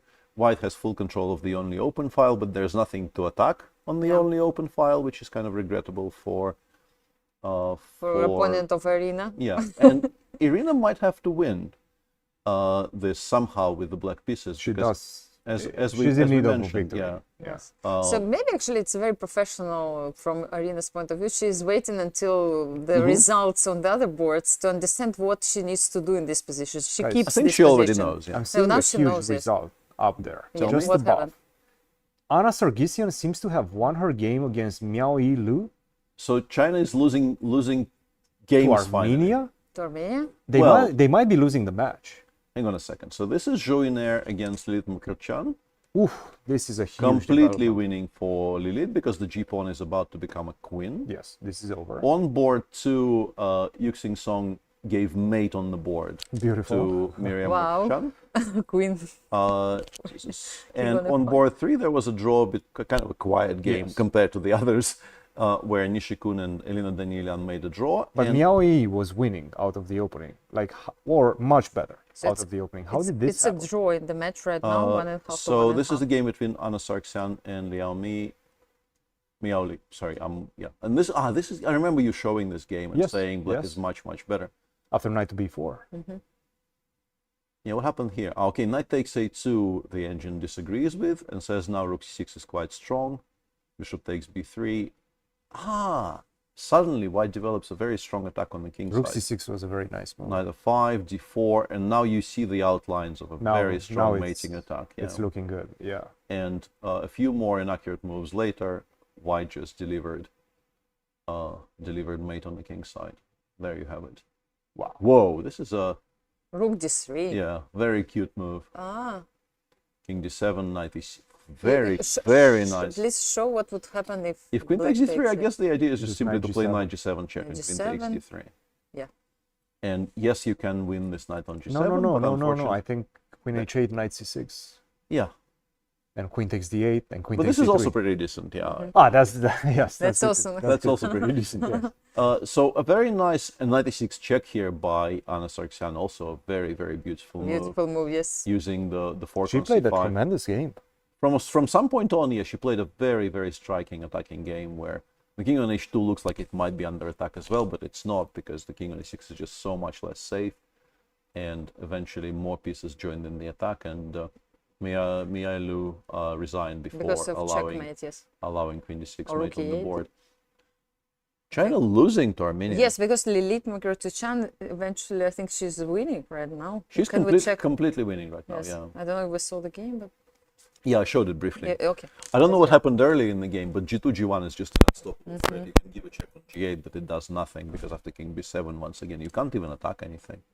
You can go G1 back, is just you going can to go happen. back to g3 and maybe hope that you get something in that position, but yeah, there's I don't think there is anything. There's Queen not very c6. much hope, yeah.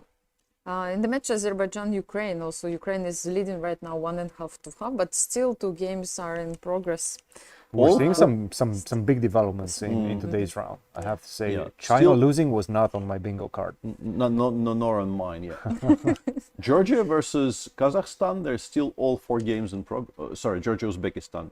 Still all four games I guess are you in are progress. right. It's like, you know, it's like in the playing hall, everything is empty and all of them are playing. And it seems like very strange Yeah. what's going on there. Let's take a Yes. brief look. So Nana Zagnidze is better, but this, I think, even with the pawn on h4, this is supposed to be a theoretical draw.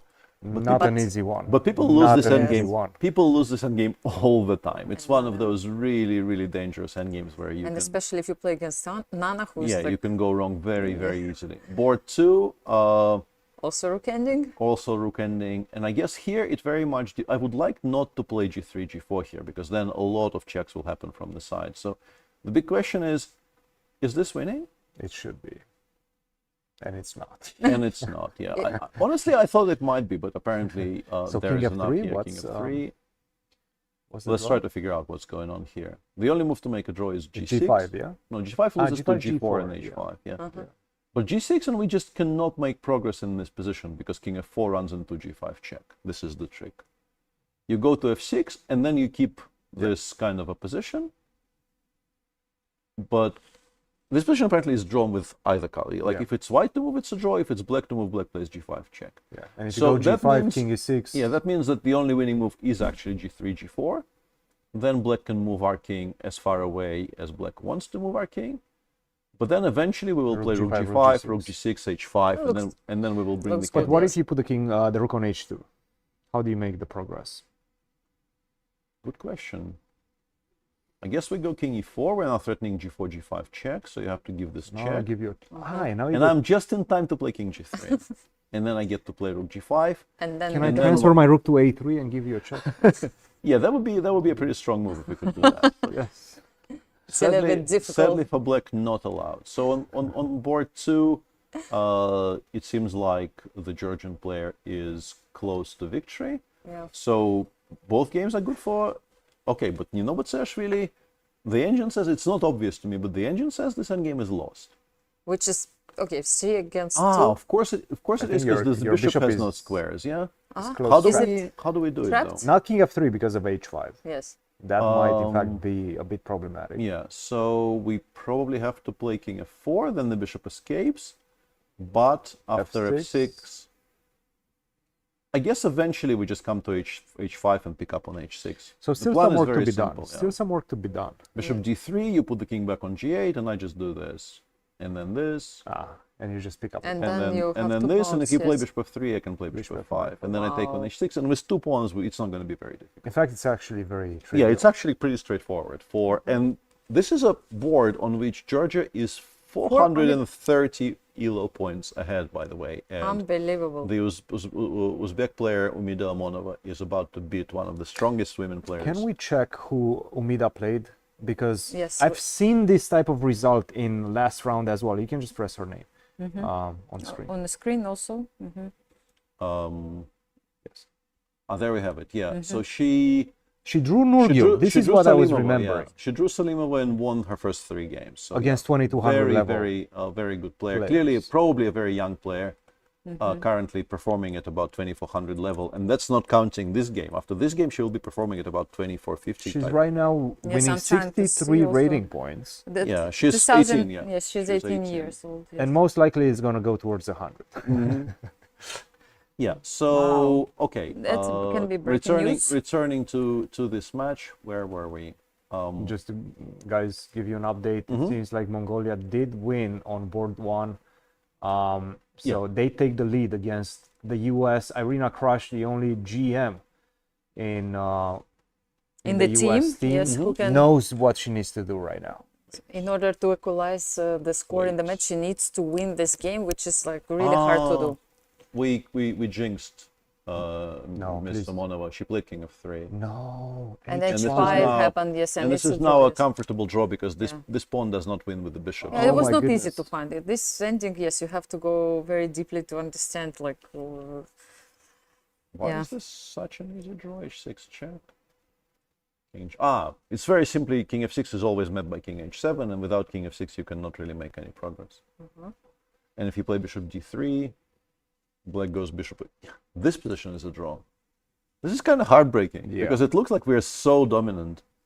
But So it's just a draw. h7, king h8, and now you're going to... Yeah, and we just chill on this diagonal, yeah. This is quite heartbreaking for white because so it look. let's go bishop b5. But then I take and I go king g8. I'm in time. I'm in time. Not easy. No, Not easy. No. Not easy.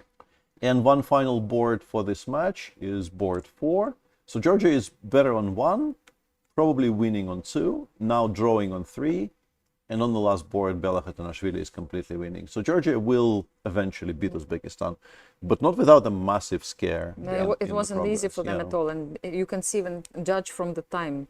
If they keep playing after 5 hours, so it means they managed to hold it for a long time. Azerbaijan, Ukraine, Yulia Osmak managed to win. Won on board 1 against Gunay Mamadzada. There's a draw on board 4. Gaponenko drew against Balajayeva, and 2 games are still ongoing and seem to be quite balanced. So maybe Ukraine, and matches against the Azeri team are never easy. So it's an important victory there potentially for Norway versus Spain. Yeah, Sarah Hadem won on board 1, and it seems like Spain is just kind of in control because 2 and 3 are kind of level, and on board 4, the Spanish player is completely winning.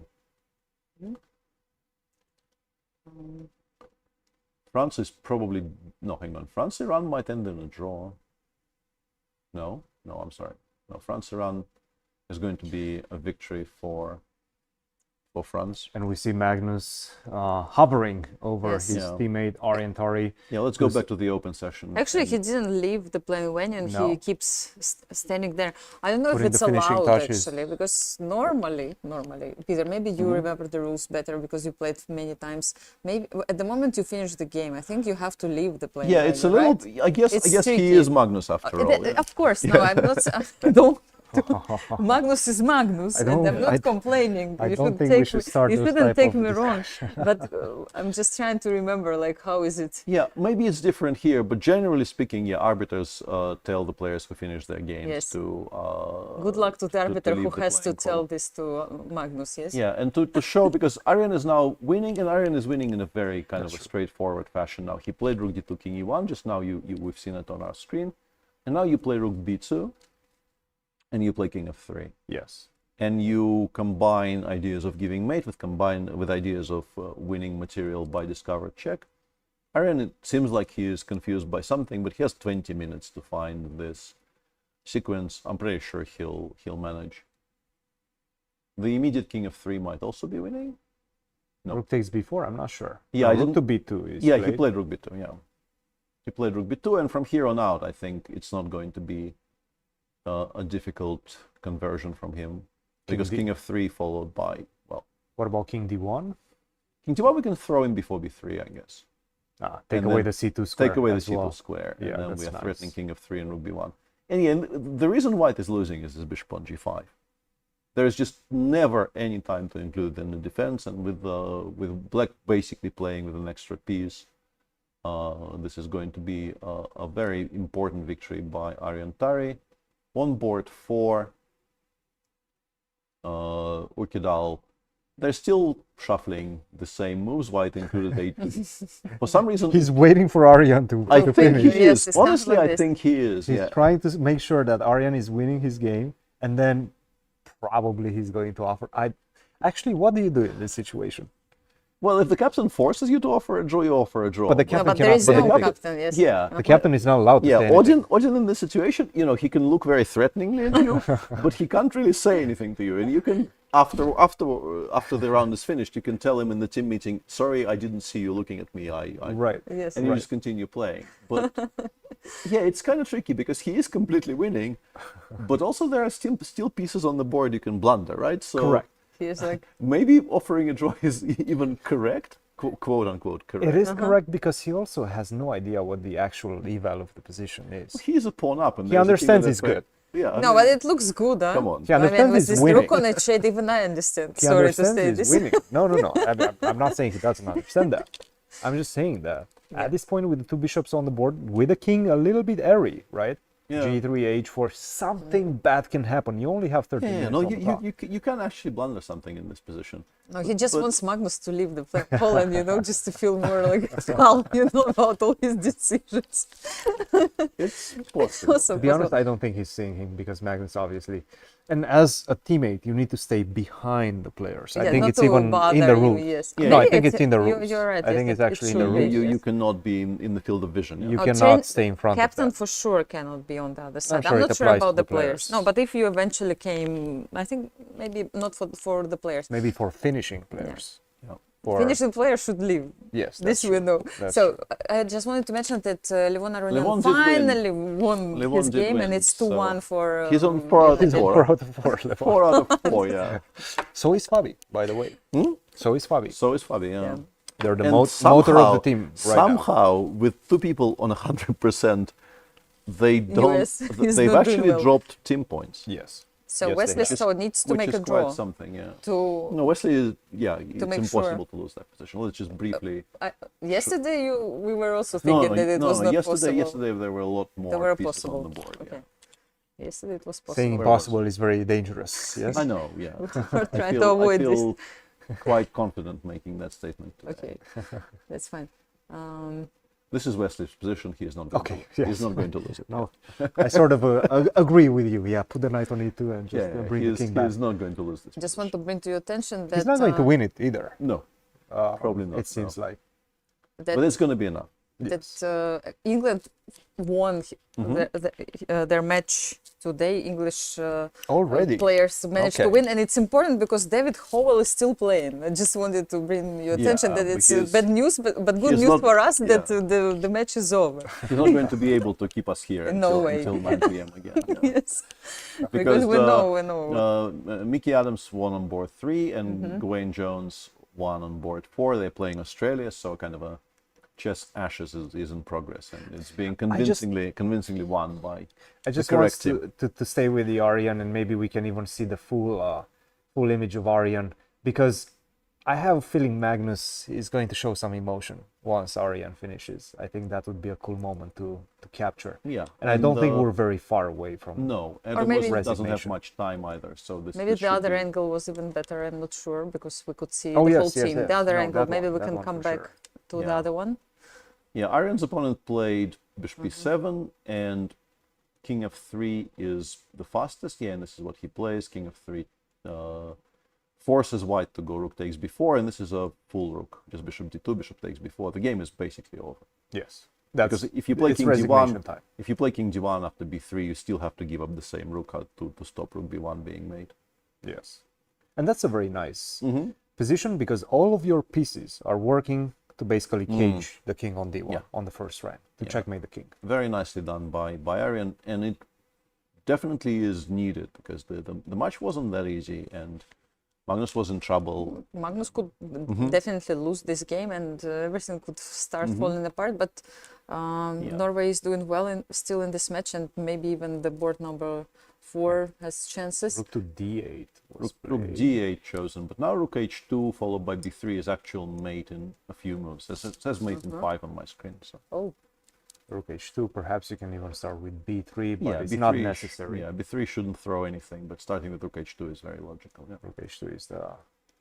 Rook h2, this is just a mating threat, and it Yes. continues being a mating It's a threat. threat. The only How way do to you protect? Rook h8 Rook is a way h8 to and bishop h4. No, normally you resign. yeah, but here. that's not. It continues for one more move, rook Yes. c8.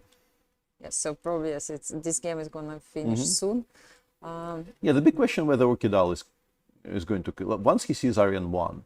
I think you would just offer a draw. It's possible, yeah. Think so? What do you do in his opponent's shoes? You play.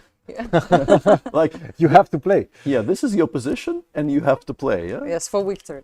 And Good in luck. fact, the roles are changing. It was black that was shuffling the pieces back and forth. Now I'm with white. I'm going to try to shuffle the pieces back. You do something. Find something to do. Yeah. And you're not going to find anything. Urquidal is actually making progress because the knight is about to land on g5, and once the knight lands on g5, you will actually get to the black king quite quickly. So Knight g5, bishop c5. You have to be a bit careful, but yes, most likely it's going to come. Most likely you're going to be able to yeah. sacrifice e1. The funny thing is that the game between Shahryar Mamedyarov and Vidit is still happening. I mean, it seems like it will never finish. The Black King, wow, okay, yes, so they're playing this endgame now. Yeah, they're playing the Knight this actually got picked up, but White won every single pawn for it. And, I mean, generally Queen and Bishop never wins against the Queen. It's very difficult, like in very specific situations when the King is already in the corner, and it's very well dominated by every single King piece. F6. Yeah, but I don't see Queen it F8, here. King E5, Queen D6. And that's Honestly, even It this. was nice to show. Yes. Maybe you should Even show the- it. yeah. There was a beautiful checkmate which Cristian created. King Yes, you D5. go Yeah, back and that is quite Yes. pretty. That is, yeah, and Arian wins the win game. the game, and let's see. You can see Magnus is looking quite happy in the back. Yep. That's an important yes. moment for every team. A When nice you- smile. And this was, by the way, a very dangerous matchup with the black pieces against Erdogmus, who was 4 out of 4. Never guaranteed anything in that one. I think at this moment everybody changed his focus on the other game. Yes, and look at this. Yes, okay. Happy Arian, happy Yes, Magnus. yes. Odin as is well. joining them. Yes, it's a great moment for every team. Don't of talk course. too much. Yes. There's still one more game. Yeah. Odin probably tells them. That's my guess. I'm speculating. Yeah, no, it's important moment, and yes, and Okay. to share with the I team. wanted to check in with our very sharp rook ending in the game between Anton Korobov and Ferenc Berkesh. It's still a draw. The only way to make a draw right now is honestly the only move you can make. You are never playing rook a2 here. It makes no sense. You are pretty much always going to give this check. White will play king d2. You are always going to give this check. White will play either king e1 or king d1. I think Anton actually went king c2, which means that he wants to go to d1. He wants to do it this way. And now the thing is, rook a2 makes a draw. You can actually afford to play rook a2. The point being that if white goes rook g7, rook b7, we can actually take, using the fact that the king on the bottom rank in this position. Yeah, unfortunately for white, you This is cannot very stop the beautiful. h pawn. This is very beautiful, actually. So after rook a2, Anton will have to play. By the way, king where's c. the winning? The win is that you promote with check, and rook h8 doesn't happen. Yes. Yeah, and now the easiest mechanism, I guess, is just to play rook ba3. Honestly, and with both rooks on the a file, we can start pushing the h pawn down You're the also board. threatening to give the checks now. Yeah, we're still threatening to give those checks, And you cannot cover it. and there is never any threat on the other side of the board. And like, honestly, I think I can even play king g8.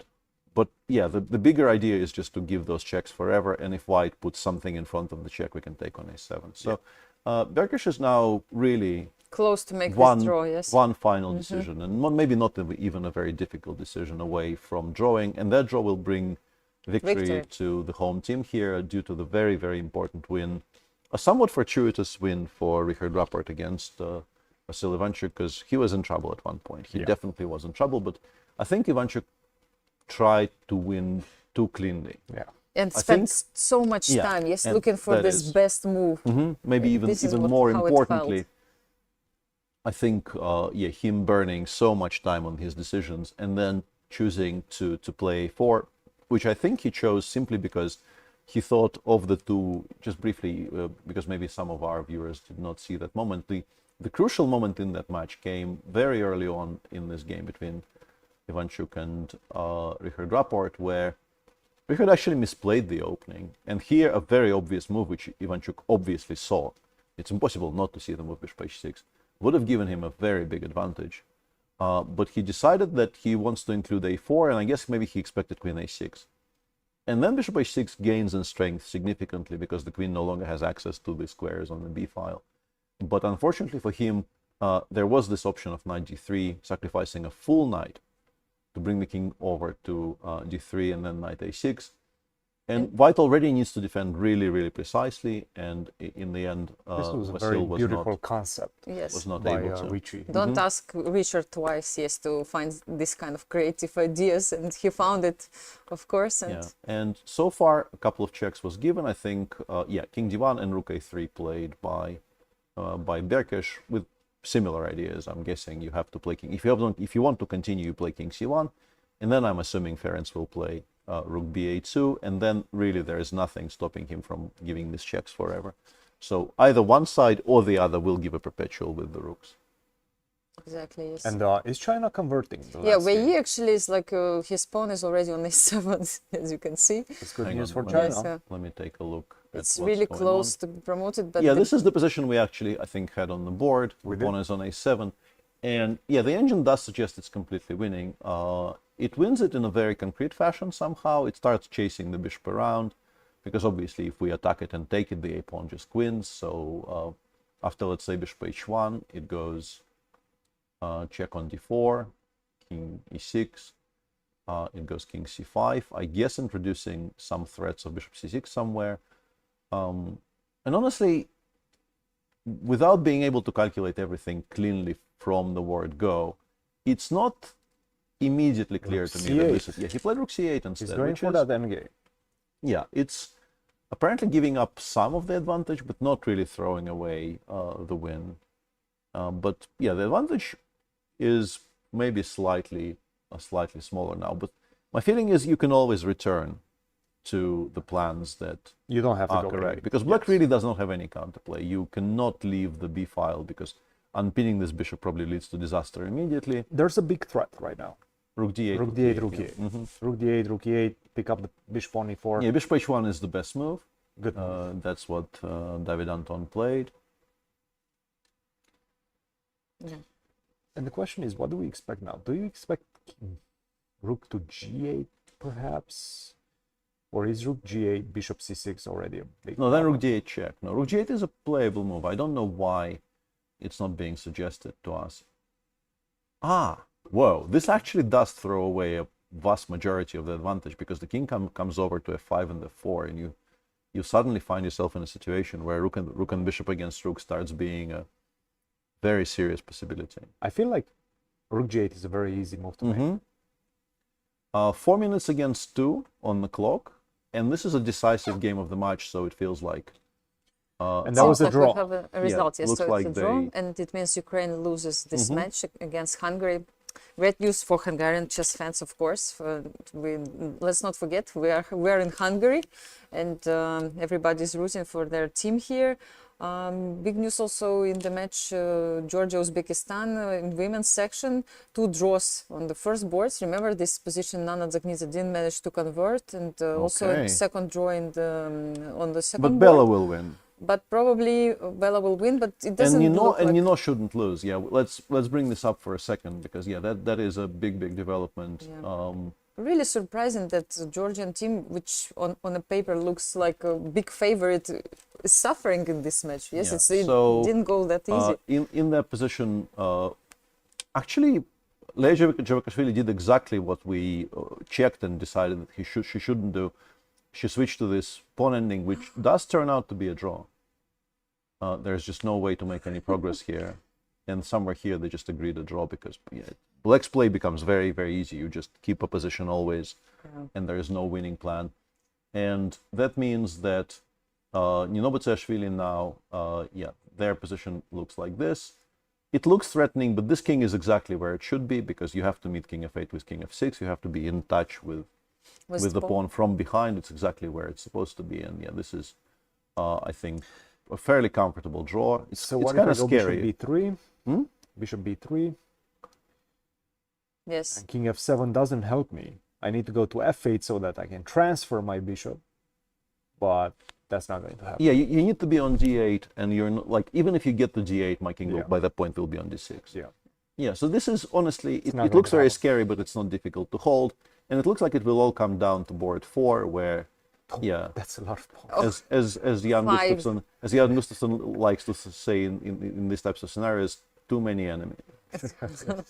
Too many enemies. Yes. And we can see actually on the screen that the game between Shahryar Mamedyarov and Vidit is over, and we assume it's a draw. It's a draw, and Shahryar is laughing. Vidit is shaking was shaking his Timur head. Rajabov is probably telling him he wasn't really doing that hot. Yeah. And they were discussing it, and at some point he wasn't doing that hot. Knight Absolutely, F6 yes. followed by G7. Yeah, the simplest is just to go This G7 is the here, and I resignation assume, time. Yeah. I assume that ends the game. Yeah, there we Yep. have it. So Georgia will beat Uzbekistan, maybe not with the score we expected, but still a win Look, is a win. Forget about the ratings that you see on the Probably table. good Forget about point. that. These players are not 2083. No, they're not. No. Aluovas, or I'm trying to remember her exact name. The last.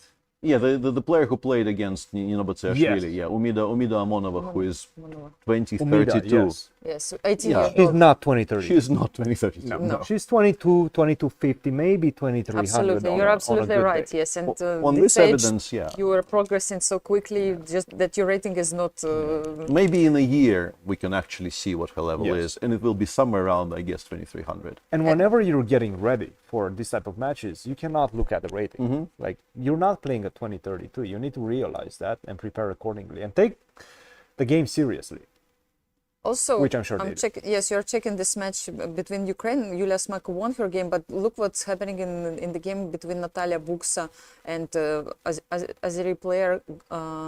This might end up being a draw, yeah? Yes. No, I think it's Not the game. This game, The White has. match. White has. yes, this match. Yes, you're tonight, right. yeah. But Yes, the match because might this end being- game is tricky. Well, White yes. has more knights on the Yes, board. so Significantly more knights than her like I don't know opponent. how it happened, but Yeah, it got misplaced somewhere, and Yes. it's not going to be a very difficult position to win. 97, Like 95. once this knight gets to E5. to E5, the game kind of ends. And there's one more game running Anna between Ushenina is playing. Ushenina and Ulyav Fatalieva, but with this pawn on F3 still alive, you can't really, like, in order to win, you need to include the king, but you can pretty much never include the king because that results in the F-pawn progressing further.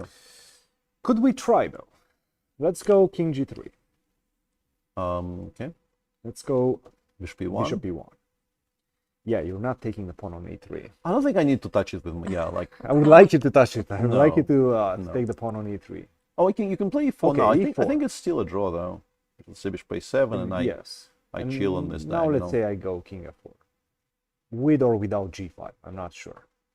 Yeah, I'm so quick to play King Yeah, G3 not here so that much it's not. I don't think material, it's yes, even left. close. Yeah, the You king are. is way too close to our pawns. Mm-hmm. White You are. still runs zero risks, but yeah, you're not winning this. Yeah, match. basically I'm getting the pawn on G5, and Yeah, whenever or you get or you the can king go on King F6, G5, King F6, but the king, King will F4. already. Yeah, yeah. the king will already be on G3. So yeah, Yeah. looks like this will be a draw, and well, White should be winning this position if this is somehow not won by Govarbe Dulaeva. I'll be very, very surprised. Let's go back to the open section. Sure. See, still that very important match between China and Spain. By the way, they went for it. Yep. no, it came from a different direction. He played Rook C3, Bishop A8, Rook G3, King E6, Rook G6, King F5, and the difference is, I guess the Bishop on H1 was much better placed than on A8, because here it says White is winning, and it wasn't saying that in the previous one. And very specifically, it does this.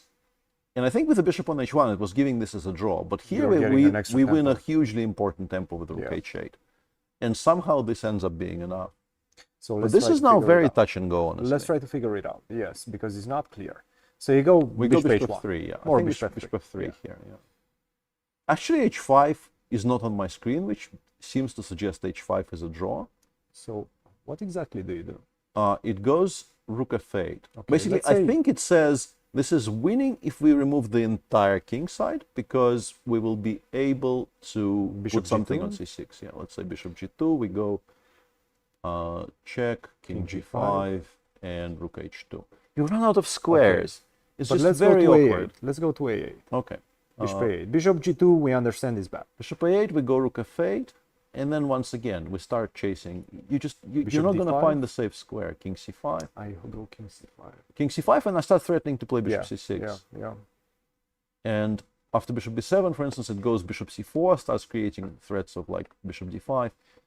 It's still a bit of a study, to It be is a honest. bit of a It's a study, bit of a yeah. study, but the engine is very convinced this is winning. They have progressed. Okay, Black didn't even play King G4. He played F5, Rook H8, Bishop H1, and Now Rook now it G8. says Rook G8. Yeah. Followed by H5. Yeah, Rook G8, and then we just run. This is probably no longer difficult. On the board. Yeah, this is probably no longer difficult. So China will most likely beat Spain 2.5, 1.5, and progress to 100%. I'm wondering if Wesley So is trying to win this, convert this position, because Well, is zero the risk. He has nothing to lose. Of course, he has There's nothing to nothing to lose, lose. but is it winning for him? No, I don't think it is. He's playing right now the last game in the match between USA and Argentina, and USA is leading 2-1 right now. He needs to make a draw to make sure that match is won by his team, but he keeps playing this position. I think he could make this draw anytime he wanted, Of course, but, yeah. he keeps there playing, is probably hoping. absolutely no risk, so why not play on? But the reason it's not winning is that we just basically never cross with the 45. Knight G2 can be met by, I guess, how do we deal with this with black? Maybe We allowed Bishop Bishop G5. I'm G5? trying to understand if we can take it. Knight the F4, knight. H4. Yeah, we can just go Oh, just H4 play here. H4 We can just play is- H4 here, yeah. Okay. But we cannot take, yes, the knight. Yeah. Since we're still watching VE, let's switch to that game. So It's that such we an can, important game. So right? that we can kind That's of why we still have it. accompany the video feed with what's happening. They're up to H5, F4 here. And yeah, I H6 guess you is- can go H6, right? H6, black has Rook H2, but after Rook H2, the cleanest is actually to go Rook H8, because H7 followed by the Rook check is just completely winning. So Yes. well, Now you have to also worry about Bishop C6. Mhm. Bishop C6 is a yeah. So the combination of all of these threats should be quite comfortably. And you winning. can never push the pawn as black. You cannot go F3 because that cuts the action of the bishop. I just simply promote. Yeah, 4 minutes against for El Nino. This is he's been playing on increment. Yeah. I mean, David Anton. I apologize, but El Nino. El Yes, Nino, no, that's he probably outgrew, I like nicknames. outgrew that. I like Yeah, nicknames. He used to be El Nino for quite a while, but he is now a very well established player, and El maybe we hombre. should not be. No. Yeah. We should not be calling him boy. Sometimes, yeah, speaking about nicknames, like Wang Yu, he has the famous nickname Panda, right? Panda, yeah. He Yes, does and look- even though he's established top player, Yeah. like this No, but nickname that's- stays with him forever. That's and more it's- appropriate because it's not kind of age dependent. Whereas Yes. in David's case, Yeah. he is now very much a grown. doyen of the Spanish. But I chess. think it's a nickname that is quite used in Spain. In fact, I think there was a footballer named Fernando Torres, I think, and he was nicknamed El Nino, and he was quite a big guy. He was definitely not El Nino, but he was indeed El Nino, and for a long time, never changed. No, he's a wonderful guy. I have nothing but good things to say about him, and this was not in any way a disparagement. No. Well, we are checking this game. Maybe I can update you with some results Yeah. from the women's section. Right now, India actually at the end won against Kazakhstan as we predicted, but Bibisara won that crazy dramatic game against Harika Dranavali. Just wanted to draw your attention to that one. If you didn't see it, probably you have to look. But Vaishali and Vantika won for they India won, on the yes. white boards, so that was enough.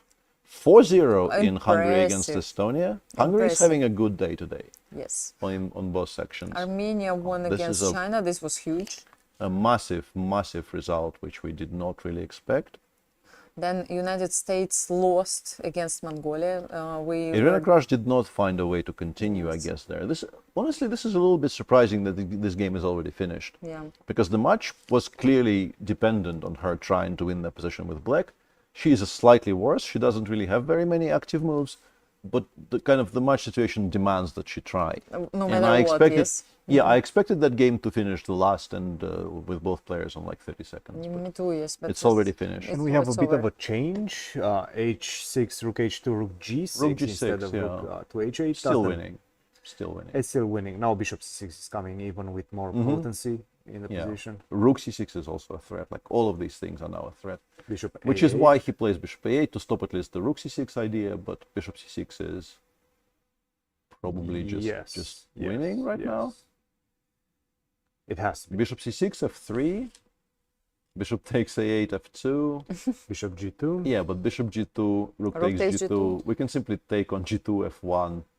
and put our own queen on a8, protecting the rook on g2. I should be able to find a way out. Yeah, and we will with the find king. safe haven for our Yes. king. Yeah, there is no way this is a perpetual. Yeah, we So it will looks not even funny, struggle. yes, that Yeah, you and bishop defended 6 this played, yeah. rook. It's important. Sometimes Yes. with the queen and the rook, you can actually find the perpetual, but not in Weirdly, the black king Not on in e5 is very poorly positioned because Yes. it will close down so many of your own checks.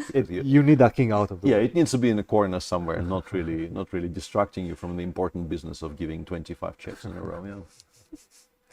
Yes, I'll keep talking about the results in the women's section because most of the games were over. Poland won against Turkey. Alexandra Matsevskaya and player on the last board won their games, while Alina Kashlinska made a draw against Ekaterina Atalik, and Monika Sochka also drew her game against Betul Yildiz.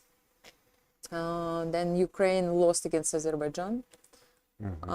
I know, sorry. No, it's still draw, it's and still- I'm yeah, not sure. I'm it's sorry gonna to be say 2-2, this. I This think, is yeah. to this news are not news yet. Azerbaijan is still playing. By the against way, Ukraine. they're going straight into that line. Maybe we can follow Yeah. on the main board.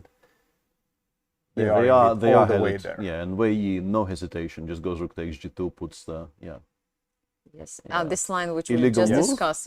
Yes. illegal move folled by not illegal move. Yeah. Wei Yi actually knows how to queen the pawn. A7 a8 was played out onto the board first. First, and then you put your queen. Yeah. Yes. And now we're going to see. By the way, quite a few if you took the queen, is it already that pre-move? No, I think you can keep the queen in hand, hand. but you are supposed to finish the move first because Actually, not even that many checks because queen b1, king c7, queen h7. I'm just simply going to go rook g7. yeah, So it runs out very it's very actually quickly, not yeah. that many. What Cristian is talking about is you give this check, you give this check, and then basically you have one more from c2, and then queen c6, and you're out. That's Finished. it. Yeah. Yes. You're out. It's not it's that not many it's not checks. difficult. Yeah, it's not. It's gonna be over. Yeah, we'll I guess we'll watch the video of this until they shake hands, and in the meantime I'll take a look at something else that might be interesting. But seems like most top matches. Maybe we have can just already- go through the results? through the results of the open section Yes. with the full video and Yes, I can update you also. So Azerbaijan lost against India. 3-1. 3-1, and then Ukraine lost against Hungary 2.5 to 1.5. China will win 2.5, 1.5 once this game is over, and we know how it will finish. There really aren't any checks that are in any way tricky. Poland lost against Vietnam. huge. Radoslav Wojtaszek lost the game, and the game he was not supposed to lose out of the And opening. Mateusz Bartel lost to An Minlei, who wins a second hugely important game in a row. That Catalan yesterday was massively Against influential. Yakuboev. Yes, and no, that was King A7. Interesting. But yeah, we'll keep on watching. Iran wins big against Canada. Canada finally loses a match. The US will win probably 2.5, 1.5. Fabi wins 4 out of 4. Lev wins 4 out of 4. By the But way, Renier this- Dominguez loses to. This is very beautiful. You were talking about the king on e5. Queen a1, king b8. There's no queen h8. Yeah, you have to play Queen That's B1, it. Queen B7. Yeah, That's it. That's basically it. Yeah. Uzbekistan won against Moldova 3.5. Gave only half a point in this Yeah. match. And Netherlands won against Cuba. Yeah, I Anish saw Giri. Anish Giri Yes. in the chess-based India I studio. think yeah. he stayed there forever. I saw him Yeah. too. So he stayed probably for 1 hour, maybe more Maybe more, yeah. than the game was Yeah, so it's- lasted. Yes, and so there it is, yeah, there handshake. it is. And Germany, due to that victory by Denis Kadrich against Vincent Keimer, loses the match to Montenegro. Very, very big result. Yeah, and Big upset for yeah. German England will chess beat Australia. They're already 2.5 half up, and David Howell, true to form, is still playing. France will beat Switzerland. MVL today played against Sebastian Bogner and won. And there's also a victory for Marc-Andrea Maurizi on board 3. And actually, it's still one game is in progress. Laurent Fressinet is still playing, our Yeah. friend and colleague. Serbia, Brazil, by the way. Let's briefly take a look at this, and then maybe we could wrap up and rejoin you tomorrow for round 6. In the match between Serbia and Brazil, there is a victory for Alexei Saranow on board 2, who beats Alexander Fier.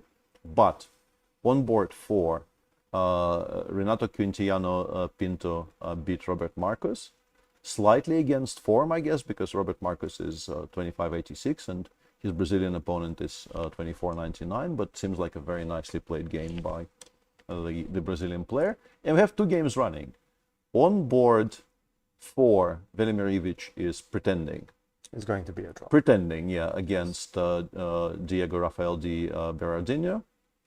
This is not a difficult draw. You just and just as we said, yeah, this was officially announced as a draw, which means that board 1, this game against Luis Paulo Supi against Alexander Predke, is going to decide the whole match. And I can tell you, it's probably going to be a long game. Probably, yeah, but long game definitely. Probably also a draw, honestly, because the only weakness on f3, like if the black king is somehow on f4, you are probably going to lose. But this king on a5 seems very, very far away from the squares from which it can influence the game. And this setup with the bishop on e8 and the rook on the b file seems like a very, very efficient way to not let it cross over. But Predke, of course, will play forever, as he should, because they're not winning the match if he doesn't win this game. This could go on for quite some time, but we are probably not going to stick around to find out how it ends. We'll tell you tomorrow. Absolutely. And yes, tomorrow we're going to have a 6th round of the Olympiad. We're reaching the middle of the tournament. I cannot believe it, actually. I don't know how it happened. Already 5 rounds are in the history. Time flies. Time flies. And so see you tomorrow, same time, same place. Anastasia, what I know, tomorrow we have the Bermuda party. It's important news, yes. We have to get ready. That's yes? the one thing I'm looking forward to. I'm sure all the chess players, chess fans too. Yeah, that's important news. See you tomorrow. And that might impact play, actually, yes. Because some people might feel that, you know, yes, it will. Day before rest day, you feel like maybe you should give your all. But on the other hand, there is this thing you do not want to miss. So maybe you don't want to play a 7-hour game instead of wrapping things up. I will definitely talk about it tomorrow. I have some news about Bermuda Party. Okay. Please come and join us tomorrow, same time at 3 p.m. Central Time. See you, See you guys tomorrow. See you tomorrow. We are here with the Cayman Island women's team, and they have an average age of 12 and a half. How has it been at the Olympiad? This is also your first time. Tell us what the experience has been like. It's been really so much fun, honestly, because you get to meet so many new people and...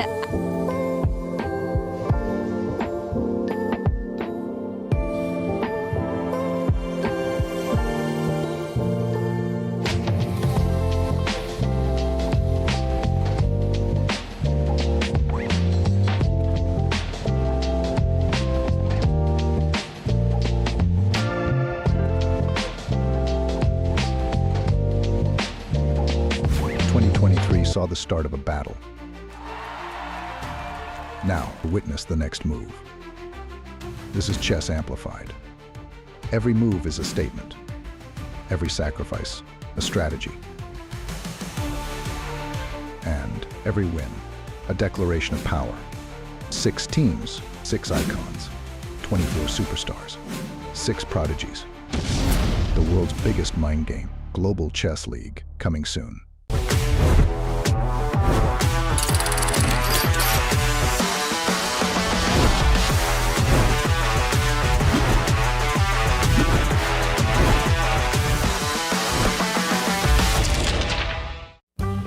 This course is about white playing d4, all the tools you need to get an advantage with white and not be tricked early in the opening.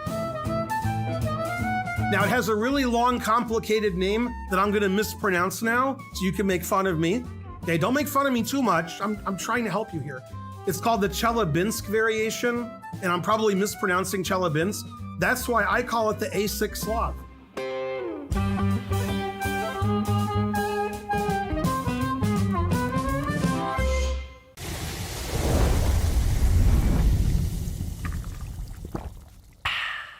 Waves are off. His clock is ticking. How will you respond to Icarus' first move while ready to win?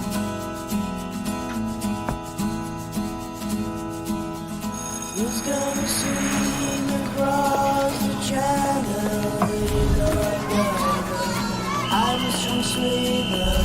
Who's gonna swim across the channel? Why did you wonder? You say lighthouse. Am I right, boy? Am I right? Why did you wonder?